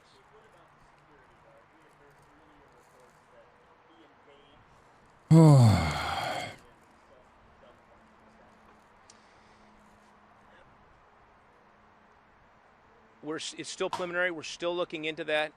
We do believe the security guard was able to help at least minimize the situation to the front area of the mosque. All right. Has anyone found anything about the Until we shooter's know more, background? I don't want to speculate, but at this point, I think it's fair to say his actions were heroic, and undoubtedly he saved lives today. I mean, it's pretty fucking black and white, man. It's pretty open and shut, don't you think? Pretty open and shut, it seems. Two teenager white supremacist dickheads get radicalized on the internet, decide to take matters in their own hands, go shoot up a fucking mosque with the mother's weapons and car. Yeah, the only thing we have is Kane Clark was a high school wrestler. That's all we got at Madison High School. Yeah. Also, it's fantastic that fucking all the flock cameras didn't do dick. Isn't this supposed to be the whole point of the flock? Mass surveillance at all times? Nope. Turns out it's to fucking creep on people, I guess. And to figure out where the undocumented migrants are, or people who look like undocumented migrants. Shut the fuck up. What do you mean shut the fuck up? Buddy, the mother literally called the cops ahead of time, worried that her kid had taken her guns, was fucking rocking camo, and took the car.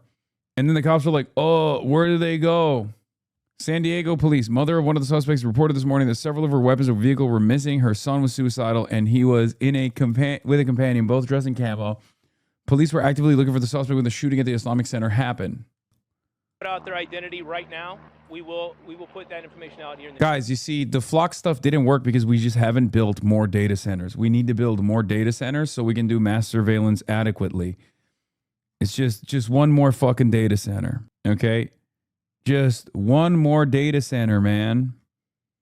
Just one more flock camera, one more ballroom, one more data center, and then we'll be able to fucking find out perfectly. CNN is covering this as well right now. All right.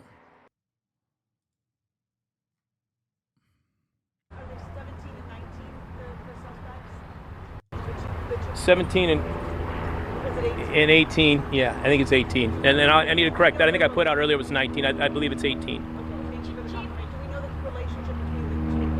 No. Unknown. At least one, but unknown about the other one.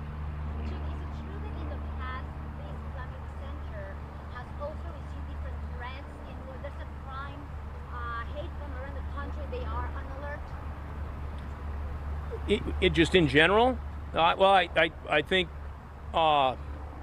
it's fair to say that all religious facilities across this country, around the world, in today's world, are well aware of the risks that are associated. It's an unfortunate reality of the world we live in today, but I would say absolutely, everybody feels that insecurity.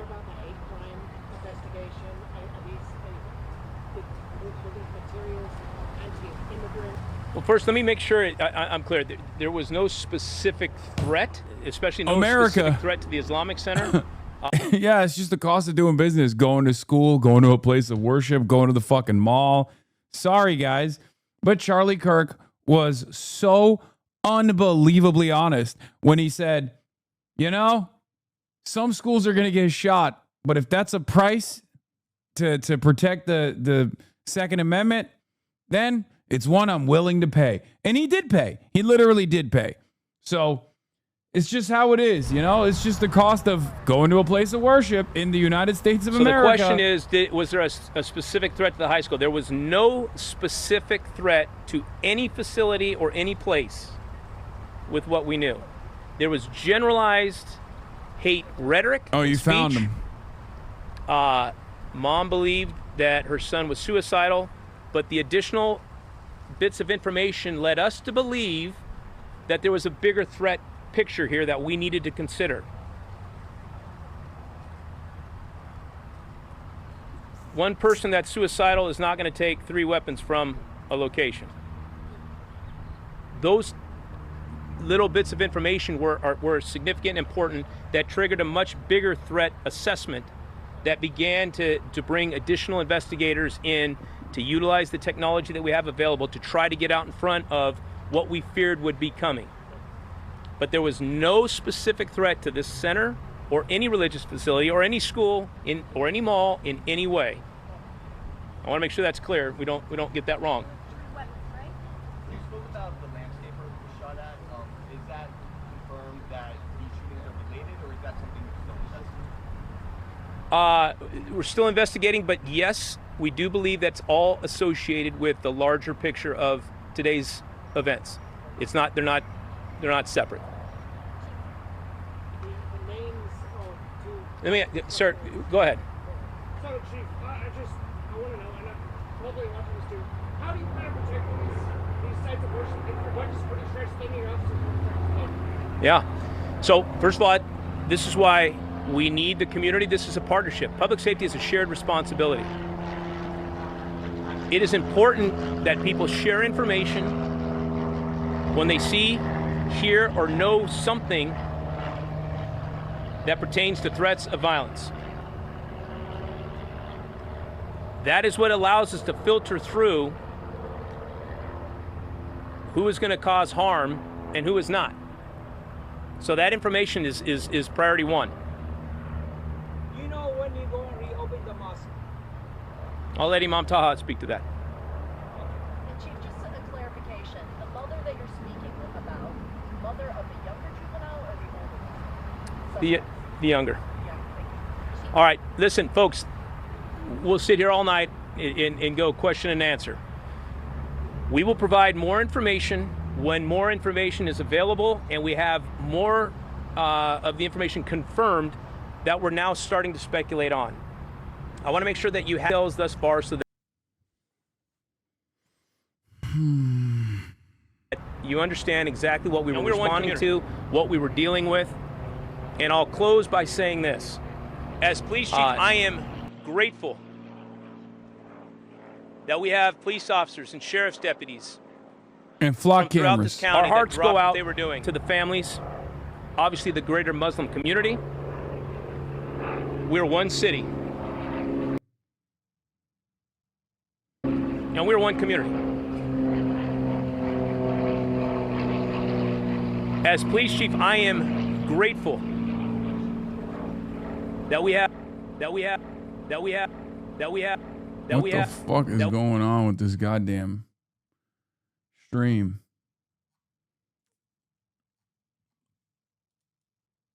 Anyway,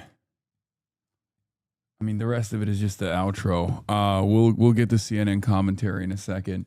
Hopefully, when the live feed is fixed. Let's see. Yeah, their live feed is busted. And 2 men dead. A short time later, they discovered 2 more who they believe to be the shooters, both also dead.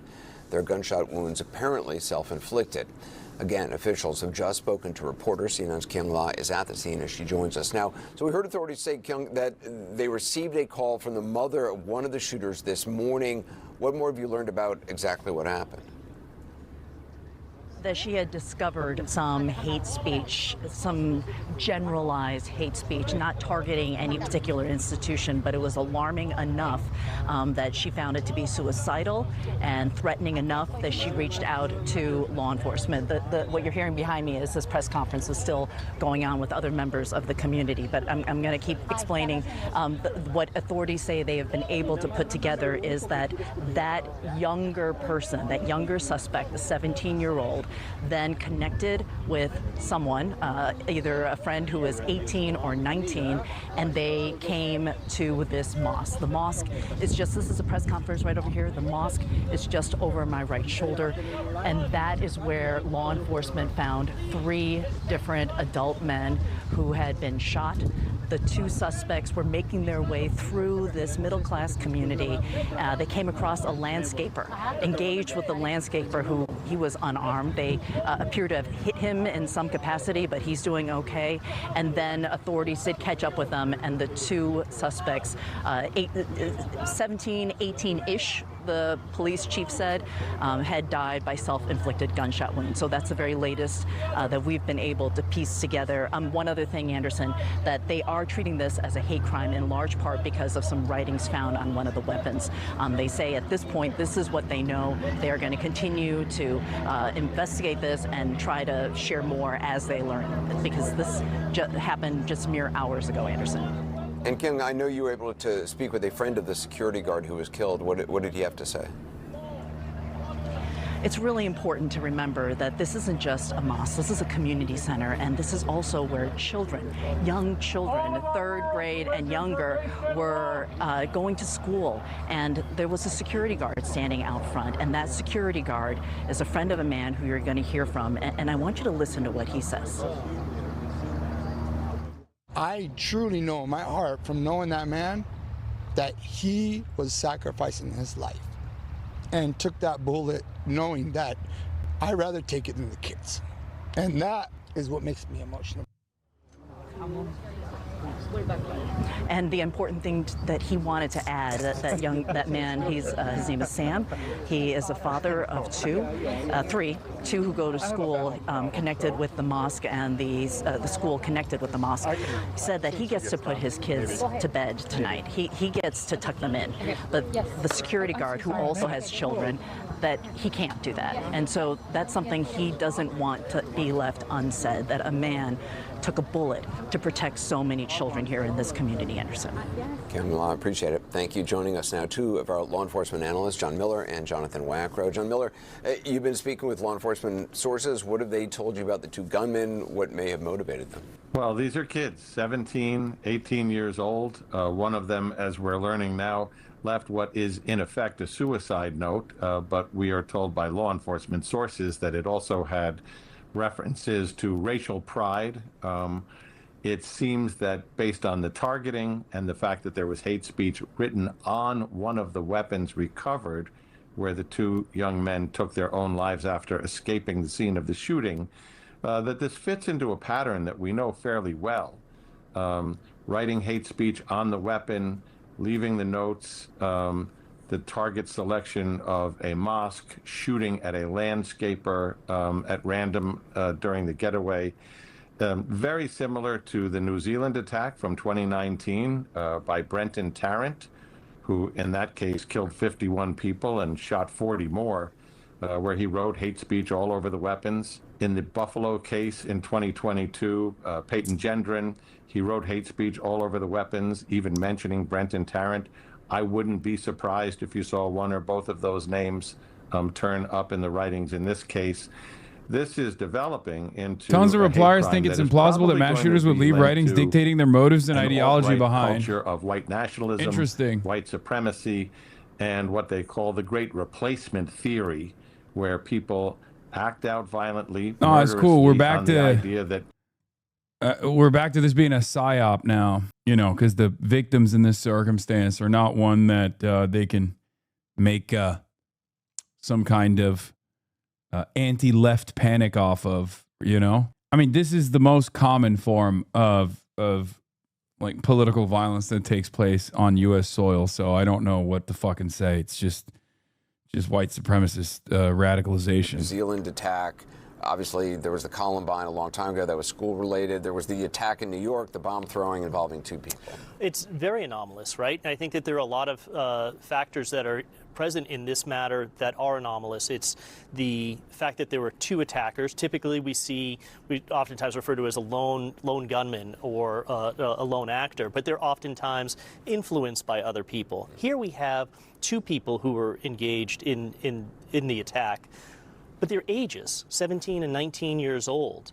It's not normal for them to wake up and decide to go out and kill somebody, right? So something preceded this, and this is right what the commissioner was getting to, is that there was some sort of radicalization that they went through, that they felt it was right for them to go and launch this attack against this Islamic center, this symbol of that community in San Diego.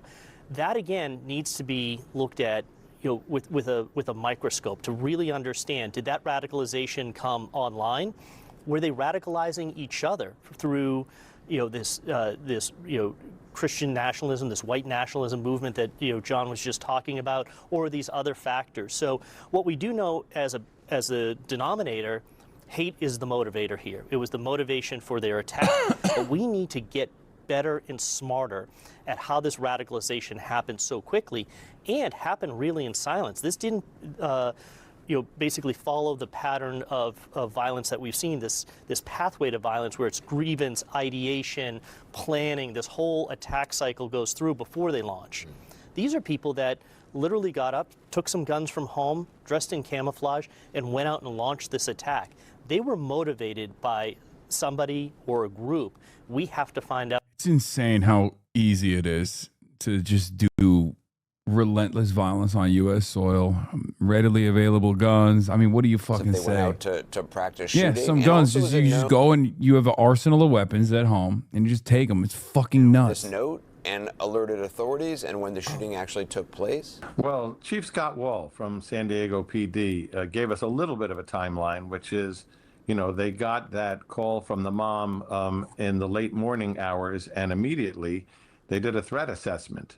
This is exactly what you were supposed to do with this. It's a missing person, but it's also a missing person who's talking about maybe other things, who is left with weapons. From there, he took the mom's car. They took that license plate. It's a white vehicle. They put it into the LPR system, license plate readers.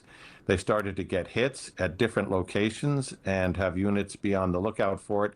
Interestingly, I think the chief told us that they got a license plate reader hit near the mosque, which they sent out to units right about the same time they got the phone call of shots fired. So they were leaning very forward on trying to figure out, how do we get to this kid, not knowing that there was more than one kid apparently, or what exactly their plan was.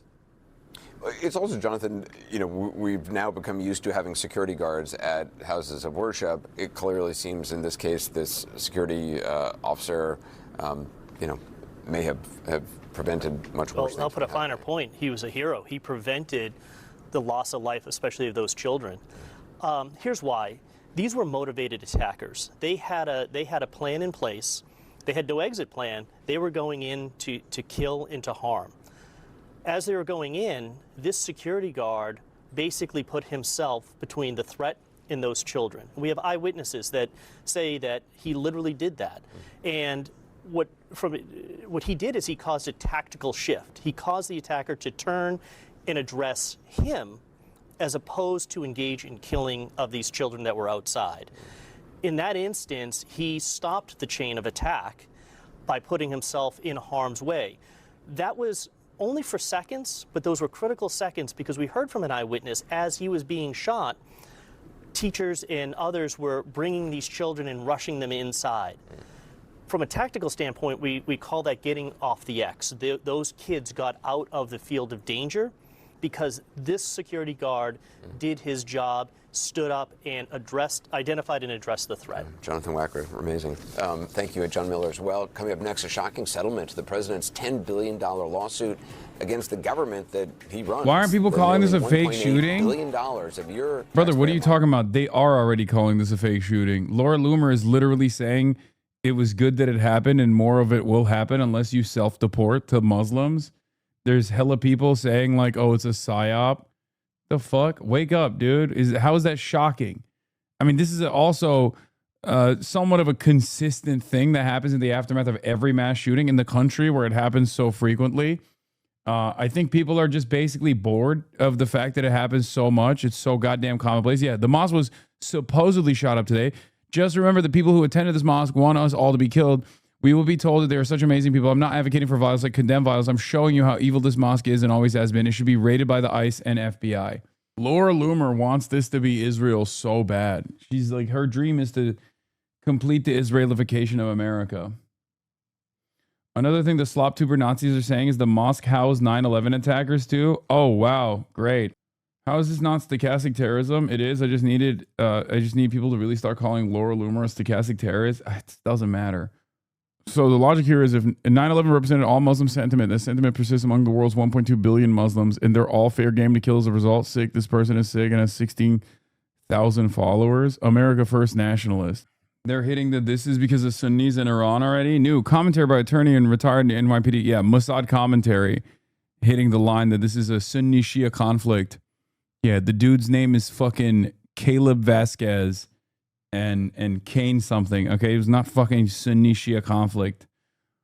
That's not a real thing that happens on U.S. soil, regardless. The Israel First Laura has deleted this post saying the shooters at the Islamic Center of San Diego were Muslims when it's clear they weren't. It's Muslim on Muslim jihad. Dude, they don't even hide it. Like, this is just how it is. If it's a white person, they'll say, oh, transgender, right? If the victims are Muslim, then it's, I guess, Muslim on Muslim violence. It's never the actual perpetrators who always overwhelmingly happen to be white guys. White supremacists. Yeah. Tree of Life, Pittsburgh, Charlottesville, Tops Market, Buffalo, Islamic Center of San Diego. White supremacy will not stop in this country until it is stopped. Downside of right wing getting dumber is they don't have to try anymore. I know. It's getting, I mean, it's been ridiculous, but it's getting even more ridiculous. Anyway, here, we'll get back to the Long Island Railroad. I think that Hasan the Hun does not speak proper English. They're too busy teaching Muslim terror at his Turkish madrasa. What? Editor-in-chief at DC Reporter. It's so, yeah, they're right. I'm illiterate. Then you have a Nazi in the replies too. It's great. What an incredible time to be alive. And it will cost taxpayers $1.8 billion to settle. Okay, this is the Trump IRS thing. Okay. Governor Kathy Hochul, flanked by MTA leadership, urged both sides to make a deal. The bottom line is no one wins in a strike. Everyone is hurt. The hundreds of thousands of people who rely on the railroad and the thousands of unionized workers who are losing out on wages. The Long Island Rail. Yeah. That's what I depend on 5 days a week. Officials asking commuters to work from home if they can. I have a feeling it's going to be mayhem. I think everyone's going to be really late to work and it's going to be a lot of traffic. The New York State Comptroller saying that this loss could actually amount to $61 million in loss in economic activity in total. Nora? All right, Drika Duncan with that big story. Thank you so much. As we've been talking about here all morning long, it's day 3 of the LIRR strike, and there is no deal on the table just yet. We're joined now by John Samuelson. Great framing by Kathy Hochul, acting as though the LIRR workers are actually on the opposing side of the commuters, when in fact, it's actually those on the state side and the city side that are not abiding by or not offering them a contract for what, fucking 3 years at this point, or almost 4 years. Totally ridiculous. Okay. It's not the workers versus the commuters. It's workers versus the state. The international president for the Transit Workers Union. John, thanks for taking a couple of minutes here just to help us kind of, I guess, clear through the air here. Your union, not part of this strike, but you have negotiated with the MTA before. How do you expect this morning's negotiations to go now that a weekday commute is being impacted, as we've been detailing? And from what we've heard after last night into the early morning, some significant progress has been made for the first time. Well, there does appear to be progress. So much misinformation spread about what LIRR workers make, what their job duties are, etc. It's so fucking frustrating, dude. It's all coming from people on the left. No, those aren't leftists, okay? Those are nasty fucking liberal perverts who hate labor, okay? It's a common thing that happens all the fucking time amongst liberals who will, anytime there's a work stoppage, they'll go, you already have a lot of money. Look how much more money look how much more money you make in comparison to all these other workers that are making less money. It's like, yeah, they should unionize and they should also get a better pay as well. What the fuck is this? What the fuck's this conversation? There has never been in the history of contract negotiations, I need you to understand something. There has never been an instance where a labor union has demanded such high pay that it is virtually impossible for that business to stay afloat. Okay? Like that's a lie. It's a classic lie. Well, they'll be like, "Oh, well, you're going to cause the business to be bankrupt. It's going to go underwater." No, dumbass. The workers also fucking understand fundamentally that if the business is forced to downsize or go underwater, they're just not going to have jobs anymore. Okay? That's bullshit.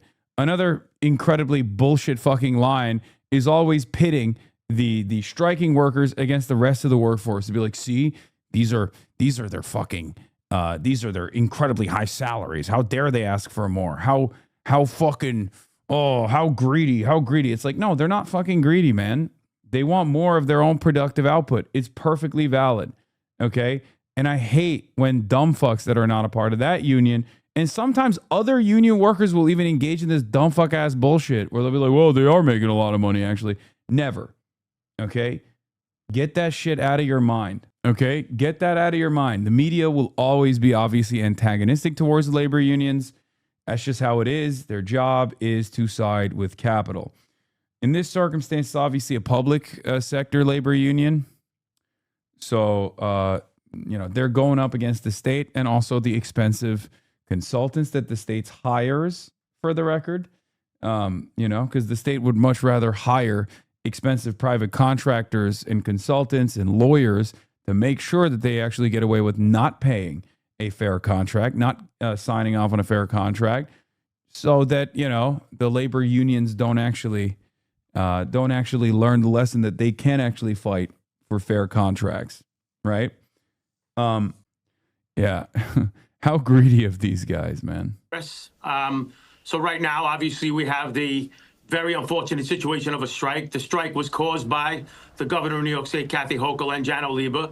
Absolutely, for sure. In the waning hours of the expiration of the contract, the MTA began regressively bargaining. There's no employer that does that unless they're seeking a strike. When you begin regressively bargaining. I saw a dumbass tweet talk about how he asked one of the strikers voted for MAGA and he said fuck him or whatever. Oh my God. Labor unions are not about fucking conservative politics or liberal politics.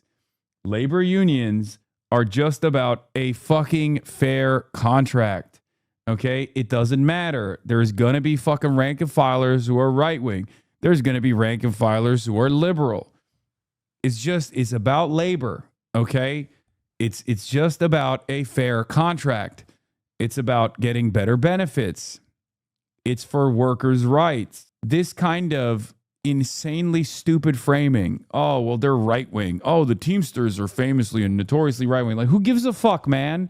Who cares? What are you, stupid? Man, that was everyone saying UPS Teamsters were getting too much in our last contract as well. I remember, despite the fact that I was leading the charge in my building for a no vote because we had no protections against AI and automation. And now look, they're not crying about our wages anymore because they're celebrating UPS laying off 78,000 workers. Like, this kind of shit annoys me to no end. Are the Republicans worse than the Democrats when it comes to labor unions? Of course they are. Okay? They are. They are. It's true. But a lot of Democrats are weighing on this issue because they act as though the average American citizen, the average rank and filer in a fucking labor union is not matching the performance of the Democratic Party with its weakest, most anti-labor union candidates. They are, because from their perspective, there's marginal differences between one party over the other. The other one is obviously constantly looking for new ways to deregulate, constantly looking for new ways to fuck over the working class.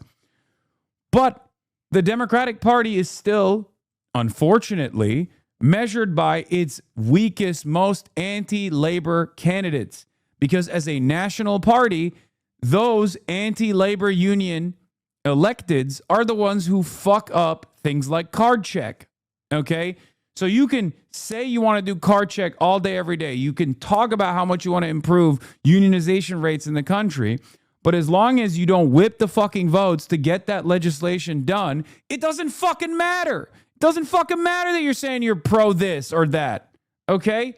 That's an unbelievable problem that, weirdly enough, the Democratic Party never recognizes. Okay? The rotating villain system that the Democratic Party has creates two ineffective fucking parties. One is obviously more effective because they are openly working at the best of capital. The other one is also working at the best of capital, but will present themselves as though they are on the side of labor unions. But when push comes to shove, the National Democratic Party also falls short of what's necessary as far as doing right by labor unions. And then the rank and filers, just like every other goddamn sector, every other goddamn non-unionized labor force, makes a decision on culture war issues. Okay? That's it. There's a reason why Teamsters are, by and large, super fucking based. Okay? The rank and filers are. You want to know why they just are fine with Sean O'Brien, regardless of Sean O'Brien's chud politics? It's not because Teamsters rank and filers are fucking pro-Republican Party across the board. They're fine with Sean O'Brien because Sean O'Brien got him a decent fucking contract. Okay? That's it. That's it. That's literally it, because he fights for their contracts. That's all these guys understandably care about. Okay?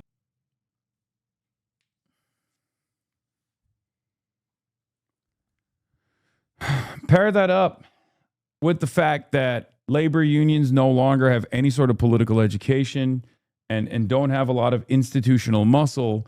And for the most part, unfortunately, many unions are just a Democratic Party electoral machine, a part of the turnout machine for the Democrats. And they're just comfortable with like the marginal gains that they can make in their individual sectors. And you arrive at less than 10% unionization in this fucking country, worse than a country like Chile, which we wrote the Constitution of directly. We intervened in their affairs and installed a neoliberal fascist by the name of Pinochet. Chile has a higher union participation rate in their labor force at 15%. Think about that. The Chicago boys destroyed that fucking country and turned it into a neoliberal testing ground, and they still have a higher union participation rate than we do. That's how fucked up America is. That's how much we fuck ourselves over. Oh, I think this is why the LIRR thing makes me so mad. Dems are heading for a landslide victory because of inflation and cost of living crisis. Why turn your fire on workers whose wages are being so eroded on the exact moment when they're turning against Trump failed policies? The brand new New York Times poll points towards a shellacking for the GOP, driven by Trump's putrid polls, an unpopular war with Iran, and anger about his economic policy. But in reality, the crosstabs is even worse than the headline suggests. Trump's overall approval is a putrid 38%. But what it is with the voters that won him the 2024 election, in Latino voters, he had a 51-point drop. Voters aged 18 to 29, he has a minus 57% approval rating, and a net disapproval of 57. With independents, a net 43, a net negative 43% disapproval rating. An important segment of Trump's base hates the war in Iran. Okay, minus 23% of GOP voters disapprove of the war, and 22% think going to war with Iran was the wrong decision. The problem is worse among Trump 2024 voters, 28% of whom disapprove of the war. Democrats have a massive 14% advantage on the generic ballot among those most likely to vote, and Latinos prefer Democrats by 30 points. A real warning sign for all those gerrymandered districts in Texas and Florida. Okay? And Democrats will look at this and go, you know what? This means we got to stay the course. No changes here. My union president got picked up drunk in a government vehicle on the first day of negotiations, then checked himself in the rehab and disappeared for a month. Don't think I'm voting for him again. Okay, well, you're over. Okay, what's better? Oversleeping or, having a little bit of fun every now and then. I didn't realize that having fun was illegal. Okay, you should reward your union leader for having a little bit of fun. Your union rep is having fun. Okay, seems to me like he's working hard. Yeah, legalize comedy, legalize fun. Why can't a guy have a little drinky sometimes? I agree.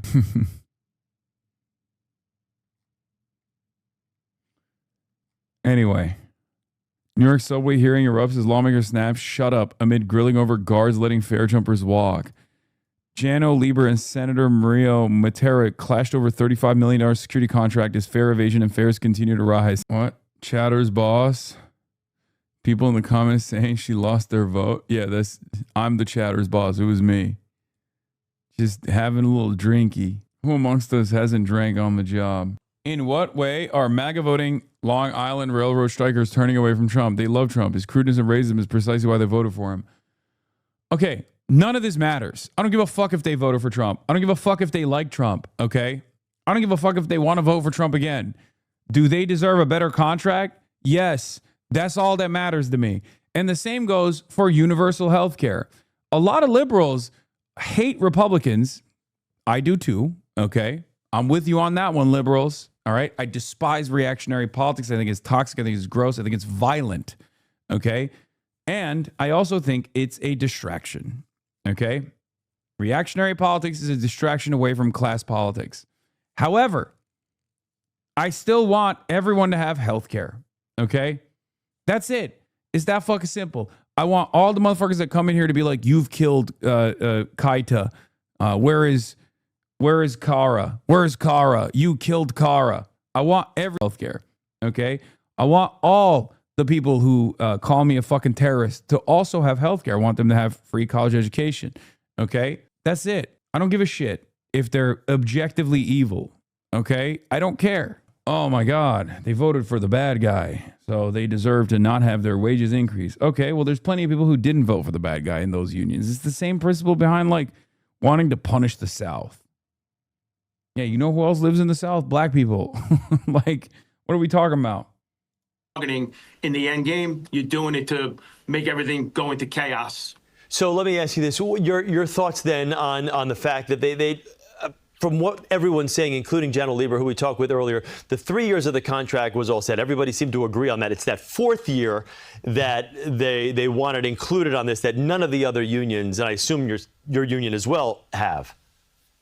Yeah, so Jano Lieber is actually being a little bit on the disingenuous side. It's not, not a shock, but he's busy telling everybody that the Long Island Railroad workers are demanding wage increases that the other unions do not want, or that the wage increases that the Long Island Railroad workers are demanding are more than what the other unions already have. And none of that is true. None of that is true. The other unions at the MTA are seeking a really positive outcome for this strike. In no way are they seeking more money than what the other unions are seeking. This is a fiction that Jano and Governor Hochul are spreading. Got any idea why you think they would be doing that? Yeah, they're trying to disparage the unions that are striking against the MTA and against Governor Hochul. I get, but what's the upside with that, though, since you've got, 250,000 commuters, which are your constituents, their constituents, if you're saying this is Governor Hochul's thing. I mean, I'm trying to find what the upside of that would be. Yes, this is a fucking contract that has to be ratified democratically by the labor union or a contract that can be unilaterally decided on by the fucking bosses. In every single contract negotiation that leads to a work stoppage, it is insanely easy for the bosses to concede to the just demands that the labor union makes.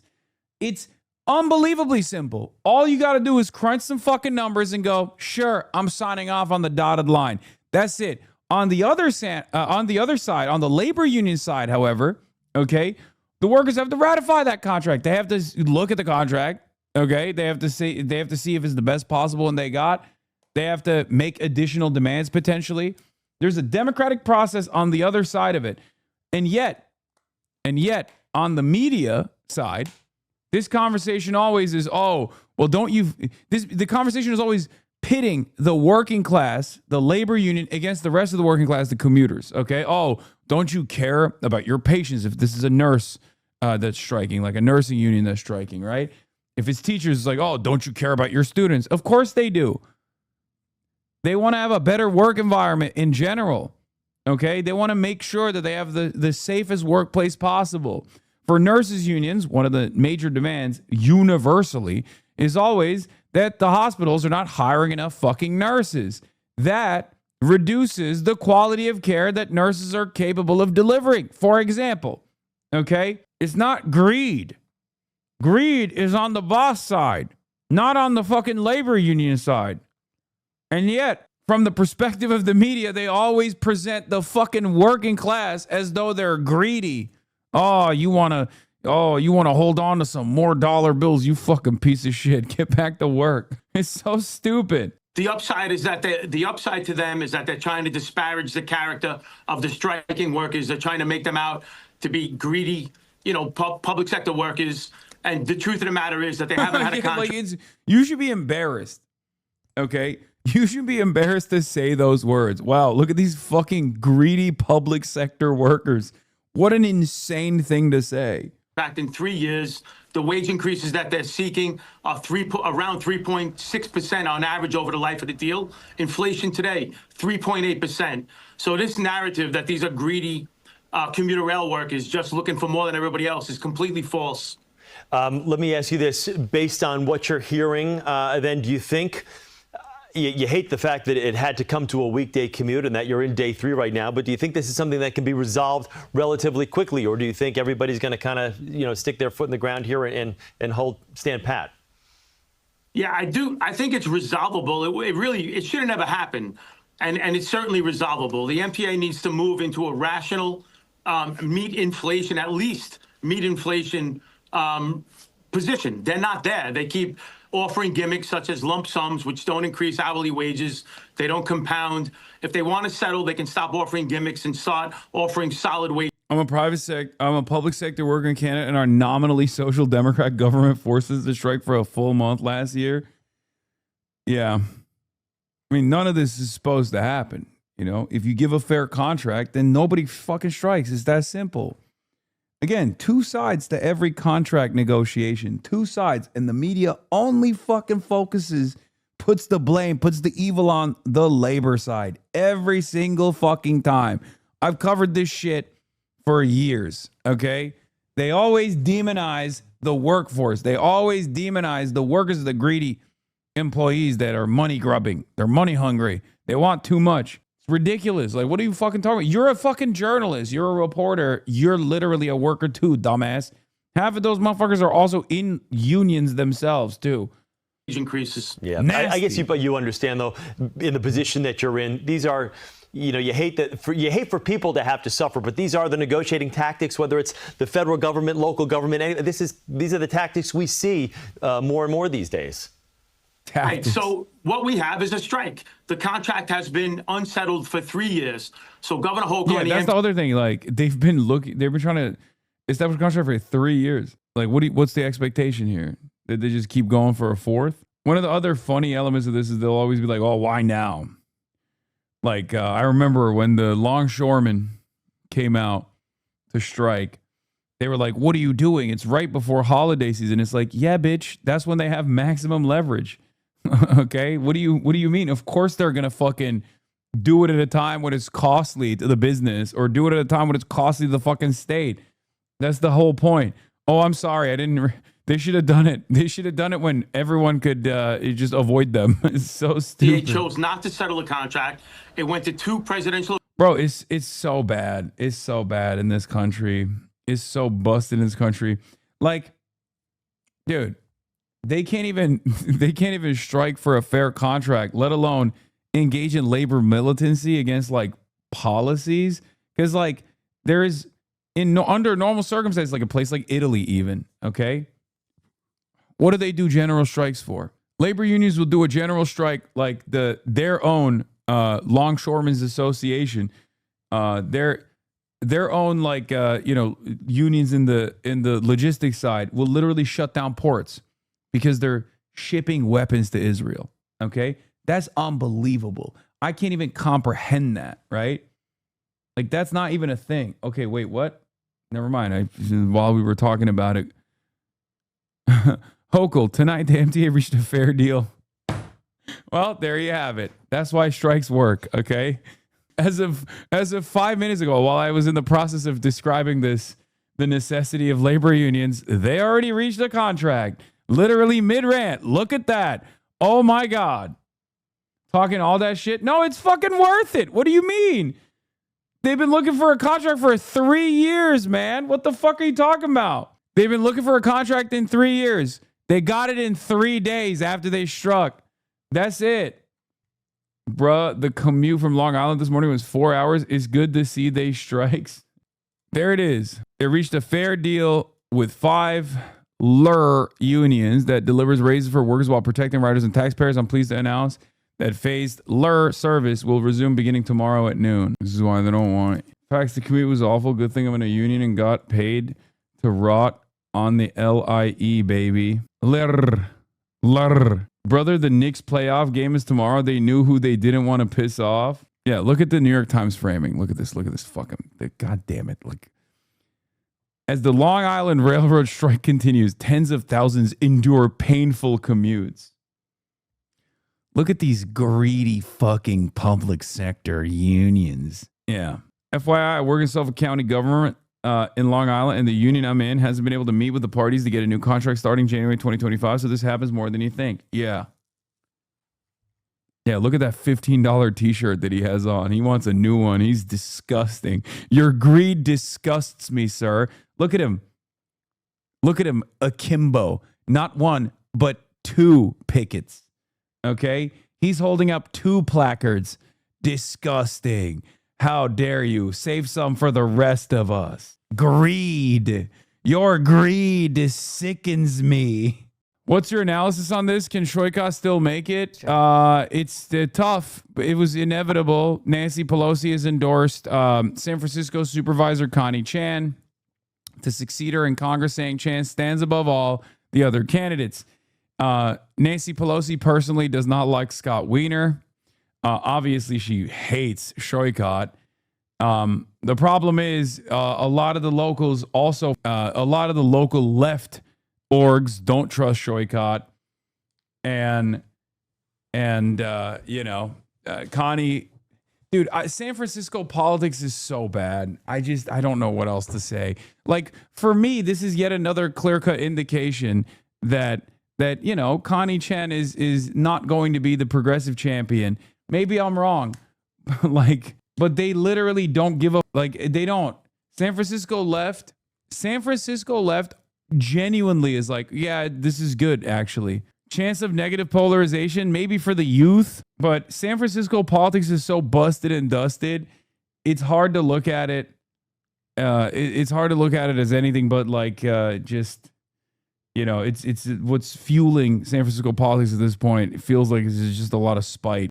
Shoikat's whole thing has changed the party. A Pelosi endorsement doesn't change that calculus. No one who would vote for Shoikat, who was holding out to see who Pelosi would pick. Yes, but will this actually... Okay, that it picks away from possibly a lot of institutional voters that were going to vote for Wiener. This actually guarantees... Nancy Pelosi's calculus here is this guarantees a Connie Chan second place slot. That's the problem, right? Because... up until now, there was a very high likelihood that Wiener was just picking up all of the, lifelong Dems.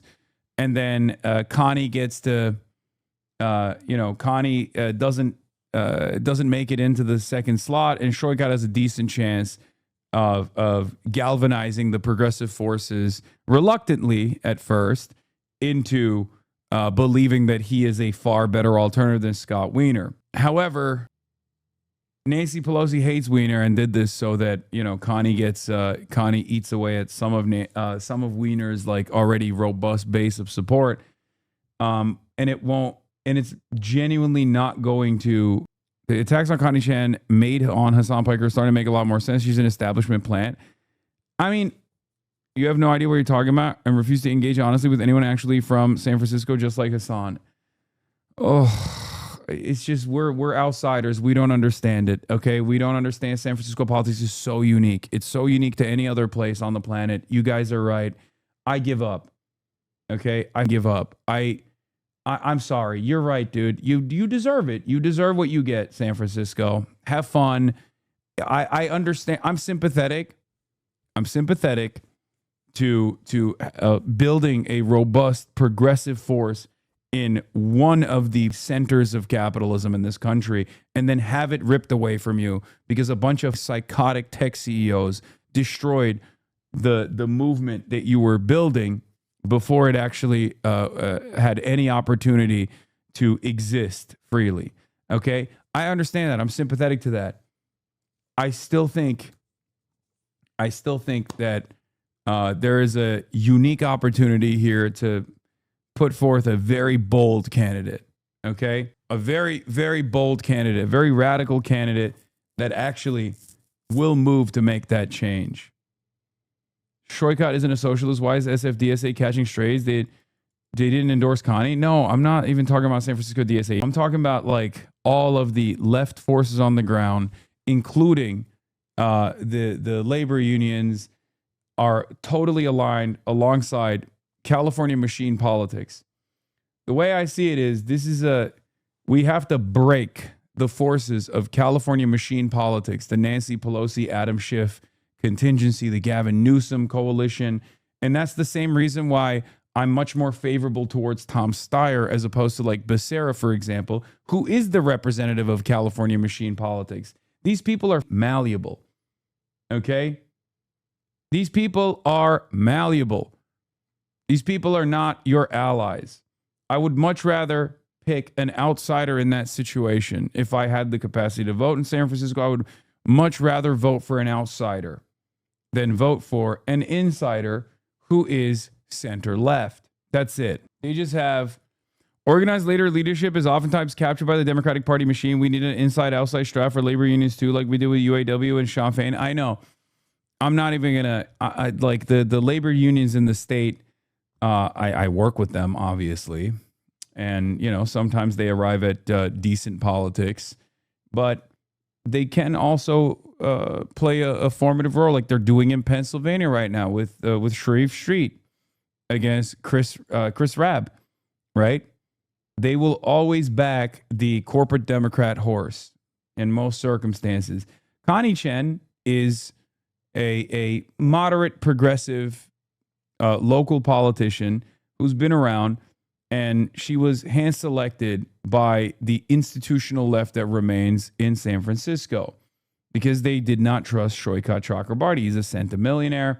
He's made decisions in local politics that people understandably are frustrated by. And the problem here is, even if all of those forces united, like even if if Shoykot wasn't around and it was just Connie Chen versus Scott Wiener, I still think Scott Wiener wins, right? Stop saying Connie Chen. It's Connie Chen. Chan? What am I saying? Connie Chan. Am I saying it wrong or are you with me? Connie Chan. What? Okay. You said like Chen like 4 times. I think I'm saying it right, but maybe I'm saying it wrong. Anyway, listen. Connie Chan. Okay.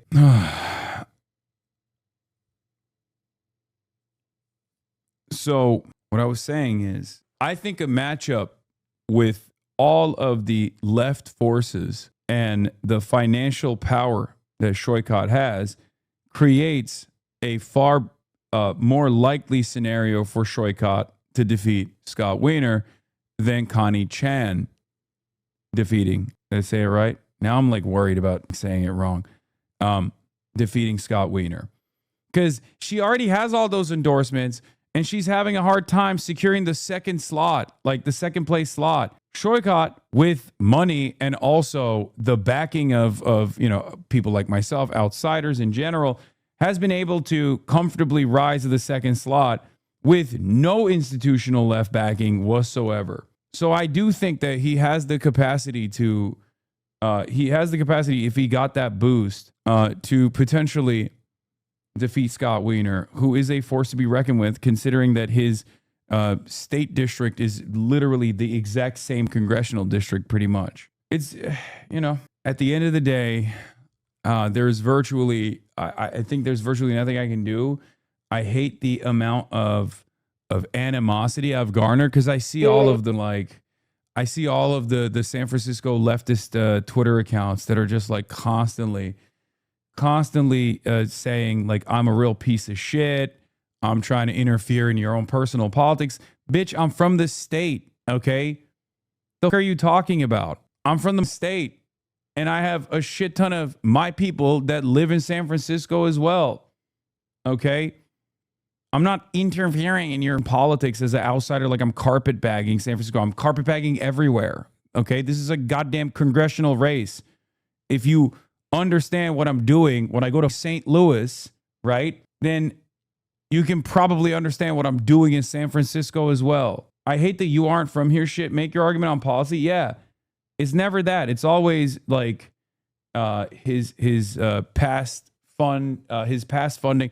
Every single guy that he's literally given money to, by the way, is actively pushing for Scott Wiener. Every single one. Like, not a single one of those guys like, oh, actually, Shoykat's a great guy. I really like his policies.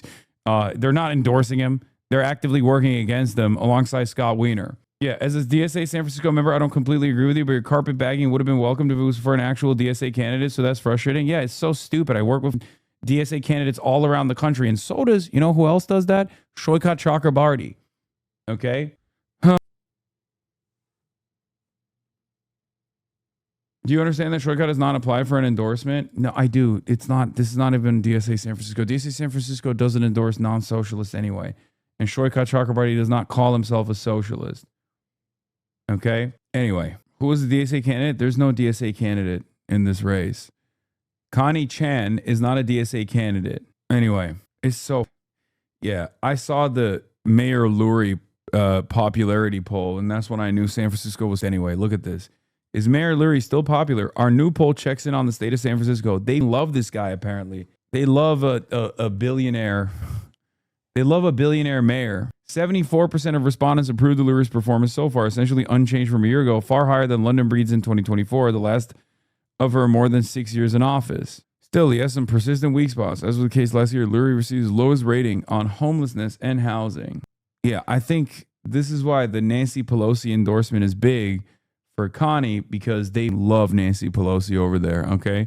It's just the youth, from what I understand, that has a distaste for Nancy Pelosi, and I don't know if this will negatively polarize youth turnout in favor of Shoykat. She's still popping in SF? What do you mean? She's been the SF Speaker Emerita from San Francisco for longer than I've been alive. It's just not even a thing. Nancy Pelosi is the god of San Francisco politics. Anyway, I'm trying my best. I do believe that most of the progressive forces will get behind Shoykat if he makes it to second place. Jay Mershon, why do you think we're talking about this? You're linking this. Things just got super interesting. Yeah, I know. This is, we're that's how we started talking about this conversation. I mean, it was gonna happen regardless.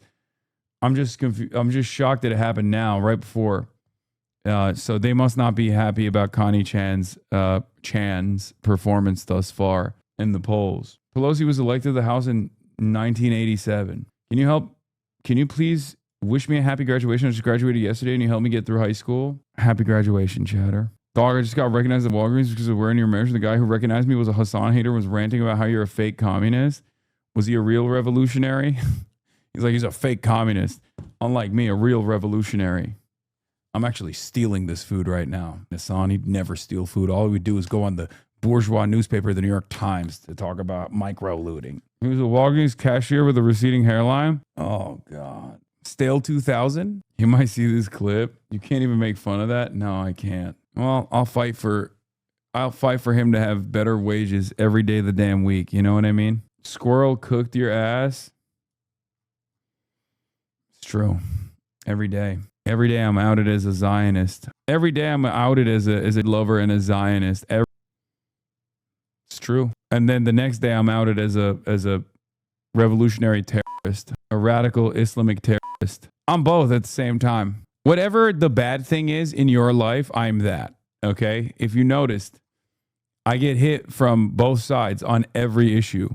I contain multitudes. I am both I am both insufficiently revolutionary and a liberal sheepdog for capitalist interests. I'm also simultaneously a violent, tanky revolutionary who wants permanent first world. I'm both at the same time. It literally is just whatever you don't like, I am that thing. Sometimes at the same time, you know? All right. But for the time being, I'm tired. I'm every